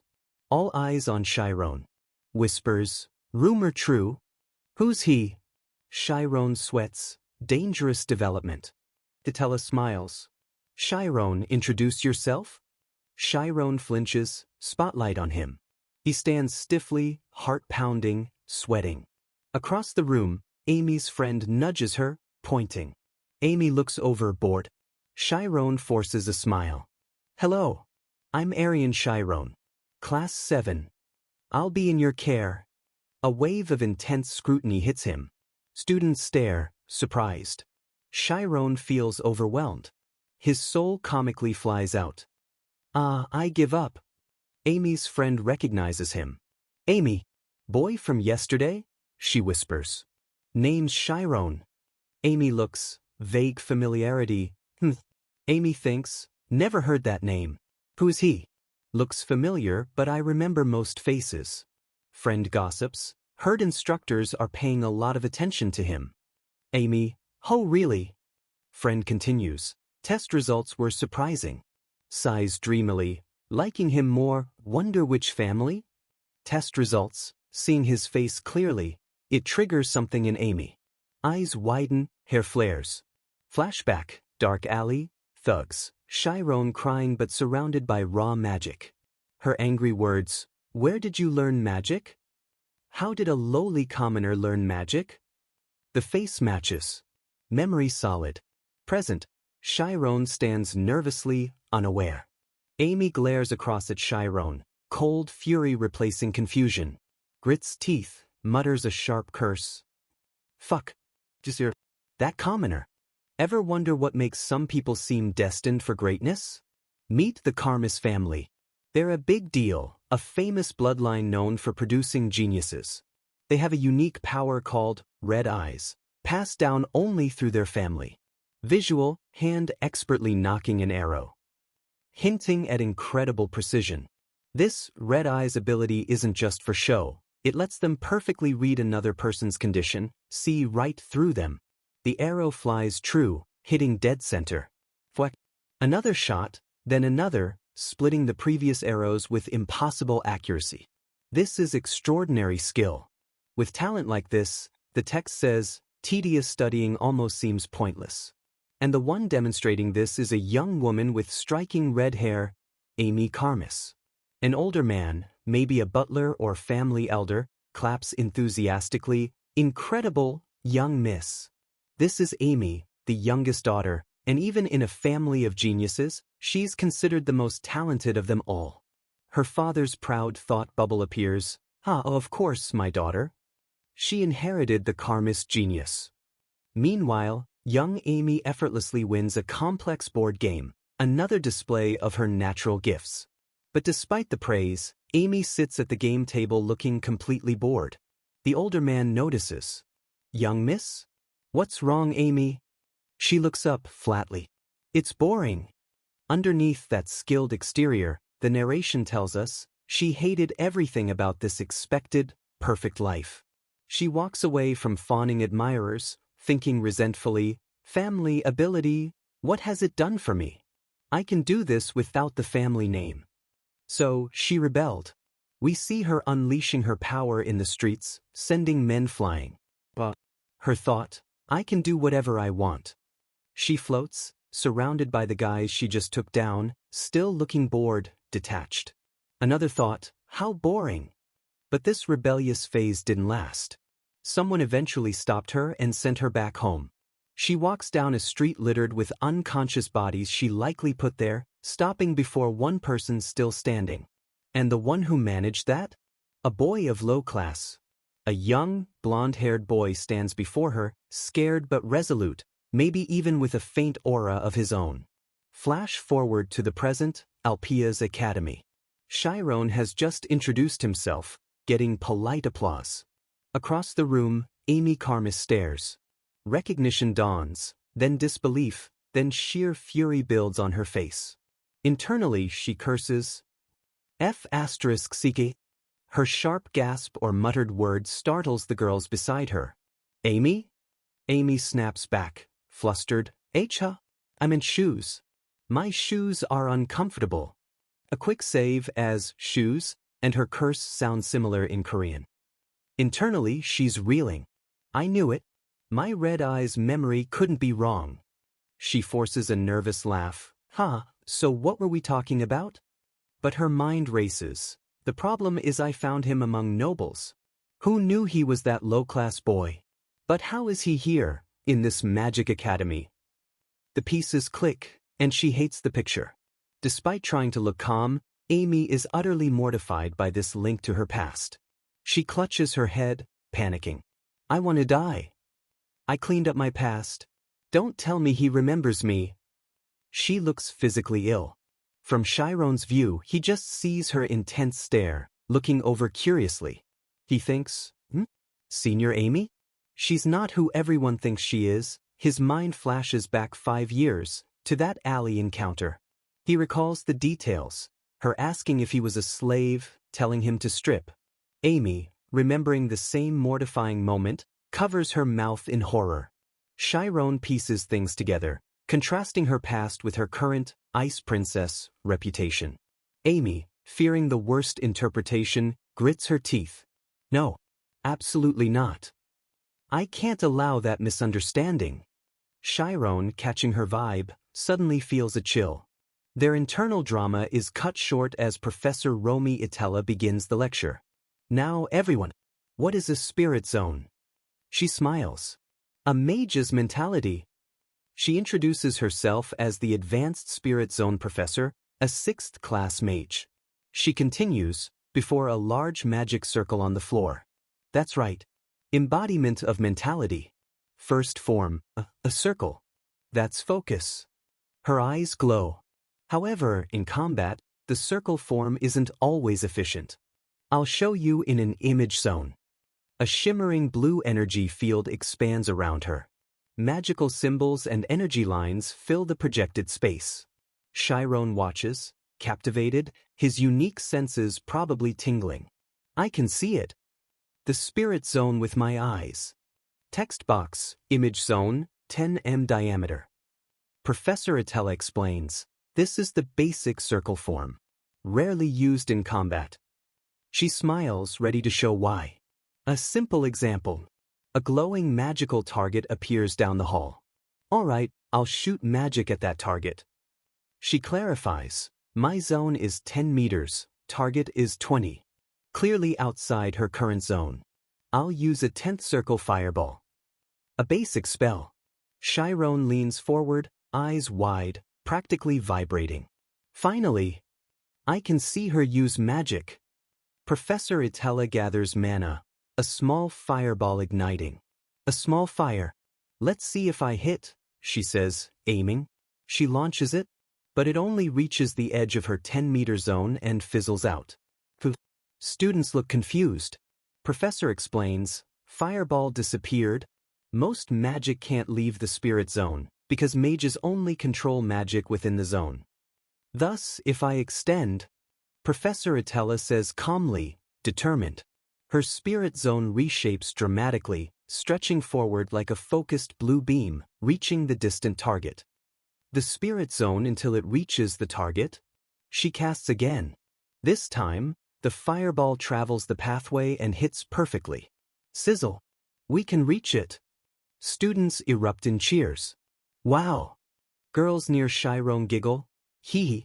Look at the class 7 guys, so cute. Chiron claps, impressed. Didn't know that. You can change your mentality's shape, he thinks. But Professor Itella quickly sobers them.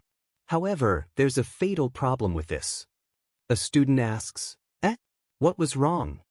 The professor materializes an unstable-looking blue energy cube. Changing form consumes much concentration. Inefficient to change form every match.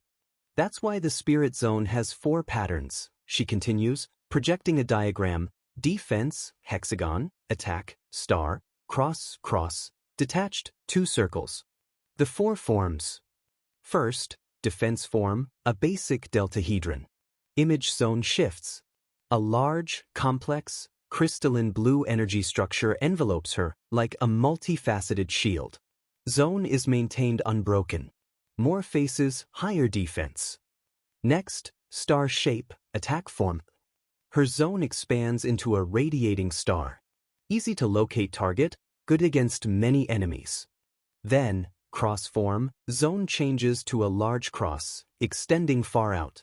Extends zone in 4 distant directions.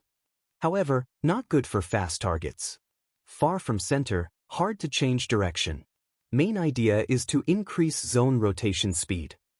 Chiron and a classmate watch, overwhelmed. She's using those techniques without blinking. Classmate murmurs. Chiron wonders, does she want us to do that? Professor adds you can use it in battle even with a 10 m diameter. Last form, detached form, Professor Itella announces significantly. Difficult even for class 5 mages. First, a demonstration. Classmates whisper excitedly. Oh ho, if she succeeds, promotion? Her zone was full marks in class 8. Suddenly, a collective gasp. F. Students stare at the floor, shocked. Chiron looks startled, eyes wide, focusing on the professor. Her spirit zone. Professor's feet lift slightly off the glowing circle beneath her. The glowing blue orb of her zone remains on the floor, while she floats just above it, separate. Left her body, students exclaim. Chiron is confused. I don't get it. The spirit zone is a mage's mentality. What is at the center of that spirit zone? He wonders, staring at the empty, glowing circle. Possible to detach thoughts from body. Professor Itella explains, detached form is difficult for specialized mages. Zone can't move, as mage isn't the center. But you can move zone to target, activate instantly, infinite scope. Note, instant activation means bypassing aiming.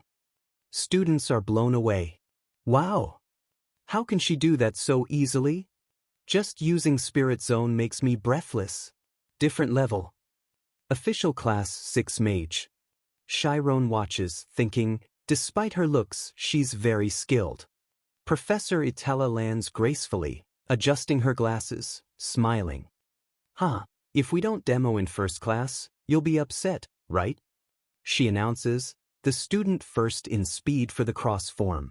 Classroom erupts. Wow! Student Amy Carmis from Class 4 will demonstrate. Professor Itella calls. Amy's friends explode with excitement. So cool! Head of class. Amy again this year. All male students will fall for her. They turn to Amy, beaming, right? But Amy is frozen, eyes wide with panic, sweating. Her face is pale, horrified. Internally, she's screaming, I don't want attention right now. Being called up, especially with Chiron watching, is her worst nightmare. She continues, now, the student who got first place in speed for the cross form. Excitement ripples through the class. Wow! They know who holds that title. Student Amy Carmis from Class 4 will demonstrate. Professor Itella calls. Amy's friends beside her are ecstatic. So cool! Head of class.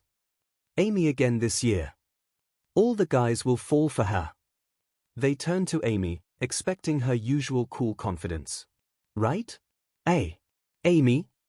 But Amy looks like she's seen a ghost, frozen, eyes wide with panic, sweat dripping. Close up, her horrified eye. Her internal scream, I don't want attention right now. Being on display, especially with him watching, is her worst nightmare. As Amy reluctantly heads down, the narration reminds us, the cross form is one of the 4 Spirit Zone directional forms. Its main advantage, long range. Diagram, cross shape, multiple targets. Shortcoming, hard against fast or multiple targets, as the whole cross must rotate. However, if the zone spins rapidly. Diagram, cross spins, intercepting targets. Its shortcoming vanishes. It becomes a long-range interception fortress. Amy stands, hand extended, energy beams lashing out, hitting multiple targets instantly. Shironi watches, genuinely impressed. Amy is really amazing. A student whispers, heard Amy always got number 1 just using cross form, even when others switch between forms. Shironi thinks, will I ever be a mage like her? Even I can see that technique is incredible. Amy's technique, spinning the zone, leaving nothing in its path. Relentless, perfect hits. 100% accuracy. Zap, zap, zap. Shironi thinks, despite that, she looks so relaxed. And her movements are elegant. Amy finishes, standing gracefully. A male student sighs, so beautiful. If only I could date her. Shironi overhears, thinking pragmatically, dream on. She ignores everyone. First-class noble, perfect in every way. He's impressed. Amazing person. But then, the memory of her thuggish past clashes. Why would she hang out with thugs? Test ends, 10 targets, 20 seconds. Applause. Whoa-ho tilde. Walking back, Amy looks down, hair shadowing her face, a flicker of unease. Suddenly, she glances up, eyes meeting Shironi's. He looks startled. Hey! A student notices. WH what? Amy. Just looked at the new student, right? Do they know each other? No way. He just joined. Shironi feels the stare, thinks determinedly, I'm certain. His thought continues, and with this, I'm certain. Amy is having an internal meltdown. Damn it.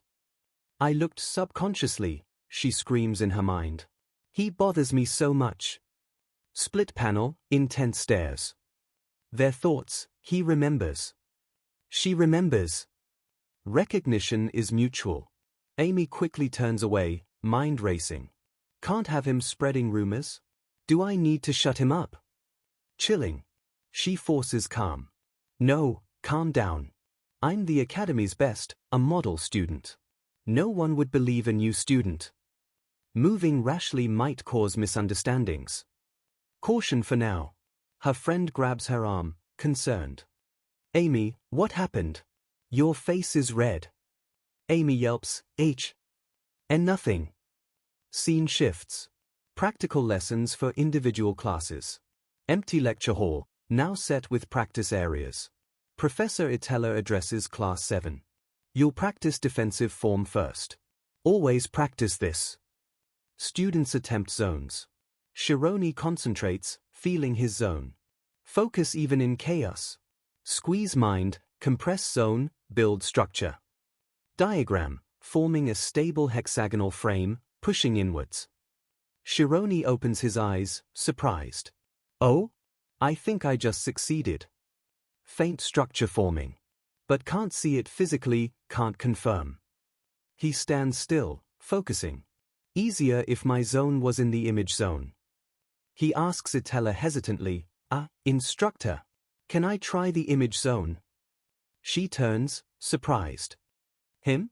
Image zone? Normally advanced students use it first. She murmurs. Shironi thinks, no need to care about others when learning. Itella smiles, allowing it. Opportunities to improve don't always come. No one's using it. Was number one's demo too much? Aloud, alright, no harm experiencing it sooner. As Shironi heads to the main floor, Amy's friends notice. Whoa, new student. Courageous. So cute, Tilda. Oh. Amy, look. The new student is going into the image zone. Amy spits out her drink in shock. PFH. Wait, what the hell is he doing? She splutters furiously. What can he do, Class 7? Friend, Amy, why so strange? Scary. Large lecture hall, emphasizing practice area scale. Shironi steps onto the central magic circle. Blue energy swirls. Sign above, image zone diameter 0 m. Shironi breathes, centering. He looks up, determined. I'm finally meeting my spirit zone. Blue energy explodes outwards. Students gasp, what's with that size? Sign climbs, 1 m, 10 m. Shironi, slightly smug, alright. I'll freely reach my zone's ultimate state. Energy expands violently. How big will it get? Shironi raises hands, slight panic. Stew. Stop, Tilda, he mentally commands, sweating as it grows. Sign flashes, image zone diameter 20 m. Expansion halts. Students dumbfounded. Really, Class 7? Isn't 13 m average for Class 7? Even Class 5 students look shocked. Made it big on purpose. Density would decrease, look like droplets though, another reasons, seeing the solid field. Students stare in awe at the massive, stable blue dome. Whoa! Shironi sighs internally, wiping sweat. Barely stopped. Good. Slightly embarrassed. Like I was trying to attract attention. Refocuses. Now, defensive form. Eyes snap open in alarm. Hey? What's wrong? The structure flickers, destabilizes. Frame isn't forming, collapsing. He panics, energy surging chaotically. He struggles. Worked when practicing, though? Confused. Amy and Class 4 watch skeptically. No way he'd do well first lesson. Shironi tries to understand. Scared due to image? No, won't cause concentration to drop. Closes eyes, concentrating. Difference now and outside image zone. Sweat rolls. Something's causing it. Dark space, internal thoughts. Line of light, insight. I see. Visualizes Itella's easy demo. Instructor made it look easy, so I was mistaken. Changing zone form consumes mental power. Insight solidifies, means intentionally maintaining zone smaller. Recalls Itella's calm 20m image zone. Also consumes mental power. Forcing his zone smaller drained focus needed for shaping. Dark space, problem identified. If making my zone small is the problem, he concludes. Sweat drips. Eyes snap open, new determination. I'll just revert to usual size. The 20m zone explodes outwards again. Boom. Students yell, "W-what?" Getting even bigger? Blue light surges. Shironi stands calm, focused. Sign flashes, image zone diameter 21m. Stops. Within it, Shironi effortlessly forms perfect defensive structure. Class 7 stares, mouths agape. Whoa! New student, succeeded first day. Amy and friend watch, stunned. Amy chokes, what? Friend speechless. Shironi stands confidently in his perfect, jewel-like defense. Wow! Touches the barrier. Like I'm within a jewel, marveling at the stability. Professor Itella watches thoughtfully. Convergent type, better at defensive form, still amazing for first day. Heard he surprised instructors during admission test. Amy's friend turns, buzzing. True instructors are paying attention. What do you think, Amy? Amy forces a strained, creepy smile. Ha ha. Dark shadow. Internally, venomous, why did I forget? He's the culprit who humiliated me. Resentment palpable. Joined academy, someone's helping him, she analyzes coldly. Glances at Shironi, still examining his form. He'll catch up, influence will grow, she predicts, seeing him as a threat. Change of plans. Expression hardens, grim determination. Need to approach him stealthily, she decides, plotting against the unsuspecting Shironi. Chiron stands tall in his massive, perfectly formed defensive shield, a 41-meter spirit zone filling the image zone around him. The students below are stunned, murmuring about the new kid. Succeeded in the 4 forms on the first day, one exclaims. The sign confirms. Image zone diameter 41m/shield form 10m. Amy's friend turns to her, still buzzing. True, the instructors are paying attention to him. What do you think, Amy? Amy forces a strained, unsettling smile. Ha! She says weakly, eyes cold, shadowed by calculation. Internally, she's grim. As expected, it's dangerous to leave it like this. I need to approach him stealthily.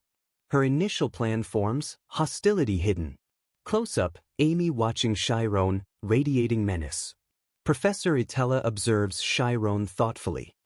New omnipotence was outstanding, recognizing his raw power. Like someone trained in mountains his whole life.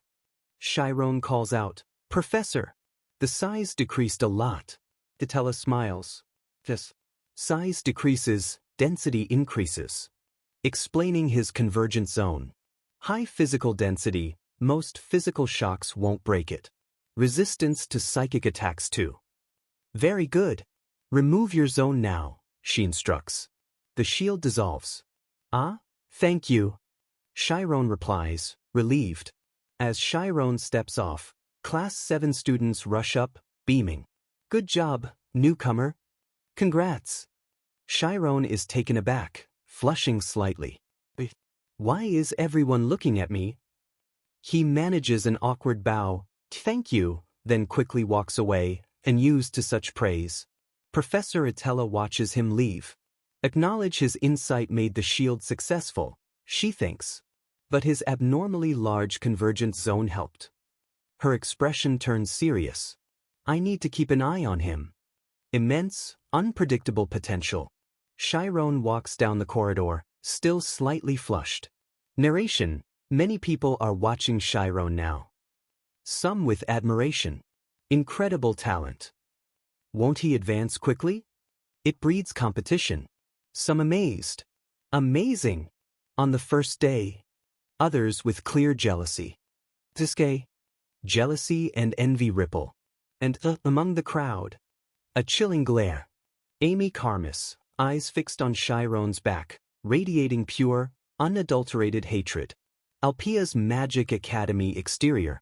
The next day begins. Another particular gaze fell on Chiron. Back of a woman with pink hair, instructor's cloak. She confidently pushes open a lecture hall door. Students inside erupt. Wow. Professor Sienna. Professor, tell us about your first love. Chiron looks up, startled, recognizing her. Ah, that person is the scary person from the entrance exam. Professor Sienna Alifer at the podium. Nameplate confirms. Text box, she's Class 5's instructor. Students whisper, wow. Professor Sienna's class in Class 7. But she purposely found time to teach Class 7 for a reason. Sienna glances at Chiron, determined. Flashback bubble, her talking to Thad. Talent like his will catch up in Class 5. The reason was to teach Chiron. She adjusts her glasses, thinking fiercely, I will promote you quickly, student Chiron. Chiron shifts uncomfortably under her intense stare. Is it just me or is she looking over here? He wonders. Students try to break tension. First lesson? Fun story? Another cheekily asks, true you're dating Professor Thad? Hee. Sienna's eye twitches, disgusted. Air crackles with annoyance. Ignoring it, she begins with a power display. Freezing energy forms sharp blue ice crystals. Crystals hover and spin, radiating cold. Anyone explain this magic's principle? She asks, sharp and commanding. Frost creeps across windows. Chiron intrigued. Sienna, what is ice? And cooling? Temperature plummets. Students shiver. Professor, it's cold. Sienna, unimpressed. Cold means lacking energy. Amidst swirling frost, cold energy doesn't exist. Temperature can infinitely increase, not decrease. White energy flash, zero energy state. State of zero energy, absolute zero. More ice forms. Take energy from room temp, ice forms. But break it to particles, turn to current. Small ice crystals hover menacingly over students. You can create lethal cold, like I just did, Sienna states calmly. Students terrified, almost die just now? Sienna turns, ice dissipating. How can a mage absorb energy? She gestures. Without tools, how trigger magic? Chiron absorbed. Diagram, stick figure in spirit zone circle. Mage controls world inside spirit zone. Small area, but like a god.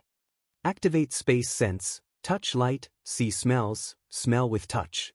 Mage's special senses. Hands shaping a world in a sphere. Becomes ability to rule the present. What if they don't know what to do? She points to the stick figure. Even with godlike ability? To trigger magic, two conditions God possesses. Rights, omniscience, omnipotence. Almighty. Knowing and doing everything, God's ability. Through omniscience and omnipotence, Mage triggers magic. Omnipotent but no knowledge, no magic. Chiron's eyes widen. Realization. Reason mages need scholar-like understanding, despite superior senses. That's it. That's why I couldn't use magic. Flashback. Young Chiron training physically, relying on raw effort, innate sense. Trained to be omnipotent without knowing omniscience. Sienna, you'll learn various things. Spirit zone is only half the start. She smiles, challenging. No hard study, no amazing mage. Now, lesson on basic chemistry. Students groan, then shout enthusiastically, please take care of us. Chiron looks forward, new fire in his eyes, understanding, purpose. I can do it. Close up, his determined eye, light of possibility. I can become a mage. Path clear. Academy grounds, late afternoon. Students chat. Library today? Yeah, exams too. Others discuss research. Research topic? What to develop first? Text, after class, library or study groups. Chiron walks alone, carrying books, heading away. I hole up in library every day. Even then, barely keeping up with Noble's lessons. Body exhausted, lack of sleep. But mind is light. Making dream come true. Gentle smile despite fatigue. Walks, lost in thought. No magic to erase sleep need. Suddenly, stops. Body feels lighter. Looks down, feet lift. No, wait, gasps. I'm flying. Shadowy figure with glowing eyes grabs his cloak. What's going on? Chiron panics. Yanked upwards, academy rooftops recede. A person, flung through air towards woods. Crashes hard. Ah. Thump. Books scatter. Pushes up, groaning, ow.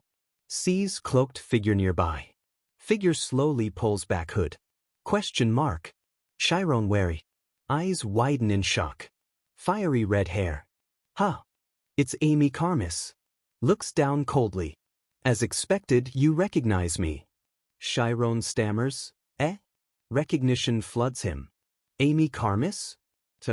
Knew we'd meet again, but not like this. Amy stares. Is she really child from 5 years ago? That expression confirms he remembers. Her posture shifts, resolve hardening. Amy raises hand, massive fire explosion erupts. Fush. Orange light.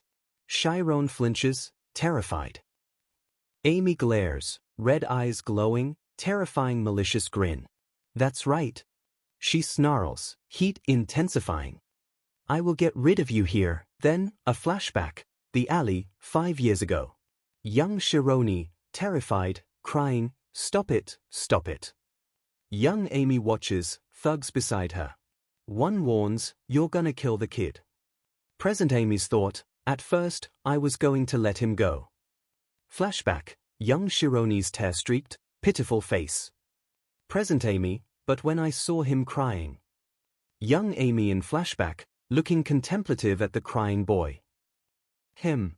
Present Amy's disturbing thought finishes, should I say I wanted to see him cry more? A flicker of cruelty beneath her noble facade. The fire in her hand flares, snapping her to the present. But now. She thinks, resolve hardening. She looks at present Chironi, surprisingly calm, just a bead of sweat. Her eyes widen. Did this guy? Is he the same guy from 5 years ago? Amy wonders, thrown by his composure. Chironi speaks calmly, leaves in his hair. Of course I remember. He continues, recalling the most humiliating detail for her. You ordered the gangsters to forcibly take my clothes off. Flashback bubble, young Amy demanding confirmation about stripping him. Present Amy flinches, mortified. Stop. I remember. She throws her hands up, flustered. Wait, that's not it. I was wrong. Big misunderstanding. Chironi blinks, feigning confusion. Pardon? Amy splutters, so. I'm not a lewd girl, she blurts, fists clenched, face red. Chironi raises an eyebrow, genuinely perplexed. Hey! Amy continues frantically, I was never interested in men. Chironi, unimpressed, no way.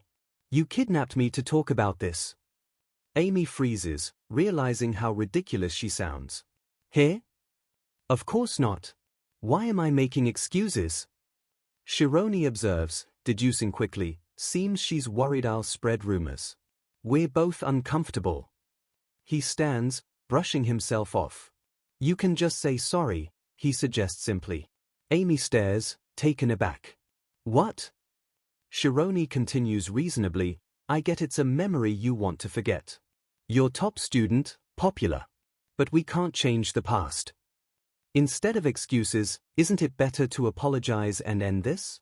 I think that's the right thing. Amy looks stunned. Apologize?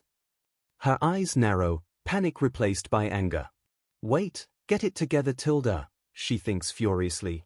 This guy really has a way with words. She sees it as manipulation. Saying right things to embarrass me, put himself above me. It's not. Chessboard visual, Shironi tall, her small. How dare he pick a fight?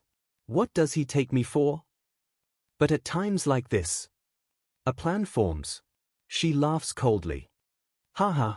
Apologize? Tilts head, looking down at him.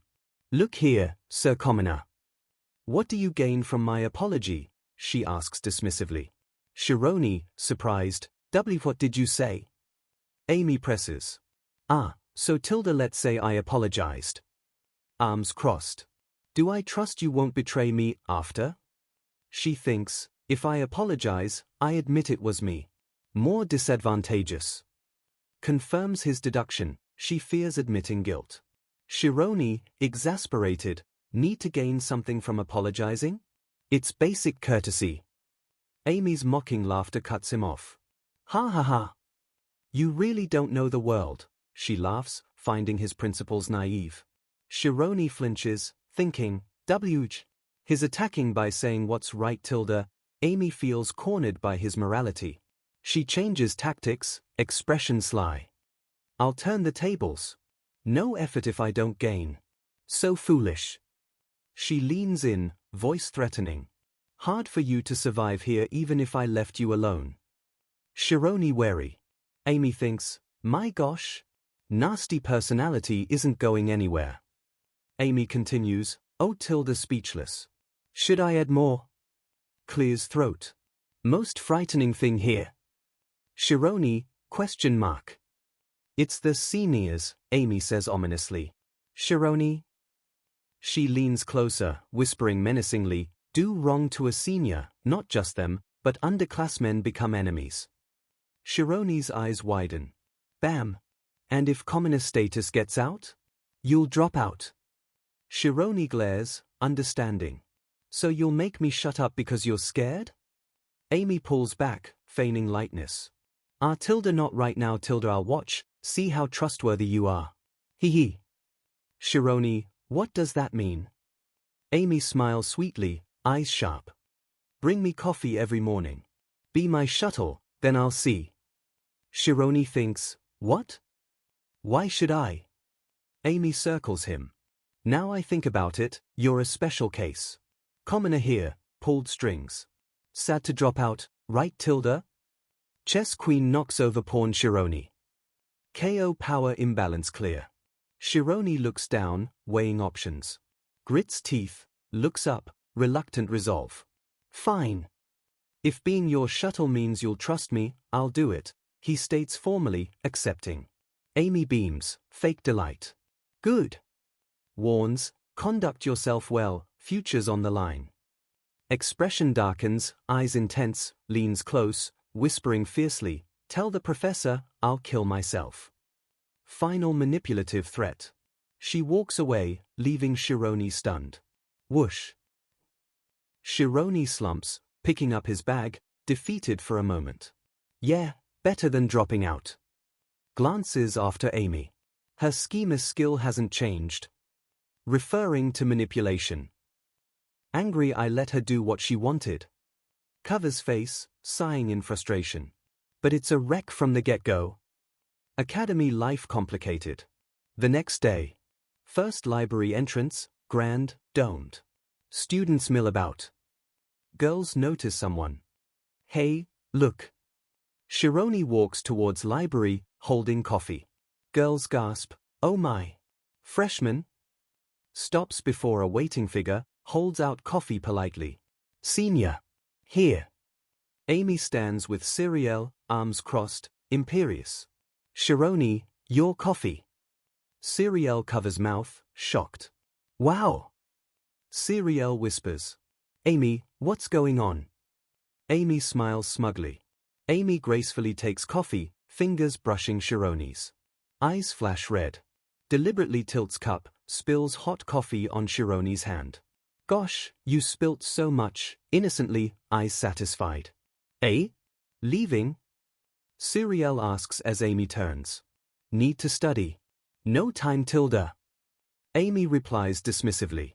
Shironi watches them go, hands stinging, face flushed, anger controlled. Students whisper. What's this tilde? Confess to Amy. Why she leave? Oh no. Rumors start. Siriel catches up. Isn't he interested in you? Amy sips coffee. No. Disciplining Junior, lies smoothly. Adds under breath, not like his only one. He. Amy thinks, savoring it. Takes another sip, eyes closed, exaggerated pleasure. Feels so good. Ecstatic. How's it feel to be humiliated? Become the stereotypical junior with unrequited love. Back in Plaza, Shironi sighs, overhearing. Sarcastically, Amy Kamis is a pervert and gangster.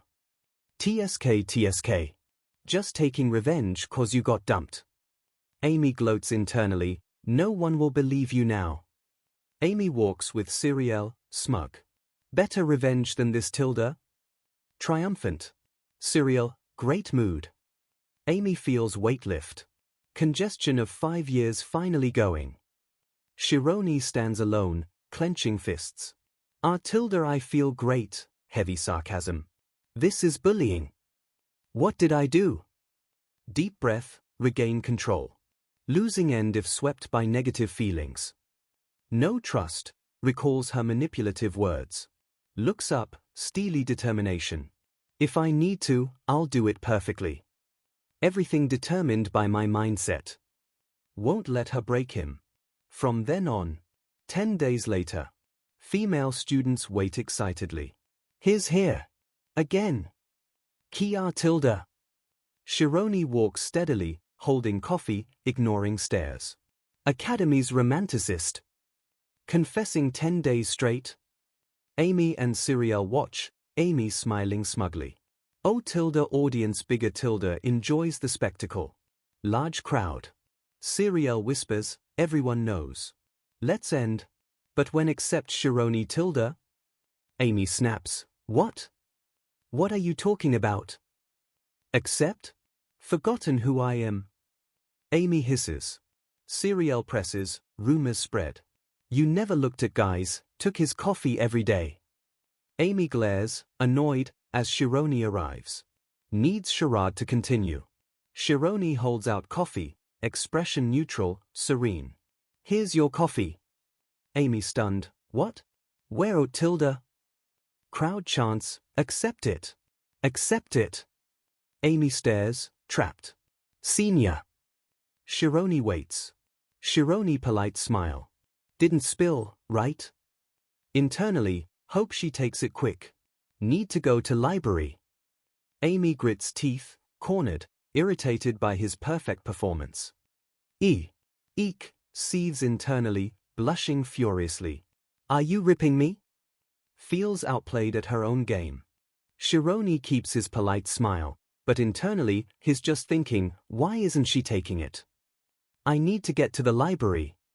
This daily humiliation is just another step on his path. Amy stares at the coffee, then at Shironi's calm face. She's bright red, trembling with barely suppressed rage. Ek. She snaps. With a furious cry, she slaps the coffee cup from Shironi's hand. Smack! Coffee spills everywhere. Amy glares at the mess, then at Shironi, voice trembling. Do you think I'll fall for you if you give me these things? Playing the victim for the crowd. Pointing accusingly, she yells, you're a student, not even studying. Chasing a female student around. Don't bring me these anymore. Shironi stands, surprised, internally thinking, sorry, I'll apologize. Siriel calls hesitantly, hey, Amy. Amy clutches her head, screeching, so annoying. Thwack. She shoves past Shironi. Crowd gasps, KYA. Siriel, shocked, Amy. Students boo Amy's harshness. Siriel rushes after Amy, what's wrong tilde? What if strange rumors go around? Amy storms off, who cares? These people have nothing else to do. If I advance to graduating class, this all ends, she declares, determined to escape. Back in the plaza, Shironi calmly picks up the cup. Crowd murmurs sympathetically. Poor Shironi. Thought she was Ice Princess, so mean. Report her for wasting coffee. Shironi looks at the cup, then where Amy left. A single tear seems to fall, but his internal thought is pure relief. Really? I don't need to do this now. Crowd misinterprets. Oh no, he looks hurt. But Shironi's internal reaction, why tilde? He clenches his fist silently. I'm free. That night, in the vast, quiet first library, Amy sits alone, head in arms, frustrated. Damn it. I did this to stop him spreading weird rumors. She bites her pen, vexed, angry tick on her forehead. But I'm the one starting rumors instead. Her plan backfired spectacularly. Fine, ended it before rumors got too big, she tries to reassure herself. But that's not what's important. Something else bothers her more. Her eyes glow red, activating her family's red eyes ability. Blink. Text box, Kamisa's red eyes. Academic title, Self-Imaged Memories. It lets her replay memories perfectly. She sees Shironi politely offering coffee, day after day, same expression. Amy memorized Shironi's actions. His reaction was same as day one. But... oh. She closes her eyes, considering conflicting possibilities. He was completely sincere. Was his politeness genuine? Was he really trying to earn her trust? The thought deeply disturbs her. Tap. Siriel approaches. Oh, Amy, going already? Amy packs. Yeah, tired today. Siriel, going? Let's go together. Amy quickly, no, don't need to. I'll go myself. Siriel, concerned, feel guilty about not accepting Shironi's coffee. Amy snaps, flustered, I said I don't. Siriel persists gently, if you want to talk, let me know, okay? Amy manages a small, grateful smile. Okay, thanks. Amy walks alone through dark library halls. Tired. Sighs. Things not going as planned, mind's a mess. Reaching a door, a voice stops her. Finished early, Amy? She turns. Jake Ardius leans against the wall, holding a mug. Jake Ardius. Annoying suitor. He continues, thought I'd wait till midnight. Amy sighs, annoyed. Why wait for me? Bored. Jake smirks, don't be mean tilde heard rumor. Sloppy guy Shironi clinging to you. Amy massages temples. Gosh, my head. Came to make fun of me? Jake offers a fancy mug. Of course not. Here. Best Western coffee, can't get in academy. Great Amy treated suitably. Amy stares blankly. What are you doing? Jake smiles, leaning in. As you see, trying to win your heart. Instead of him, next Royal Financial Marshal, much better fit. Amy, disgusted. Ha! Not in mood for disgusting joke, coldly, turning away. Disgusting? Jake, offended. Amy, don't think we're close enough for this talk. Jake's face hardens. Think I don't know your association tries to take me down? Revealing political tensions. Grabs her arm. Wait. Misunderstanding. Amy pulls away. Where you're talking a little much. Jake looms. Attitude to me is attitude to my family. Can't forgive tarnishing family honor. Sneers, famous Kamis family, you know that too, right? Whispers contemptuously, pathetic bastard. Amy shocked. What? Jake continues, just 'cause pretty at school, lost yourself? Nothing without family support. Amy's expression shifts, dangerous, mocking smile. For loser who made weird association, bullies secretly, what is on a tilde? Jake flinches, baring teeth. Hardash. Amy leans in, eyes sharp. That's right. These are bad guy eyes. Compares him to Shironi, unlike Shironi, your eyes like rotten fish eyeballs. Jake recoils, insulted. What? Worse than that sloppy guy? Amy gathers magic. Wrong order. Before stopping rumors, should have removed idiots like you first. Red energy flares. I can make sure you never hold pen in a day. I'll show how great I. Whoosh. Blast of force sends Jake staggering. Coffee mug shatters against Jake's barrier. Crash. This. Jake glares, furious. Arrogant bitch. Limit to how much I overlook cause you're pretty. His eyes widen in shock and fear. Amy stands calmly, swirling aura of power, menacing shadow behind her. What, she asks coldly, are you going to do? Jake terrified. Jake stammers, use 4 forms this quickly? Crazy. Don't know it's against rules to use magic here? Amy laughs mockingly. Pooh ha ha ha. What can mere pretty guy do? She taunts, walking towards him. At least Shironi doesn't act out relying on family. Her eyes glow red. He takes responsibility. Bet you won't catch up after half a year? Air pressure intensifies, pushing Jake against wall. This girl seriously, he gasps, choking. Filled area with air. Considers options. Enter spirit zone, will she set it on fire? Can't win against advanced class first plasser. But grits teeth, stands tall despite pressure. I'll humiliate you back, furiously. TCH. You won't get away with this. Jake yells, fleeing upstairs. Amy watches, pressure receding. Amy sighs, adrenaline fading, leans against wall. Ha! Been a while since I got this excited. Touches face, still flushed. Why did I do that? Intimidated by him?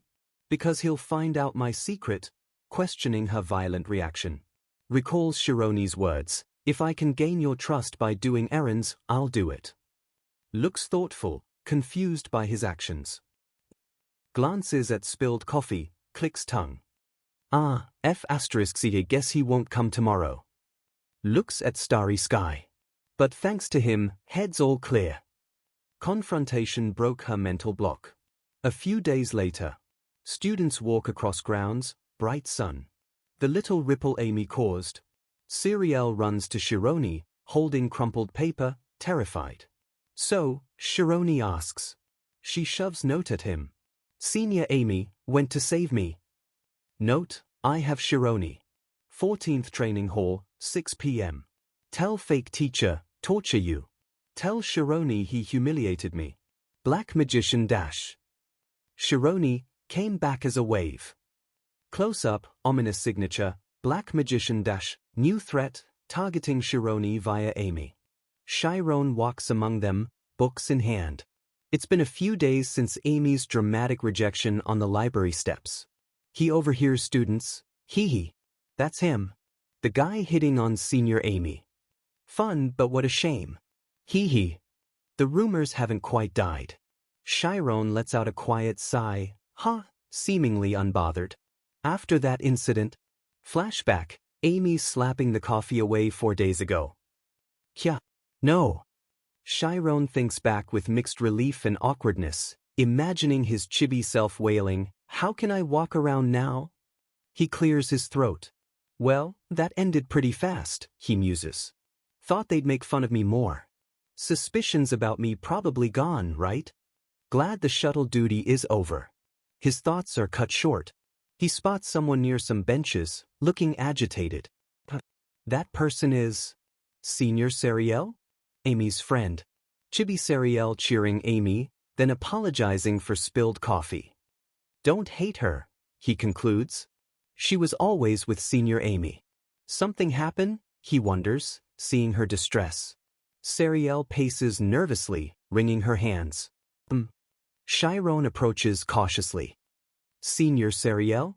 She jumps, startled, eyes wide with panic. Kayawak? She shrieks, grabbing his collar frantically. Uea! Why are you here? What about Amy? She yells hysterically. Chiron, bewildered. What are you talking about? Sariel shoves a crumpled note at him. Does nothing happen to you? Chiron, confused. What's this? He reads the menacing words, I have Chiron. 14th training hall, 6 p.m., or I castrate him. Tell teachers regret it. Black magician dash, his eyes widen. I was kidnapped? And the ominous signature, Black magician dash. Chiron looks up, piecing it together. Who is this? Sariel looks terrified. Black magician? Chiron murmurs, recognizing the name. Sariel explains. 30 minutes ago, Jake Ardius approached them. Hey, senior, still well? Amy snapped. Told you to get lost. Jake smirked, holding out the note. Stop acting arrogant. The boss wants to see you. Sariel tried to intervene. Ignore him. That's why he's class 5. Jake continued smoothly, said if I relate it like this, you'd listen. Say yes if you don't want your man destroyed. Jake threatened, meaning Chiron. Sariel recoiled. Gross. Disgusting. Let's go. Huh. But Amy snatched the note from Jake. Amy read it, expression hardening. Chiron kidnapped? She thought, immediately connecting it to Jake. Jake? That bastard. She crumpled the note. Whatever. Nothing to do with him, she declared, turning away. Jake shrugged, just the messenger. Peh. Sariel picked up the note, eyes widening in fear. Black magician?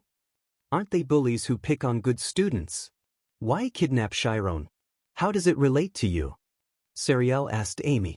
Amy flinched, thinking, because I retaliated that night. Let's tell the professor, Sariel urged. Not just Chiron, you'll be in danger. Amy considered. Professor? Right thing, but not simple. If professors interfere, finding truth, Chiron and I explain our relationship. My past revealed. If it comes to that, they'll find out. He's a commoner. Flashback, her threatening Chiron about his status, his shuttle agreement. And her own past actions, demanding thugs strip him, watching him cry. I didn't do anything, she muttered unconvincingly. Recalls the alley, 5 years ago. Chiron helpless on the ground. Please. Amy shook her head, decision made by self-preservation. Sariel. I'll go alone. If I'm not back by 7, tell the professor, Amy instructed, handing Sariel her bag. Sariel shocked. What? Why? What will you do alone? Don't know how many there'll be, Sariel argued. Amy turned away resolutely.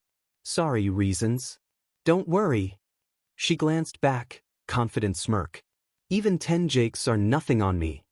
Present. Chiron hears Sariel's account, staring at the note. So, Senior Amy went to save me? Stunned. Then disbelief. No way.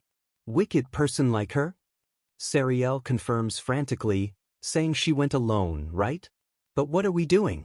Amy said she had reasons, couldn't ignore. First time she asked for a favor. Chiron processes. Amy told Sariel to wait till 7. Unavoidable situation. Our buffer for assurance. Checks watch. Reason she didn't tell Professor is to keep our secrets. His mind races.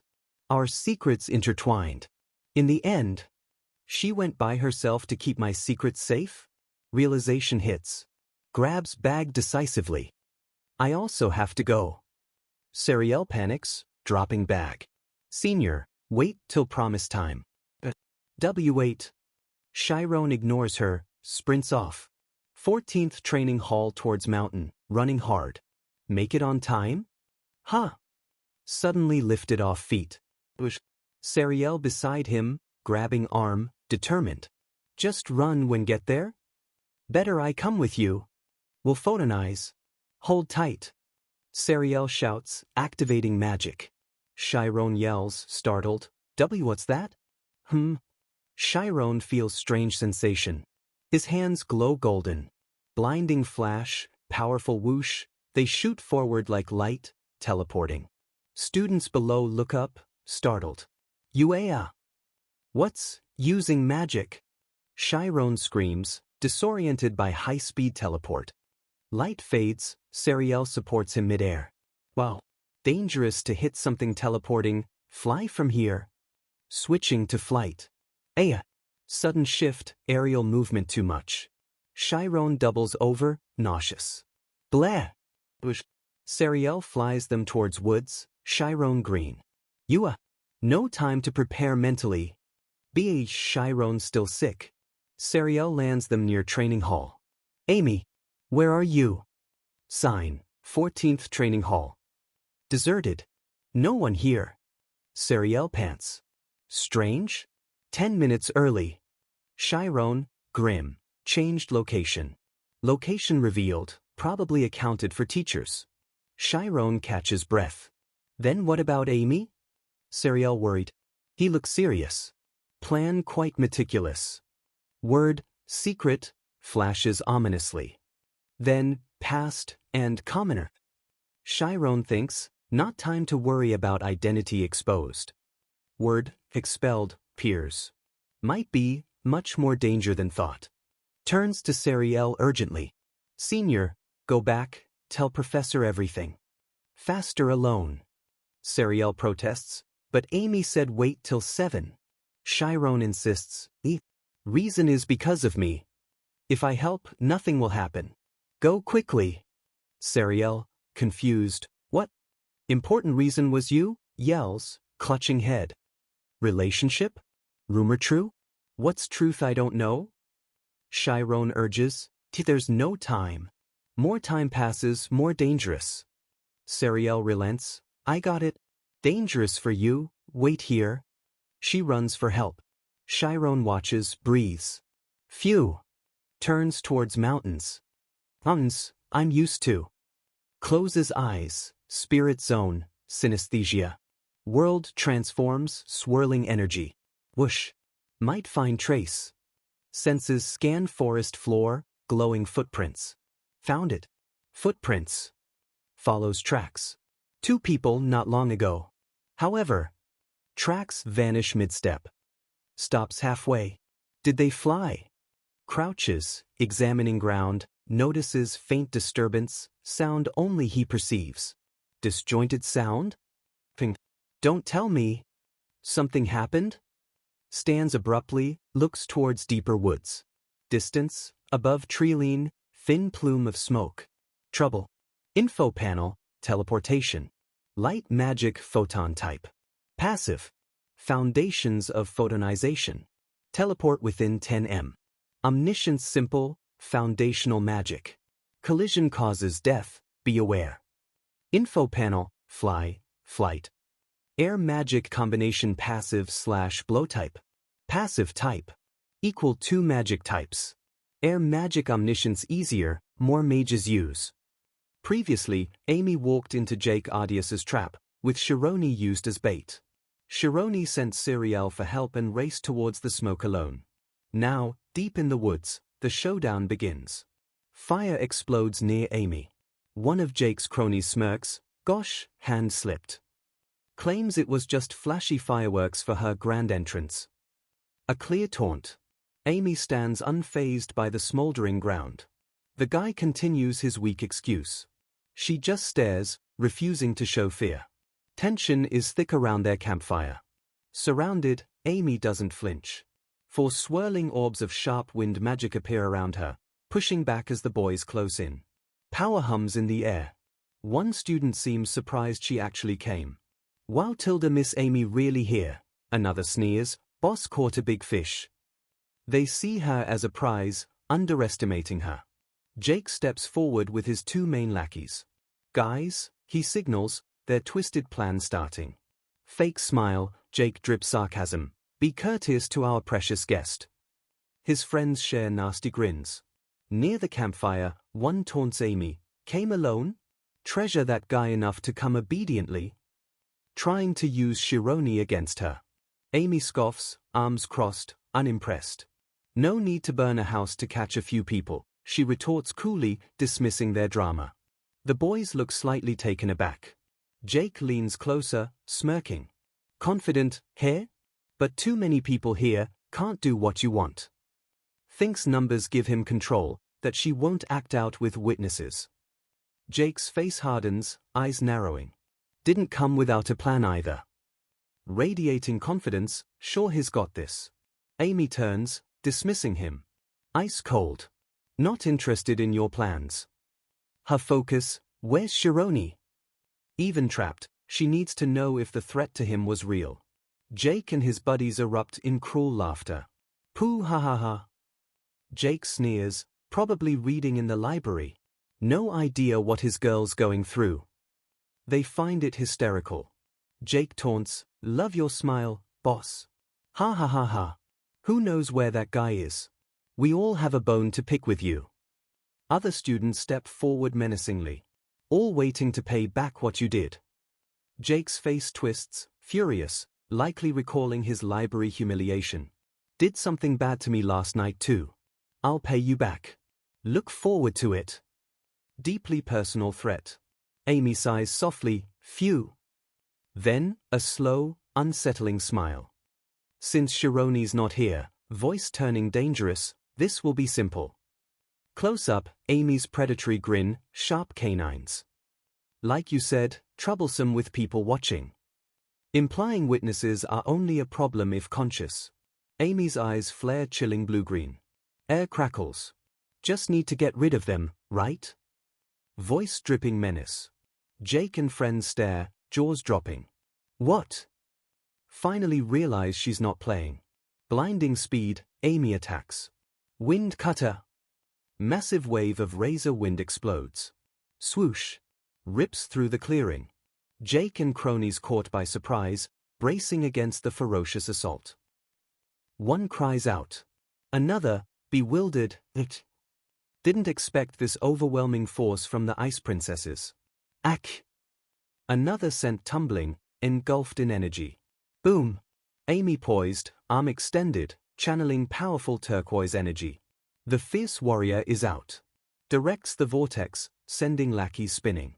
Whoosh! Chaos! System panel, wind cutter. Air magic, blow type, active. Sharp, blade-like. Simple, effective, devastating. Another blast hits Jake. Each. Friends recoil. That hurts. How is she this crazy? She really did it. Panic. Jake shouts orders, cross formation weak. Move, protect location. Recognizes her technique. Student blown away again. ACKK. Disbelief. Wait. Cross formation. How switch so quickly? Amy adapts instantly. Jake barely deflects. ACKK. Struggles. What's this? Different from practice hall. Amy held back her true combat skill. Clearing echoes with impacts, cries. ACKK. Thought bubble, actual fighting experience. It's hot. Realizing she's not just a prodigy, she's fought like this, a glimpse of her hidden, violent past. Jake takes another hit, ACKK. Coughs blood, glaring. This damned bitch. Nearby, student barely holds shield. Koke. Kiuk. Amy overwhelms them. Jake regains footing, analyzes her moves. No matter technique, always a weakness, spots Amy hovering. Forms wind barrier. Horizontal to four-directional cross. Looking for an opening. Amy dives. Jake tracks her. Definitely perpendicular attack. Vulnerability. Braces, vortex of energy at his feet. Jake unleashes his counter. Chaotic field of crackling, dark purple-black energy erupts, enveloping Amy. This is animecaps, grimly. Shouts, go crazy if you don't lift spirit zone. Forbidden technique. Glare, rage. Crazy bastard. Dares use forbidden magic like coward. Justifying his own use by accusing her. I got you, flashes, Jake's triumphant thought. Trap sprung. Amy trapped, suspended in violent, pulsating anti-magic. Looks painful, designed to rip apart magic. Jake watches, cruel satisfaction. No. No way. Jake mutters, surprised it worked, or anticipating failure. Blast sends cronies flying, collateral damage. Amy caught, neutralized. Jake gathers fire. Fire strike, he incants. Lackey curses, they. Damn it! Antimagic's chaos might affect them too. Trapped but defiant, Amy grits teeth. Blonde students taunt flashes, fireworks for grand entrance, almost hit you. Memory fuels her anger. Amy glares down. Because you waste time doing stupid things, contemptuously, personalities twisted. Attacks his ego. Jake snaps. Cuke. Green energy flares. Lunges upward, stop looking down on ME. Roars, losing composure. Her words hit. Amy, disdainful. What are you doing? No point struggling. Think I'm easy. Turns his taunts. Jake's eyes blaze blue, pure hatred.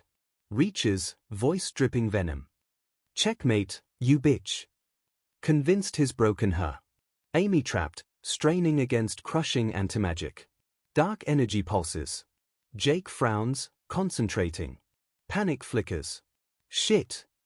Can't restore with my red eyes. So Jake does have red eyes. Trying to use it, stabilize antimagic, control Amy, heal, but failing. Blue energy crackles uselessly. Shocking move. Amy thrusts hand from inside antimagic. Focused wind blast erupts, pushing against forbidden spell. Whoosh. Wind disrupts antimagic. Jake dumbfounded, how? Amy, strained, smirks defiantly. Called schemer, you brat. Using deep understanding of magic structure to dismantle his crude power. Clueless cronies celebrate. Ha ha ha ha. Finally, she's ours. Damned bitch. Oblivious their boss's trap is failing. Amy fights back, twisting, dodging within weakening antimagic, using targeted wind strikes. Close up, Amy's face, grit, determination, exhaustion. Sweat, eyes burn. IT won't break. Final warning, mess with Amy, you die. Pushing beyond limits. Jake reeling. Too much for my schema, stopped growing at 12. Panic. Critical flaw, stunted magic foundation.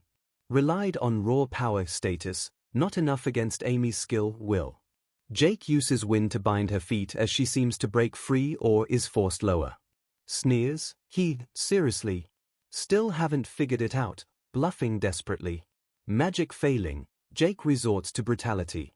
Pulls sinister knife, glowing menacing red. Okay. Annoying you, mock concern. I'll help. Chilling threat. Jake closes in, face a horrifying mix of manic glee, furious resentment. Glowing knife terrifyingly close to her cheek.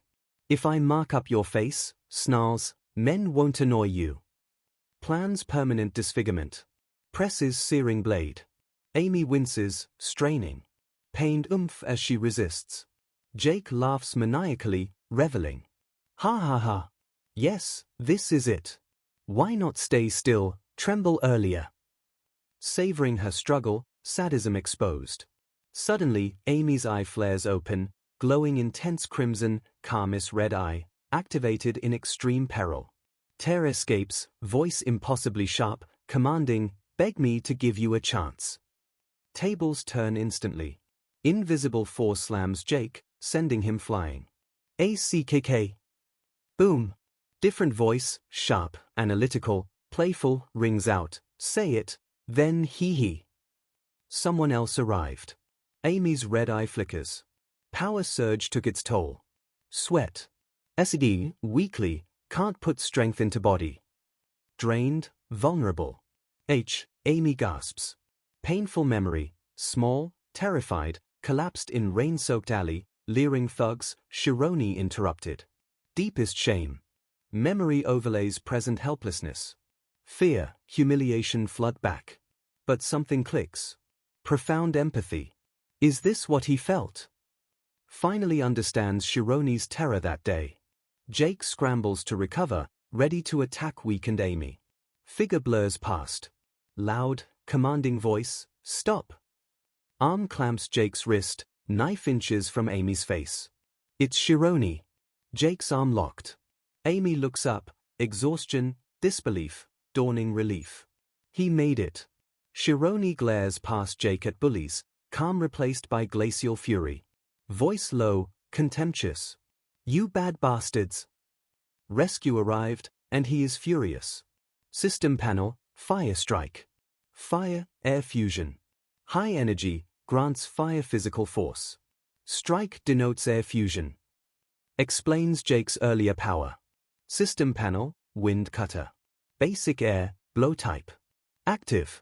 Sharp wind. Highlights Amy's fundamental but deadly offense. Stage set for Shironi vs. Jake and crew. Jake's cronies murmur, surprised. What? They see him, alone, appearing from nowhere.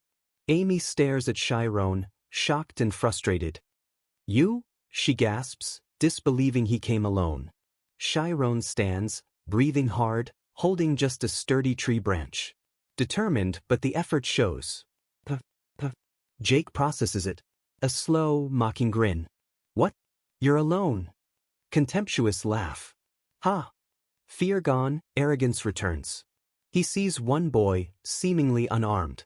Jake wrenches free, joining his laughing cronies. Ha ha! The prince is here, one mocks, referencing the rumors. Jake sneers, knife still in hand. Prince, what you gonna do with a stick? They find him pathetic. Amy yells, furious, scared for him.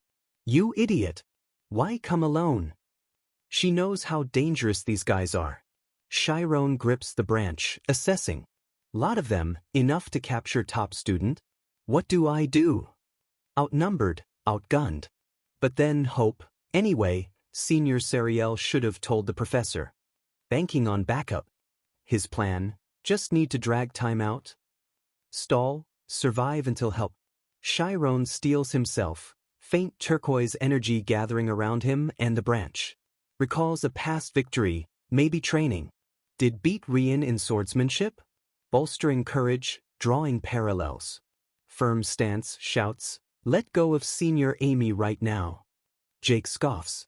Think I'm crazy? Won't you attack together if I let her go? Not falling for it. Releasing Amy gives Chiron an ally. Chiron steps forward, turquoise aura intensifying slightly. Preparing to act. Jake's eyes narrow, nasty green energy flaring. Bastard running towards us? Disbelief. Turns to group, cruel chuckle. He guys. Open path. They part menacingly, readying magic. Chiron surprised. As Chiron moves, something feels off. Falters, turquoise energy flickers. Dizziness. Something strange. Unease creeps in. Suddenly, jagged lines of violent purple-black energy erupt around Chiron, anti-magic, Jake used earlier. Residual effects hitting him full force. Chiron's eyes widen, shock, pain, as anti-magic surges through him. Feels like being torn apart. Ack! Raw scream as he collapses, clutching head. Anti-magic backlash, agonizing. Branch falls. Hits ground hard, tumbling. Jake and cronies erupt in triumphant laughter. Ha ha! See his collapse as weakness. Watching Chiron writhe, two lackeys sneer, eyes glowing green. Knew Prince wouldn't disappoint. What was he planning with that? Misinterpret his collapse as incompetence. Amy, still restrained, looks on horrified. Amy screams, genuine panic. Cancel Spirit Zone. Right now. It's anti-magic. Chiron, engulfed, gasps, anti-magic? This is... Finally understands. Amy's desperate warning. Won't be able to use magic for your whole life at this rate. She spells it out. In other words, you're going insane. Anti-magic damages the mage's core, mind, magic connection. Amy struggles, shouting, "Did you hear me?" Chiron unresponsive, lost in pain. Chiron's thoughts, senses slowly fading. Anti-magic attacking his synesthesia. Internal assault intensifies. Consciousness, breaking apart. Jagged cracks in vision, chaotic energy threatens his mind. Lessons flash, Sienna, Mage mustn't lose consciousness. Thad, defensive form useful in chaos. Romy, Spirit Zone won't block physical shocks. Core truth, anti-magic, natural enemy of Spirit Zone. Realizes danger, lose control, anti-magic runs rampant. If I invoke Spirit Zone like this, anti-magic amplified within it. Despite agony, warnings, Chiron fights. Hand reaches up, pushing against overwhelming chaos. Monumental effort forces Spirit Zone. Brilliant turquoise dome explodes outward, pushing back purple chaos. Jake and cronies flabbergasted. Seems like he's enduring it? Jake scoffs nervously. Huh? Prospective student? How dare this freshman? Amy watches in horror. Increase output. Jake orders, trying to overwhelm. Amy screams, stop, idiot. Too many of them. Too much to withstand. Bullies pour energy. Chiron's turquoise dome strains. Cracks appear as purple anti-magic intensifies. Hey, one says uneasily, what's that? Spirit Zone flares brighter, stabilizing into complex crystalline structure, intricate geometric lattice. Not just holding, solidifying, immensely dense. Jake recoils, disbelief, dawning fear. Green energy flares. Want to be engulfed by animecaps? Yells, panicking as Chiron's defense becomes terrifyingly solid. Ha! Chiron within perfected defense, grits teeth, class 7 badge prominent. Immense pressure. Takes step, planting foot. Ground resonates. Turquoise energy solidifies like glass. Cronies frozen. Another step, ripples of pure energy. Walking on solid magic. Zone pulses outwards, pushing back anti-magic. Cronies cry out from radiating pressure. Chiron warns, strained but firm, don't come closer. Another bully hit by expanding energy wave. Recoils as if burned. Sheer pressure slams bullies, sending them stumbling, overwhelmed. They collapse, clutching heads, blood trickling. Mental backlash from forcing anti-magic against dense Spirit Zone shatters their minds. Save me! Attack backfired. Amy, now free, looks on, stunned. Down student thinks frantically, what's happening? Can't comprehend this power. Amy, weak, tries to understand. No idea, can't use Spirit Zone. Frustrated. The Spirit Zone. Chiron's display reminds her of sheer power difference. Relief as her magic returns. I can use it. Anti-magic disappearing. Chiron's dominant zone neutralized it. Flames flicker around her hands. Amy, amidst swirling embers, magic restored. Looks at Chiron's zone with awe. Impressed. Internal thoughts. Impossible. Luminous, structured dome. Amy stares at Chiron's back, bathed in power's glow. Spirit Zone this cold and hard. Incredible density, stability, unlike her volatile energy. Suddenly, Chiron winces. Blood drips from nose. Immense strain. Can feel squirming underneath me, deeply unsettling. Looks down at feet on solidified zone base. Feels like stepping on small bug. Strange tactile feedback from hyperdense zone. Collapsed crony, disbelief. No way. Kidding me. 6 of us. Defeated by him. Pride shattered. Amy tries to process. Him. Must be anti-magic specialty student. Only explanation. Why he came special conditions. Jumps to conclusions, unaware of his true nature. Chiron looks back, confused. Question mark. Jake struggles up, radiating furious turquoise energy. Rage, humiliation. Think you'll beat me in magic fight? Roars, challenging Chiron. Refuses defeat. Chiron looks at Jake. Pressure getting to him. He's as bad, might have to fight unequipped. Jake gathers energy, 2 swirling wind vortexes. Lunges. Chiron thinks frantically, don't know any magic. Deployed zone defensively, no offensive spells. Jake closes in, manic fury. Where should I cut you? Laughs, preparing to strike. Blur of red. Amy intercepts, slamming Jake with powerful red energy strike. Physical enhancement or fire burst. Jake sent spinning. Chiron, unaware of intervention, focus on failing spirit zone.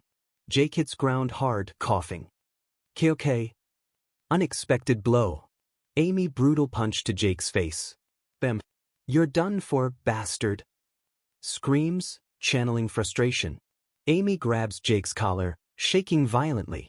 Eyes blazing. Chiron, startled. Senior. Calm down. Amy ignores, screaming at Jake. What you going to do? Say it again. Shakes dazed Jake. Say it again, bastard. Chiron frantically tries to stop her. If you use schema, he'll really die dash. Worried her rage channels lethal magic. Amy hears Chiron. Stops shaking Jake, who whimpers, You, please. Looks over shoulder, anger simmering. Chiron relieved but concerned. Ugh, Amy sighs, releasing Jake. Confrontation over. Sunset long shadows. Quiet, broken by groans. Chiron's zone dissipates. Strain too much. Collapses backward. Ow. Dazed, exhausted. Amy rushes to him, kneeling. Are you all right? Genuine concern. Chiron looks up at Amy. Her proximity, worry, unfamiliar. Murmurs weakly, Senior? Confused by her change, or disoriented. Amy looks back, question mark, unsure. Amy grabs Chiron's shoulders. Please get a hold of yourself dash. Urgently. Chiron's eyes roll back, loses consciousness, slumps against Amy. She cries, Senior dash, supporting his weight. Defeated students scattered. System panel, anti-magic. Attribute, none. Special wavelength, dragon heart, disrupts spirit zones, nullifies magic. Causes shock. Perfect control needs, inanimate level, emotionlessness. Why Jake's was volatile, Chiron's exposure damaging. The clearing is a mess, unconscious students scattered. The violent fight is over. Faint wheezing sounds are the only sign of life from Jake's defeated crew. Amy supports the barely conscious Chironi. He's slumped against her, eyes half open, unfocused. Doesn't look unconscious, she thinks, then sees his state. Is he exhausted? He's clearly in bad shape. Chironi looks up weakly, blood on his face. Despite it all, he manages a faint, sincere smile. Thank you, Senior, he murmurs, maybe for stopping Jake, or just for being there. Amy looks down, guilt washing over her. You became like this trying to save me. The weight of his sacrifice hits her. Overwhelmed, Amy flinches away slightly, turning her head. His sincere thanks feels undeserved. She pushes Chironi away gently, making him groan weakly, Ooch. Then she stands, brushing herself off, trying to regain composure. Ahem. So Tilda refreshed now, she declares loudly, trying to cover her turmoil with bravado. She turns back to Chironi, now struggling to sit up, looking pathetic. Irritation returns. Seriously?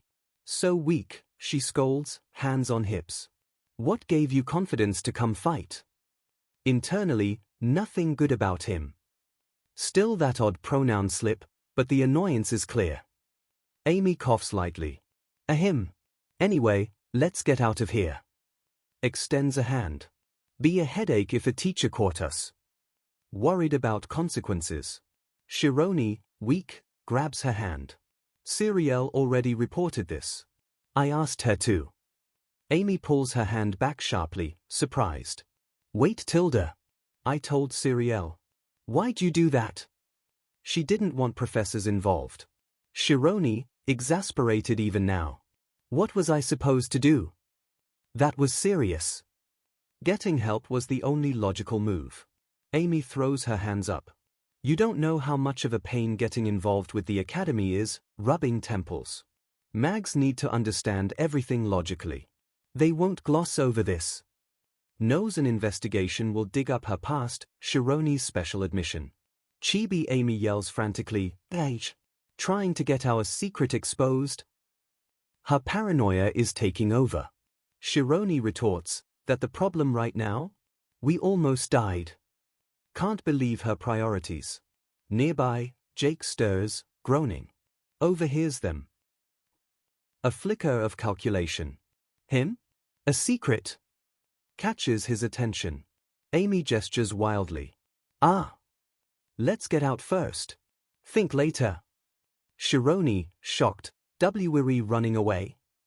That would look more suspicious. Before they argue more, bright light flares, powerful magic waves. Both turn, startled. Amy shields eyes, thinking desperately, please? Let it be an old teacher who won't pursue too much. Chibi headmaster appears, imagine saying, ho ho ho tilde things like this happen tilde. Two figures descend rapidly, radiating power. Title cards, Sienna of the Ice Certified Class 6 and Thad of the Flames Certified Class 6. Amy's chibi form panics. We're screwed. Two most passionate teachers. Hope for leniency crushed. Professor Thad and Sienna land, Siriel behind them, worried. Thad calls, Amy. All right. Gaze sweeps the scene. Thad conjures flame, expression hardening at the bodies, lingering dangerous magic. Hurt anywhere? What's wrong with your head? He asks Amy, assessing. Siriel whispers anxiously to Amy, gosh, nothing. Why so quick? Relaying Amy's earlier instruction. Thad raises a powerful light, fire sun magic, illuminating the clearing. Shironi thinks, fire sun, advanced magic. Recognizes the high-level spell. Thad sees battered Jake. Wait, what's all this? Recognizes the Class 5 student. Thad approaches Jake grimly. Jake flinches, Ichike. Chibi Amy and Shironi watch, dread and vindication.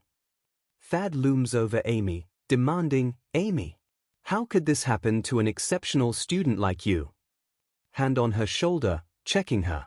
Professor Sienna steps forward, analytical. Ignores Amy, focuses on the bigger picture. Hurt anywhere? Him. Less concerned, more procedural. Amy looks away. Sienna turns to Shironi, nervous under her sharp gaze. Shironi, heard you were in danger. Explain what happened. Shironi stammers, about that. Before Shironi can, Jake pushes up, interrupting defiantly. I'll do it. Volunteering his version. Jake stands tall, despite injuries, false confidence. Think I can explain everything, planning to twist it. Sienna and Thad look at Jake, skeptical. Siriel nervous. Students think? Jake begins his fabricated story, painting himself victim, simple duel gone wrong, omitting threats and kidnapping. Claims Siriel and Shironi interfered. Admits Amy overwhelmed him, but insists self-defense. Points at Amy and Shironi, two of them are culprits. Sienna listens, turns to Siriel with the note. A duel? Heard a threat letter involved. And Siriel ready to show evidence. Sienna's gaze hardens on Jake. Anti-magic was used, here? Jake flinches. No academy rules, don't you? Voice dropping. Jake blusters, and no choice. Amy too strong. Justifying forbidden magic. Sienna ignores excuses, expression glacial. But look, gesturing at destruction. We suffered great loss. Not just physical damage, trust, use of dark magic. Sienna directly to Jake, voice cutting. Teachers, understand now. To Thad, Siriel. Points at Amy Shironi based on Jake's lie. The two of them are culprits. Amy seethes, why you jerk, at Jake's manipulation. Sienna continues questioning Jake, pointing out inconsistencies, severity of anti-magic. Jake, cornered, tries new tactic. Smug, arrogant smirk. Tell truth now. Sienna demands. Jake chuckles darkly, cuckoo. Get it now? How fearsome a black magician is. Trying to intimidate. Jake imagines his plan. Raising stakes. Don't care about money. Envisioned digging dirt on Amy Shironi, ruining reputations via newspapers, family influence. Sienna cuts through his delusions, voice sharp as ice. Don't act cocky, Jake, radiating cold magic. Sienna lays out facts coldly. You and friends used anti-magic. Shironi, Amy, Siriel, Thad listen. Shironi feels chill. Worse, Not pure intentions, but to harm. Shironi shaken, realizing Jake's malice. Sienna must have known Shironi's mind could be destroyed, even lose lives. Full, lethal anti-magic potential. Sienna's eyes glow, piercing Jake. Enough reason for expulsion, she declares, no room for argument. Blue energy crackles. Jake laughs hysterically, playing final card, status. Ha ha ha. Me teacher, power to expel me. Believes family influence makes him untouchable. Thad steps forward, whispering urgently to Sienna, teacher, Ardius Family Supports Academy. Without them, school. We lose salary. Sienna cuts him off, unwavering. Isn't our role to guide students right? Sienna glares at Jake, belief absolute. If we can't do that, best quit being teachers. Integrity not for sale. Thad covers face in despair. Jake laughs, emboldened. Ha ha. Great. Let's see who's expelled. Confident money trumps principles. Green energy hand, Thad trying to intervene or Sienna's magic. Jake screams defiantly, consumed by arrogance. World boils down to money. Everyone bows before money. Twisted worldview. Sienna raises hand, eyes glowing. Teachers, learn about world this time. Ha ha ha. Jake rants. Sienna cuts him off, deathly calm. Before that. Something you need to learn first, Sienna finishes. Powerful ice magic explodes. Whoosh. Students gasp. Kai-ah. So cool. Siriel exclaims. Amy thinks, H. How did things turn out like this? Shironi cries, Teacher. Jake caught in swirling freezing energy. Can't kill students. Screams in terror, misjudged her resolve. Ah!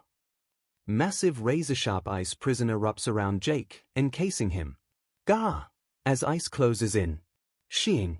Jake trapped, suspended in intricate, terrifying ice. Spikes press close, don't pierce. Shironi stares, amazed at power, control. Amazing! Didn't touch clothes. Fine control to molecular level. Sienna before ice prison.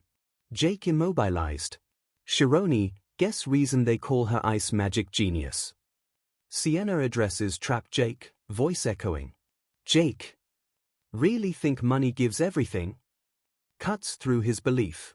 Jake, terrified, stammers, stop nonsense, release me. Sienna leans closer. Heek. Jake cries as ice spike nears. Sienna looks at defeated students. No, you've hurt others, not Jake's first offense. More unconscious cronies. Thad floats down with two subdued students. Sienna to Jake, but Academy closed eyes to recent misbehavior. Probably family money. Jake interjects, delusional. Sienna refutes, don't be mistaken. Academy isn't place that teaches for money, Sienna states, Thad ashamed. Teaching lessons money can't buy. What's that? Jake asks. Sienna, to dream. Sienna elaborates, voice resonating. Thought bubble, Sienna's words, teacher Sienna. Jake bargains, if allow advance class 5, implying family influence. Flashback, Jake, clean cut, idealistic, hand over heart. Past self's words, I'll thank you by becoming amazing mage. Stark contrast. Sienna's voice, to dream with friends. And study together to become mags. Isn't that why you came this far? Question hangs, forcing Jake to confront lost ideals. Jake stunned, snow falling in ice prison. Sienna's words breaking through. Faint image, younger Jake, happy with friends, stick like wand, innocent aspiration. Another, Jake laughing with classmates, discussing magic, before bitterness. Sienna's final question cuts deep, intending to trample such precious space with your feet. Truly want to destroy dream, community he once cherished? Jake looks up, tears welling, shaken. Sienna before him, authority, disappointed hope. Jake looks down, overcome. Teacher, whispers, respect not defiance. Jake bows head in shame. I'm sorry. Chokes out. Professors watch, other students rounded up. Beginning of repentance for Jake. Shironi watches Jake, looks at snowy sky, contemplating. Title card, The Most Precious Place. Academy and Dream.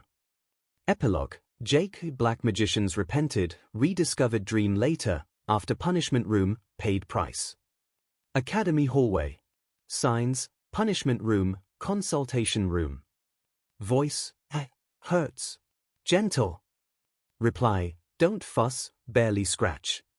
Jake's crew treated.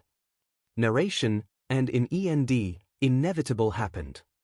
Consultation room, Thad to Shironi, Shironi, why not report immediately? Shironi, Amy opposite Thad, Sienna. Thad taps pen. Something like that, report to teachers. Thad, skeptical, fact you went to save senior higher class, alone. Doesn't make sense. Points out illogical actions. Sienna listens. Shironi, Amy silent, unsure how to explain. Chibi heads, internal struggle. Shironi sighs, resigned. Sigh. Alright, I'll tell truth. Amy startled, then agrees internally, yes, can't hide forever. Shironi thinks, don't know who headmaster told. About to reveal special admission commoner status. Before Shironi speaks, Amy interrupts, expression shifting. Pauses, then, actually, Shironi is. Her thought bubble, I am. Amy leans forward, dazzling, confident smile, winks. My boyfriend, declares brightly. Shironi freezes, jaw dropping. Flinch.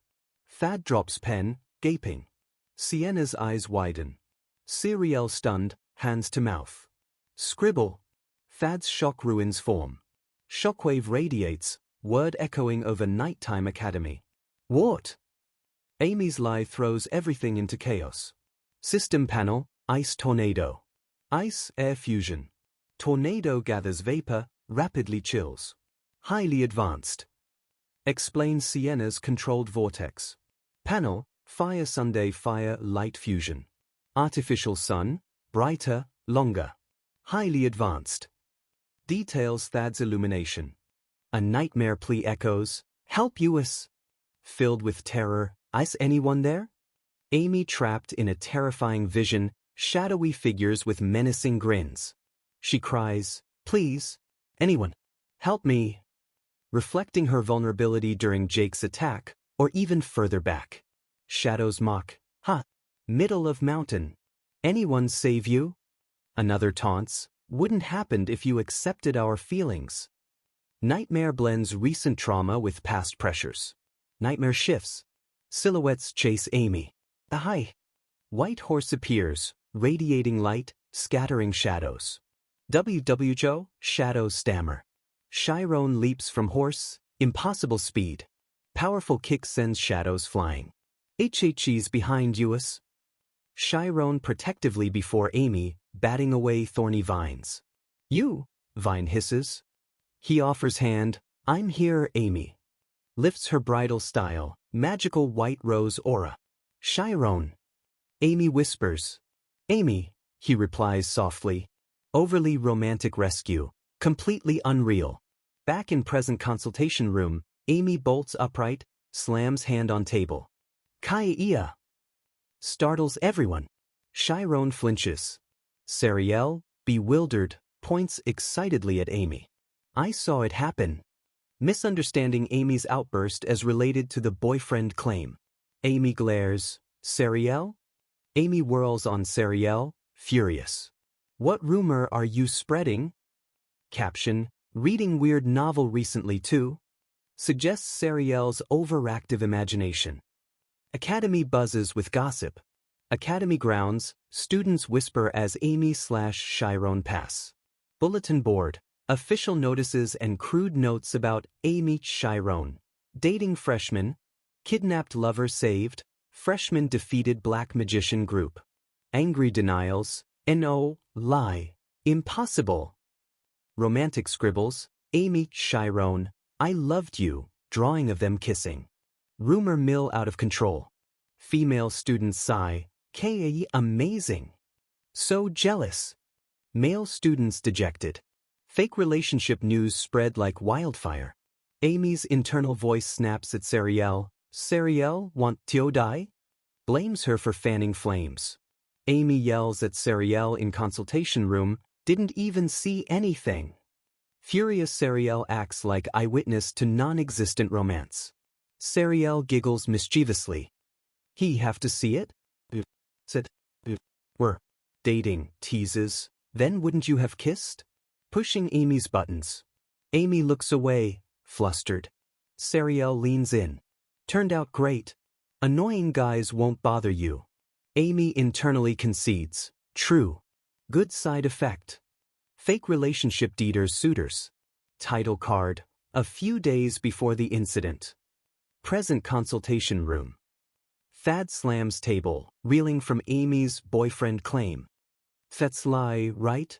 Stammers, looking from Amy to Chiron. Thad leans forward. Amy I know isn't interested in dating? Right. Points at Chiron, and Chiron is freshman. Doesn't add up. Amy begins, honestly, met Chiron when young. Dramatically, meet again here. Call it fate. Building fabricated backstory. Amy leans to stun Chiron, playfully tucks hair, convincing performance. Right? Forcing him to play along. Flashback. Few days ago, Amy/Sariel eating. Sariel, what about after effects? Amy nervous. Sariel dismisses, UCK. Haha. Gushes, pretending to date rather than revealed. Amy thinks, Sariel dummy. Sariel cheers, Keth. Amy sighs, new strange from beginning. Sariel, Amy, you're dummy, twisting meaning. Amy sips drink, resigned, curse day. Let's just feed Chiron.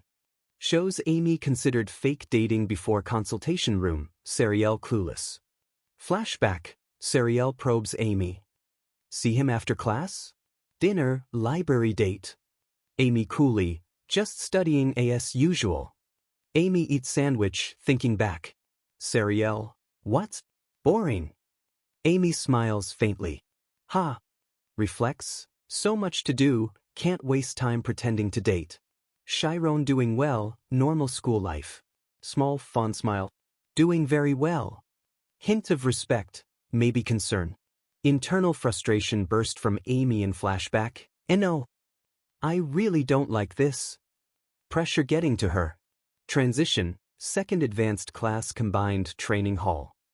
Outside grand building, Chiron arrives for training. Chiron, someone calls. Chiron turns, Sariel waving. Over here. Greets politely, hello, seniors. Amy beside Sariel, arms crossed, looking away. Sariel bounces over. Hi. Feeling today? Miss Amy, teases, nudging annoyed Amy. Chiron laughs awkwardly. Ha, senior, seriously, happy face. Amy shoots Sariel look, whispering, that's what I mean. Right there. Internally, acting like dating, but Chiron coughs awkwardly. Ahem. Amy's internal rant. His attitude. Keeping me at arm's length. How dare he? Frustrated by polite formality, mistakes for distance. Amy tries different approach, just talk comfortably when just us. Self-consciously, amusing we're formal, knowing each other. Sariel excitedly, which my, first time Amy said that. Power of love. Chiron smiles but maintains politeness. When in relationship. Starts, then defaults, no, alright. You are senior. Firmly respectful, to Amy's unseen frustration. Amy turns away abruptly. I'll be heading to class. Curtly. Sariel uncertainly, HH? Yeah, okay. Sariel watches Amy go, confused. Amy. Chiron enters training hall, determined. Sariel's chibi head, WH, what's going on? Chiron sits, opens books, ready to focus. Earlier interaction weighs on him.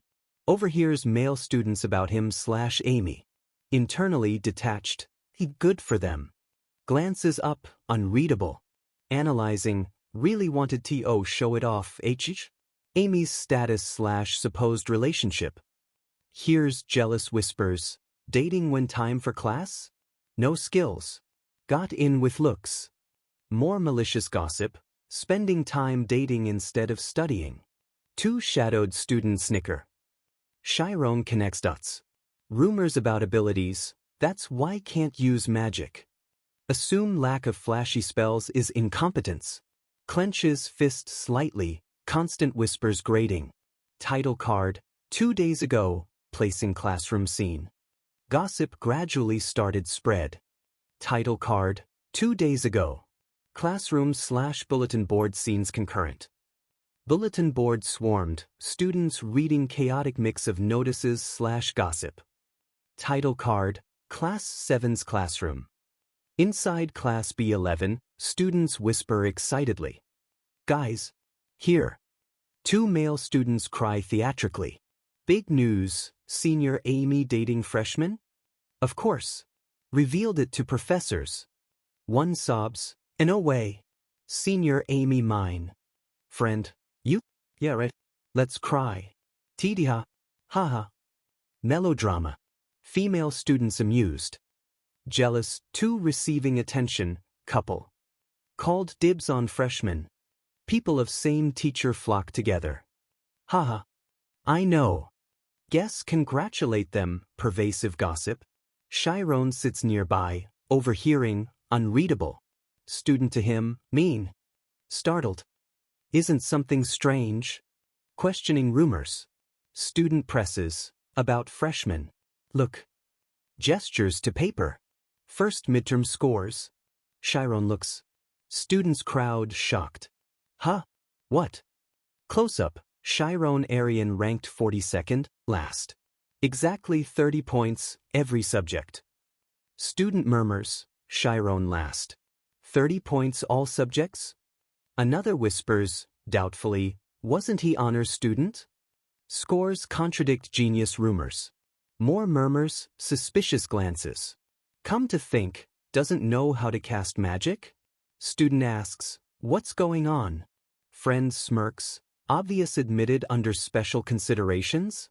Friend speculates maliciously, trusted family came here, spread rumors he's genius to get girl from good family. Painting him as manipulative social climber. More negative gossip. World unfair. Wealthy son, played around, came academy, got girlfriend. Connections. Really suspicious? Readily accept worst interpretation. Students glare resentfully.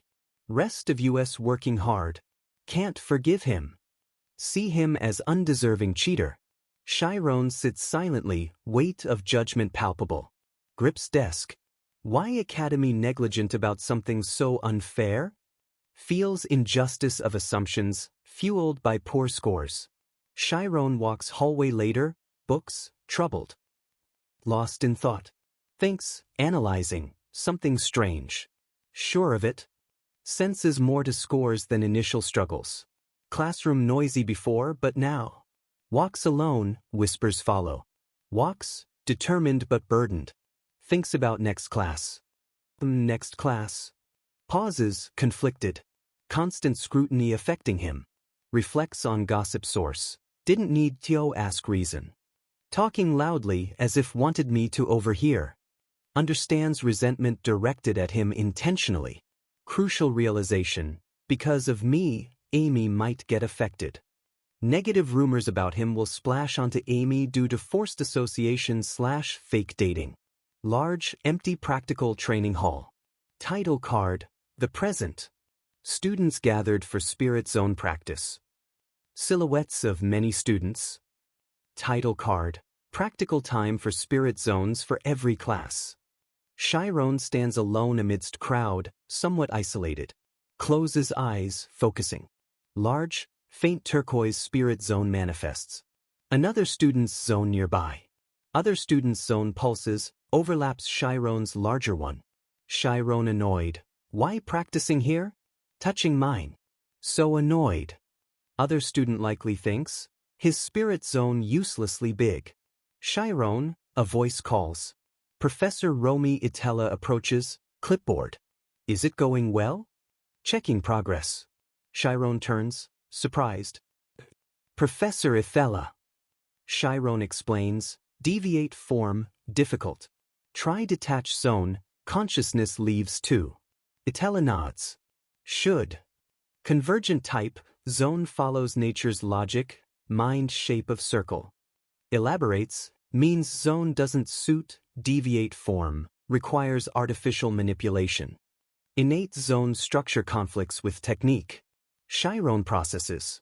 I see. Finally understands struggle with that form. Itella asks, how about other forms? Chiron pauses, thinking.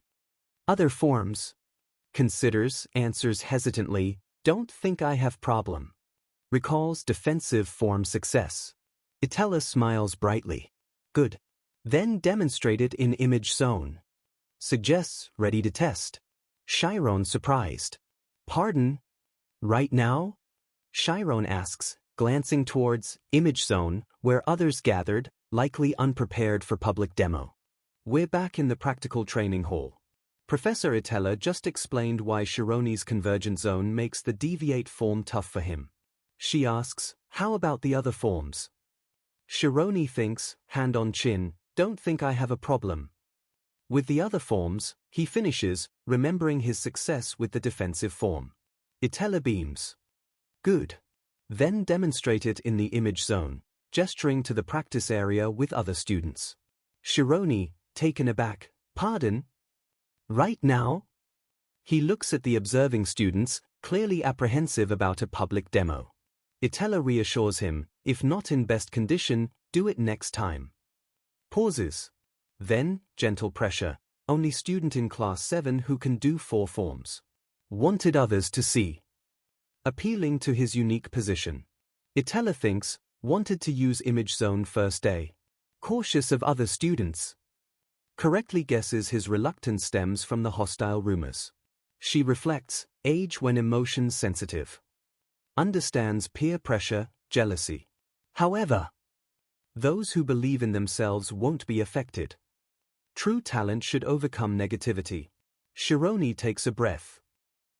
Decides. I'll try. Please give feedback.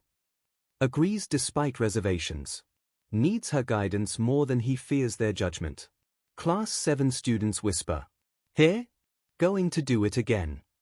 One scoffs, ich. Another sneers, wants to look good to girlfriend. Attribute it to shallow motives. Amy, watching from class 4, thinks dismissively, yeah, only thing he's good at, showing off, attracting attention, still influenced by rumors. Chironi walks to center of image zone, focus of the hall.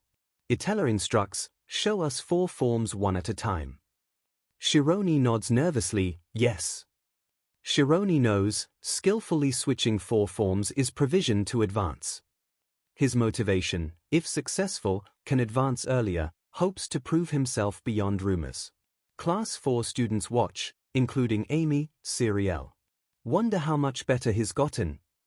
Mix of curiosity, skepticism. Chironi focuses, blocking distractions. Can correct this by staying away from class 7. Believes excelling is only way to escape toxic environment. Deep breath, he, begins, first, the defensive form.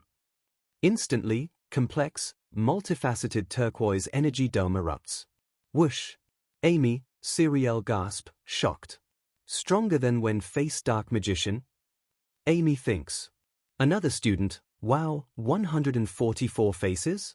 Defensive form top class. Detail, stability undeniable. Advanced students murmur. Such spirit zone, like his armored. Recognize immense defensive capability. Even skeptics impressed. Chironi maintains form, intricate shield steady. Another breath, preparing for most challenging, and lastly, he deviate form. Energy shifts. Steals himself. Never successful, burdensome to show, admits internally, failed attempts fresh. But to get feedback, need to show failure. Needs her expert eye. Attempts to detach zone. Turquoise energy wavers violently, loses structure, like smoke. Shudder. Fails instantly. Class 5 students watch. Oh! Planning deviate form? Scoffs, need Class 5 to do that.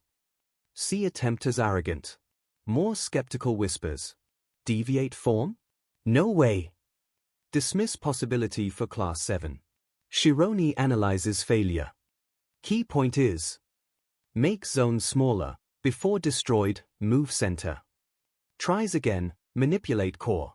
Swirling, unstable energy collapses. Whoosh. Shironi presses head, disorienting pull. Same as practice. Zone close, can move center. But further, consciousness pulled out too. Connection too strong.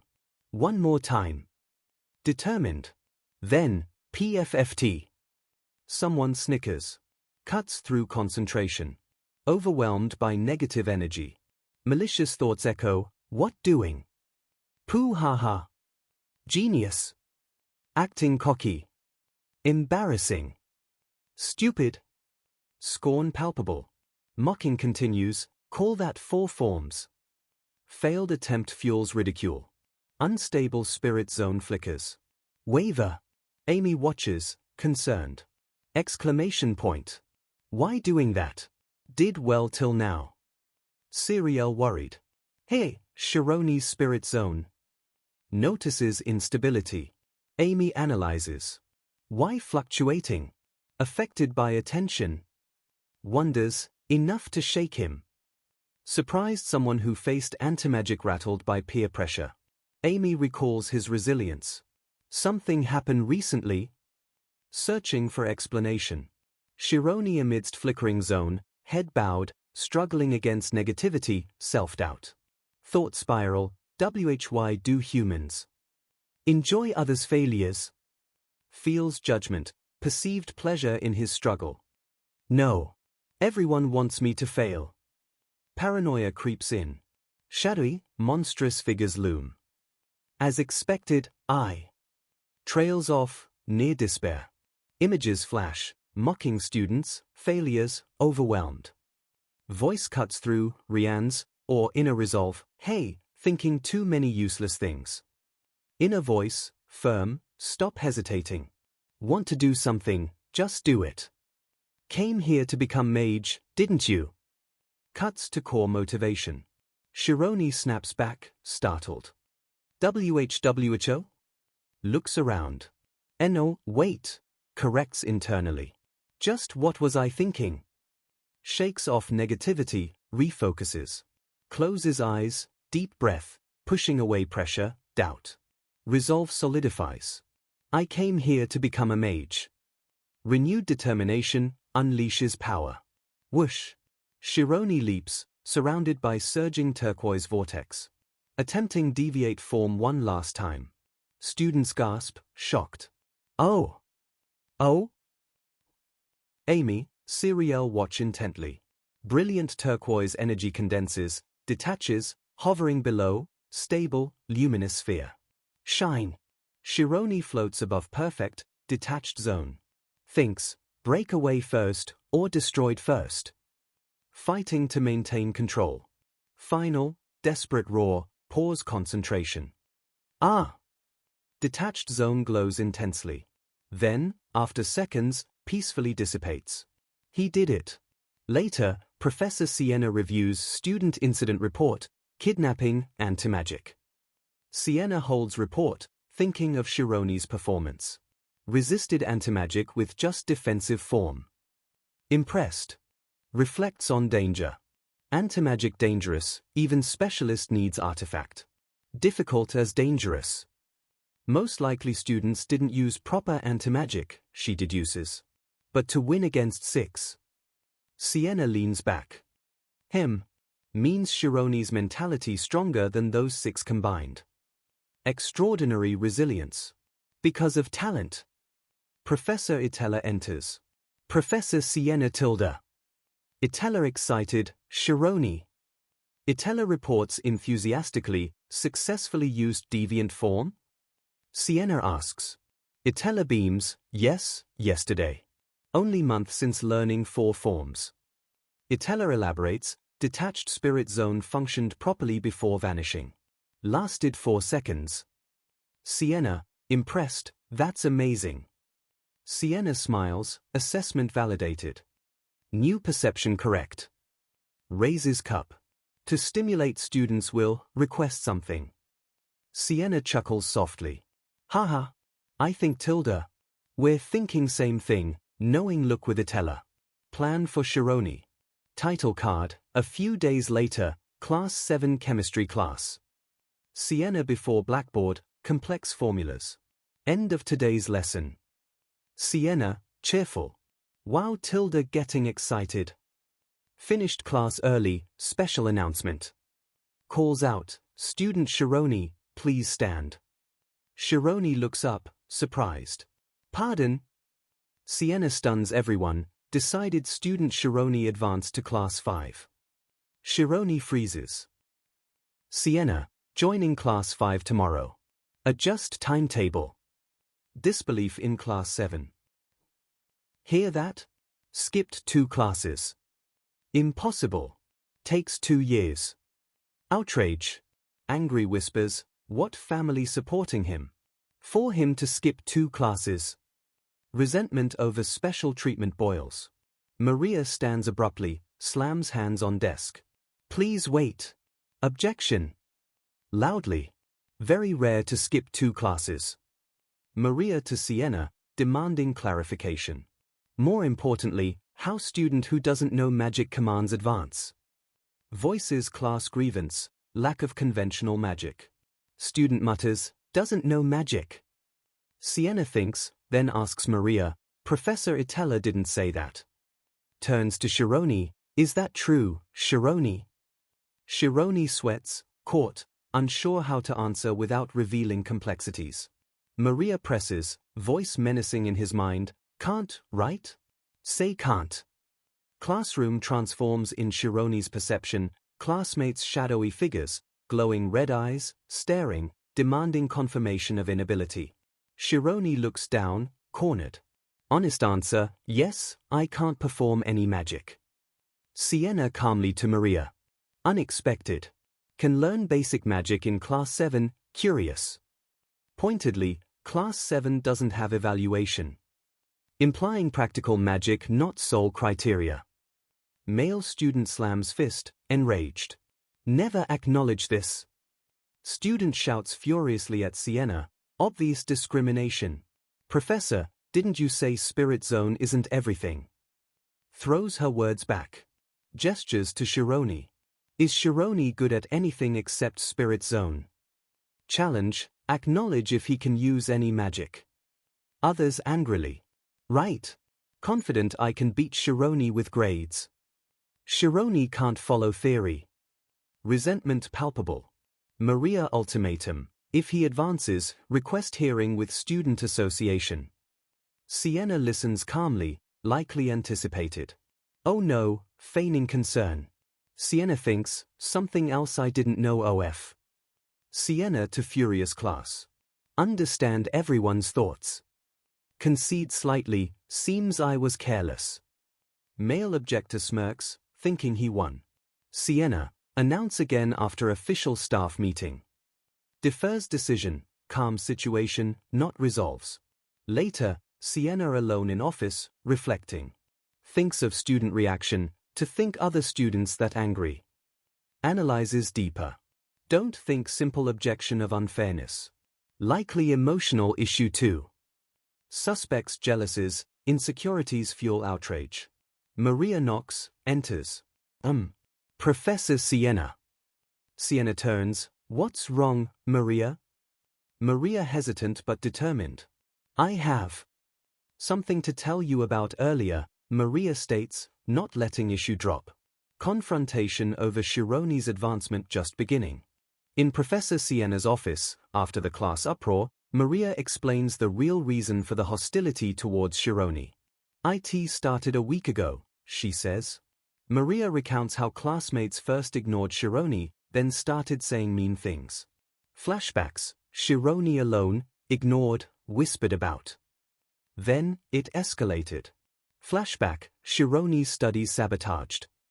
And interfering with his studies, Maria explains, clearly distressed. Tears well up as Maria confesses, I saw it all. They spread bad rumors, instigated it. Voice thick, this bullying, so cowardly. Maria breaks down, Hugh. Sienna listens patiently, expression serious. I see, understanding the complex situation. Sienna's gaze hardens. She now sees the emotional undercurrent behind the objections. Sienna looks at Maria with empathy. Thank you, Maria. Leave it to me now. Assures her she'll handle it. Maria looks relieved. Alone, Sienna reflects. Remembers a quote from Thorkelin in The Conversation of the Great Scholars. Thorkelin said, humans need at least 6 hours sleep. Then admitted, I only slept 4 in my school days, though. Thorkelin's witty retort, well, in your teens, you aren't human. You are a superhuman. Thorkelin gestures dismissively. His imagined voice, youthful arrogance, who cares if I sleep? Won't affect anything. Sienna sees parallels with Shironi's focus. Clock strikes late, past midnight. Tick-tock. Shironi still in library, engrossed, pushing himself like young Thorkelin. Looks up, startled by the hour. Looks around vast, empty library. Already so late. Only one other student far off. As Shironi packs up, the other student, girl with brown hair, also prepares to leave. Girl gathers books, perhaps a tired nod as they both head out. Shironi walks towards dorm under starry sky, cherry blossoms blooming. Recalls grandfather Ojin's advice, young master. If attend Magic Academy, other nobles won't look kindly. Warning of social challenges. But still, please endure over and over. If endure till end, it will end. Advice on resilience. Shironi walks, resolve strengthening. I'm going to overcome it. Images flash, grandfather Ojint, Vincent and Olina, Rianne's loyalty, Sienna's encouragement. For sake of people who believe in me. Stops outside graduating class building, looking up.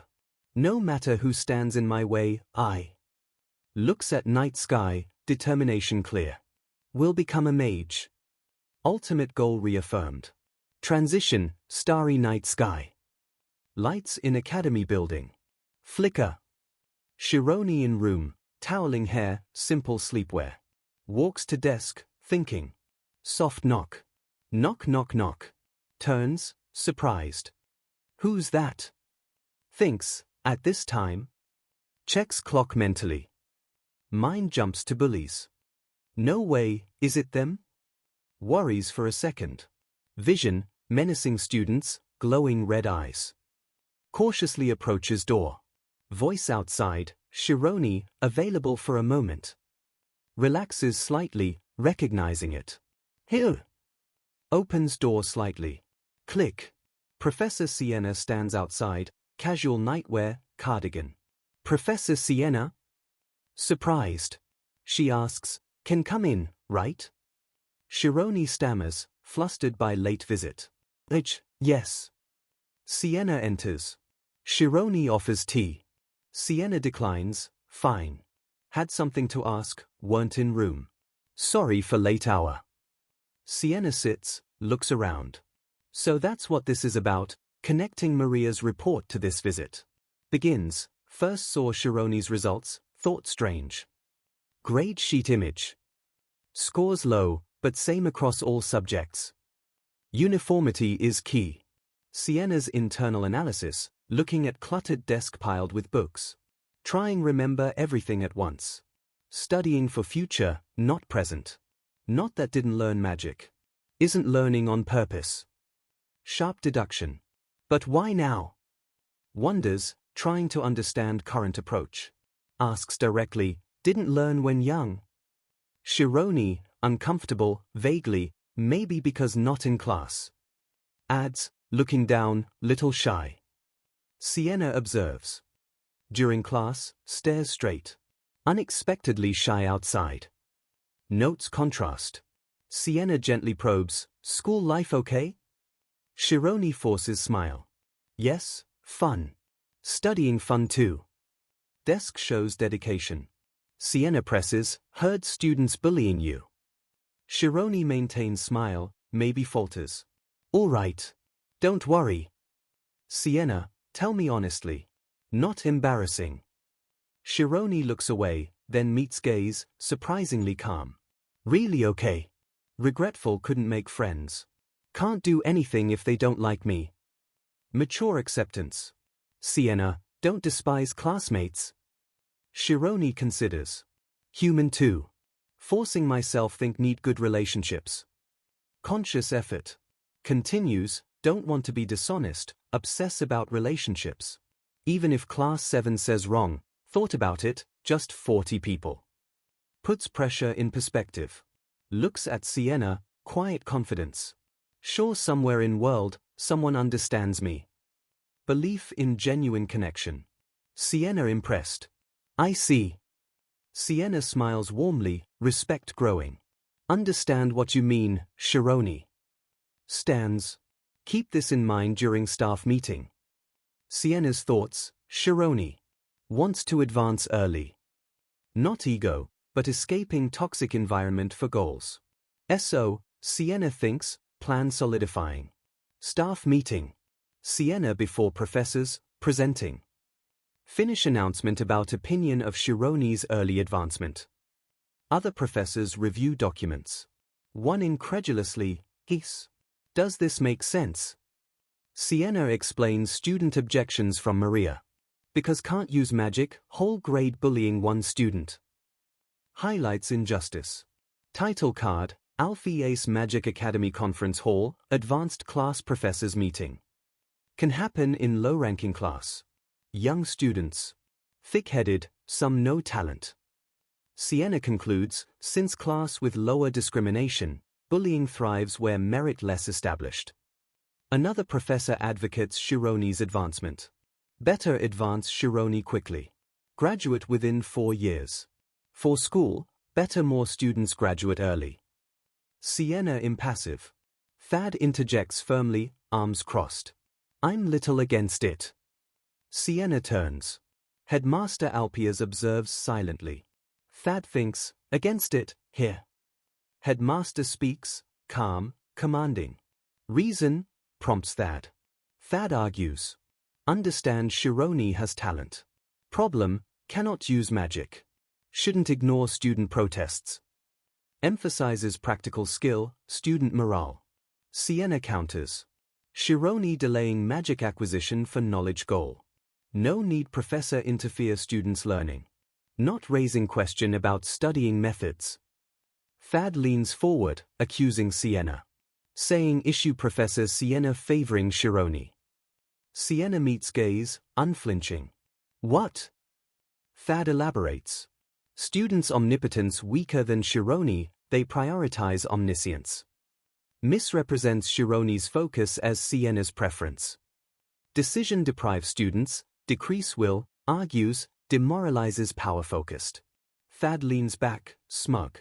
Institution doesn't exist support one genius, right?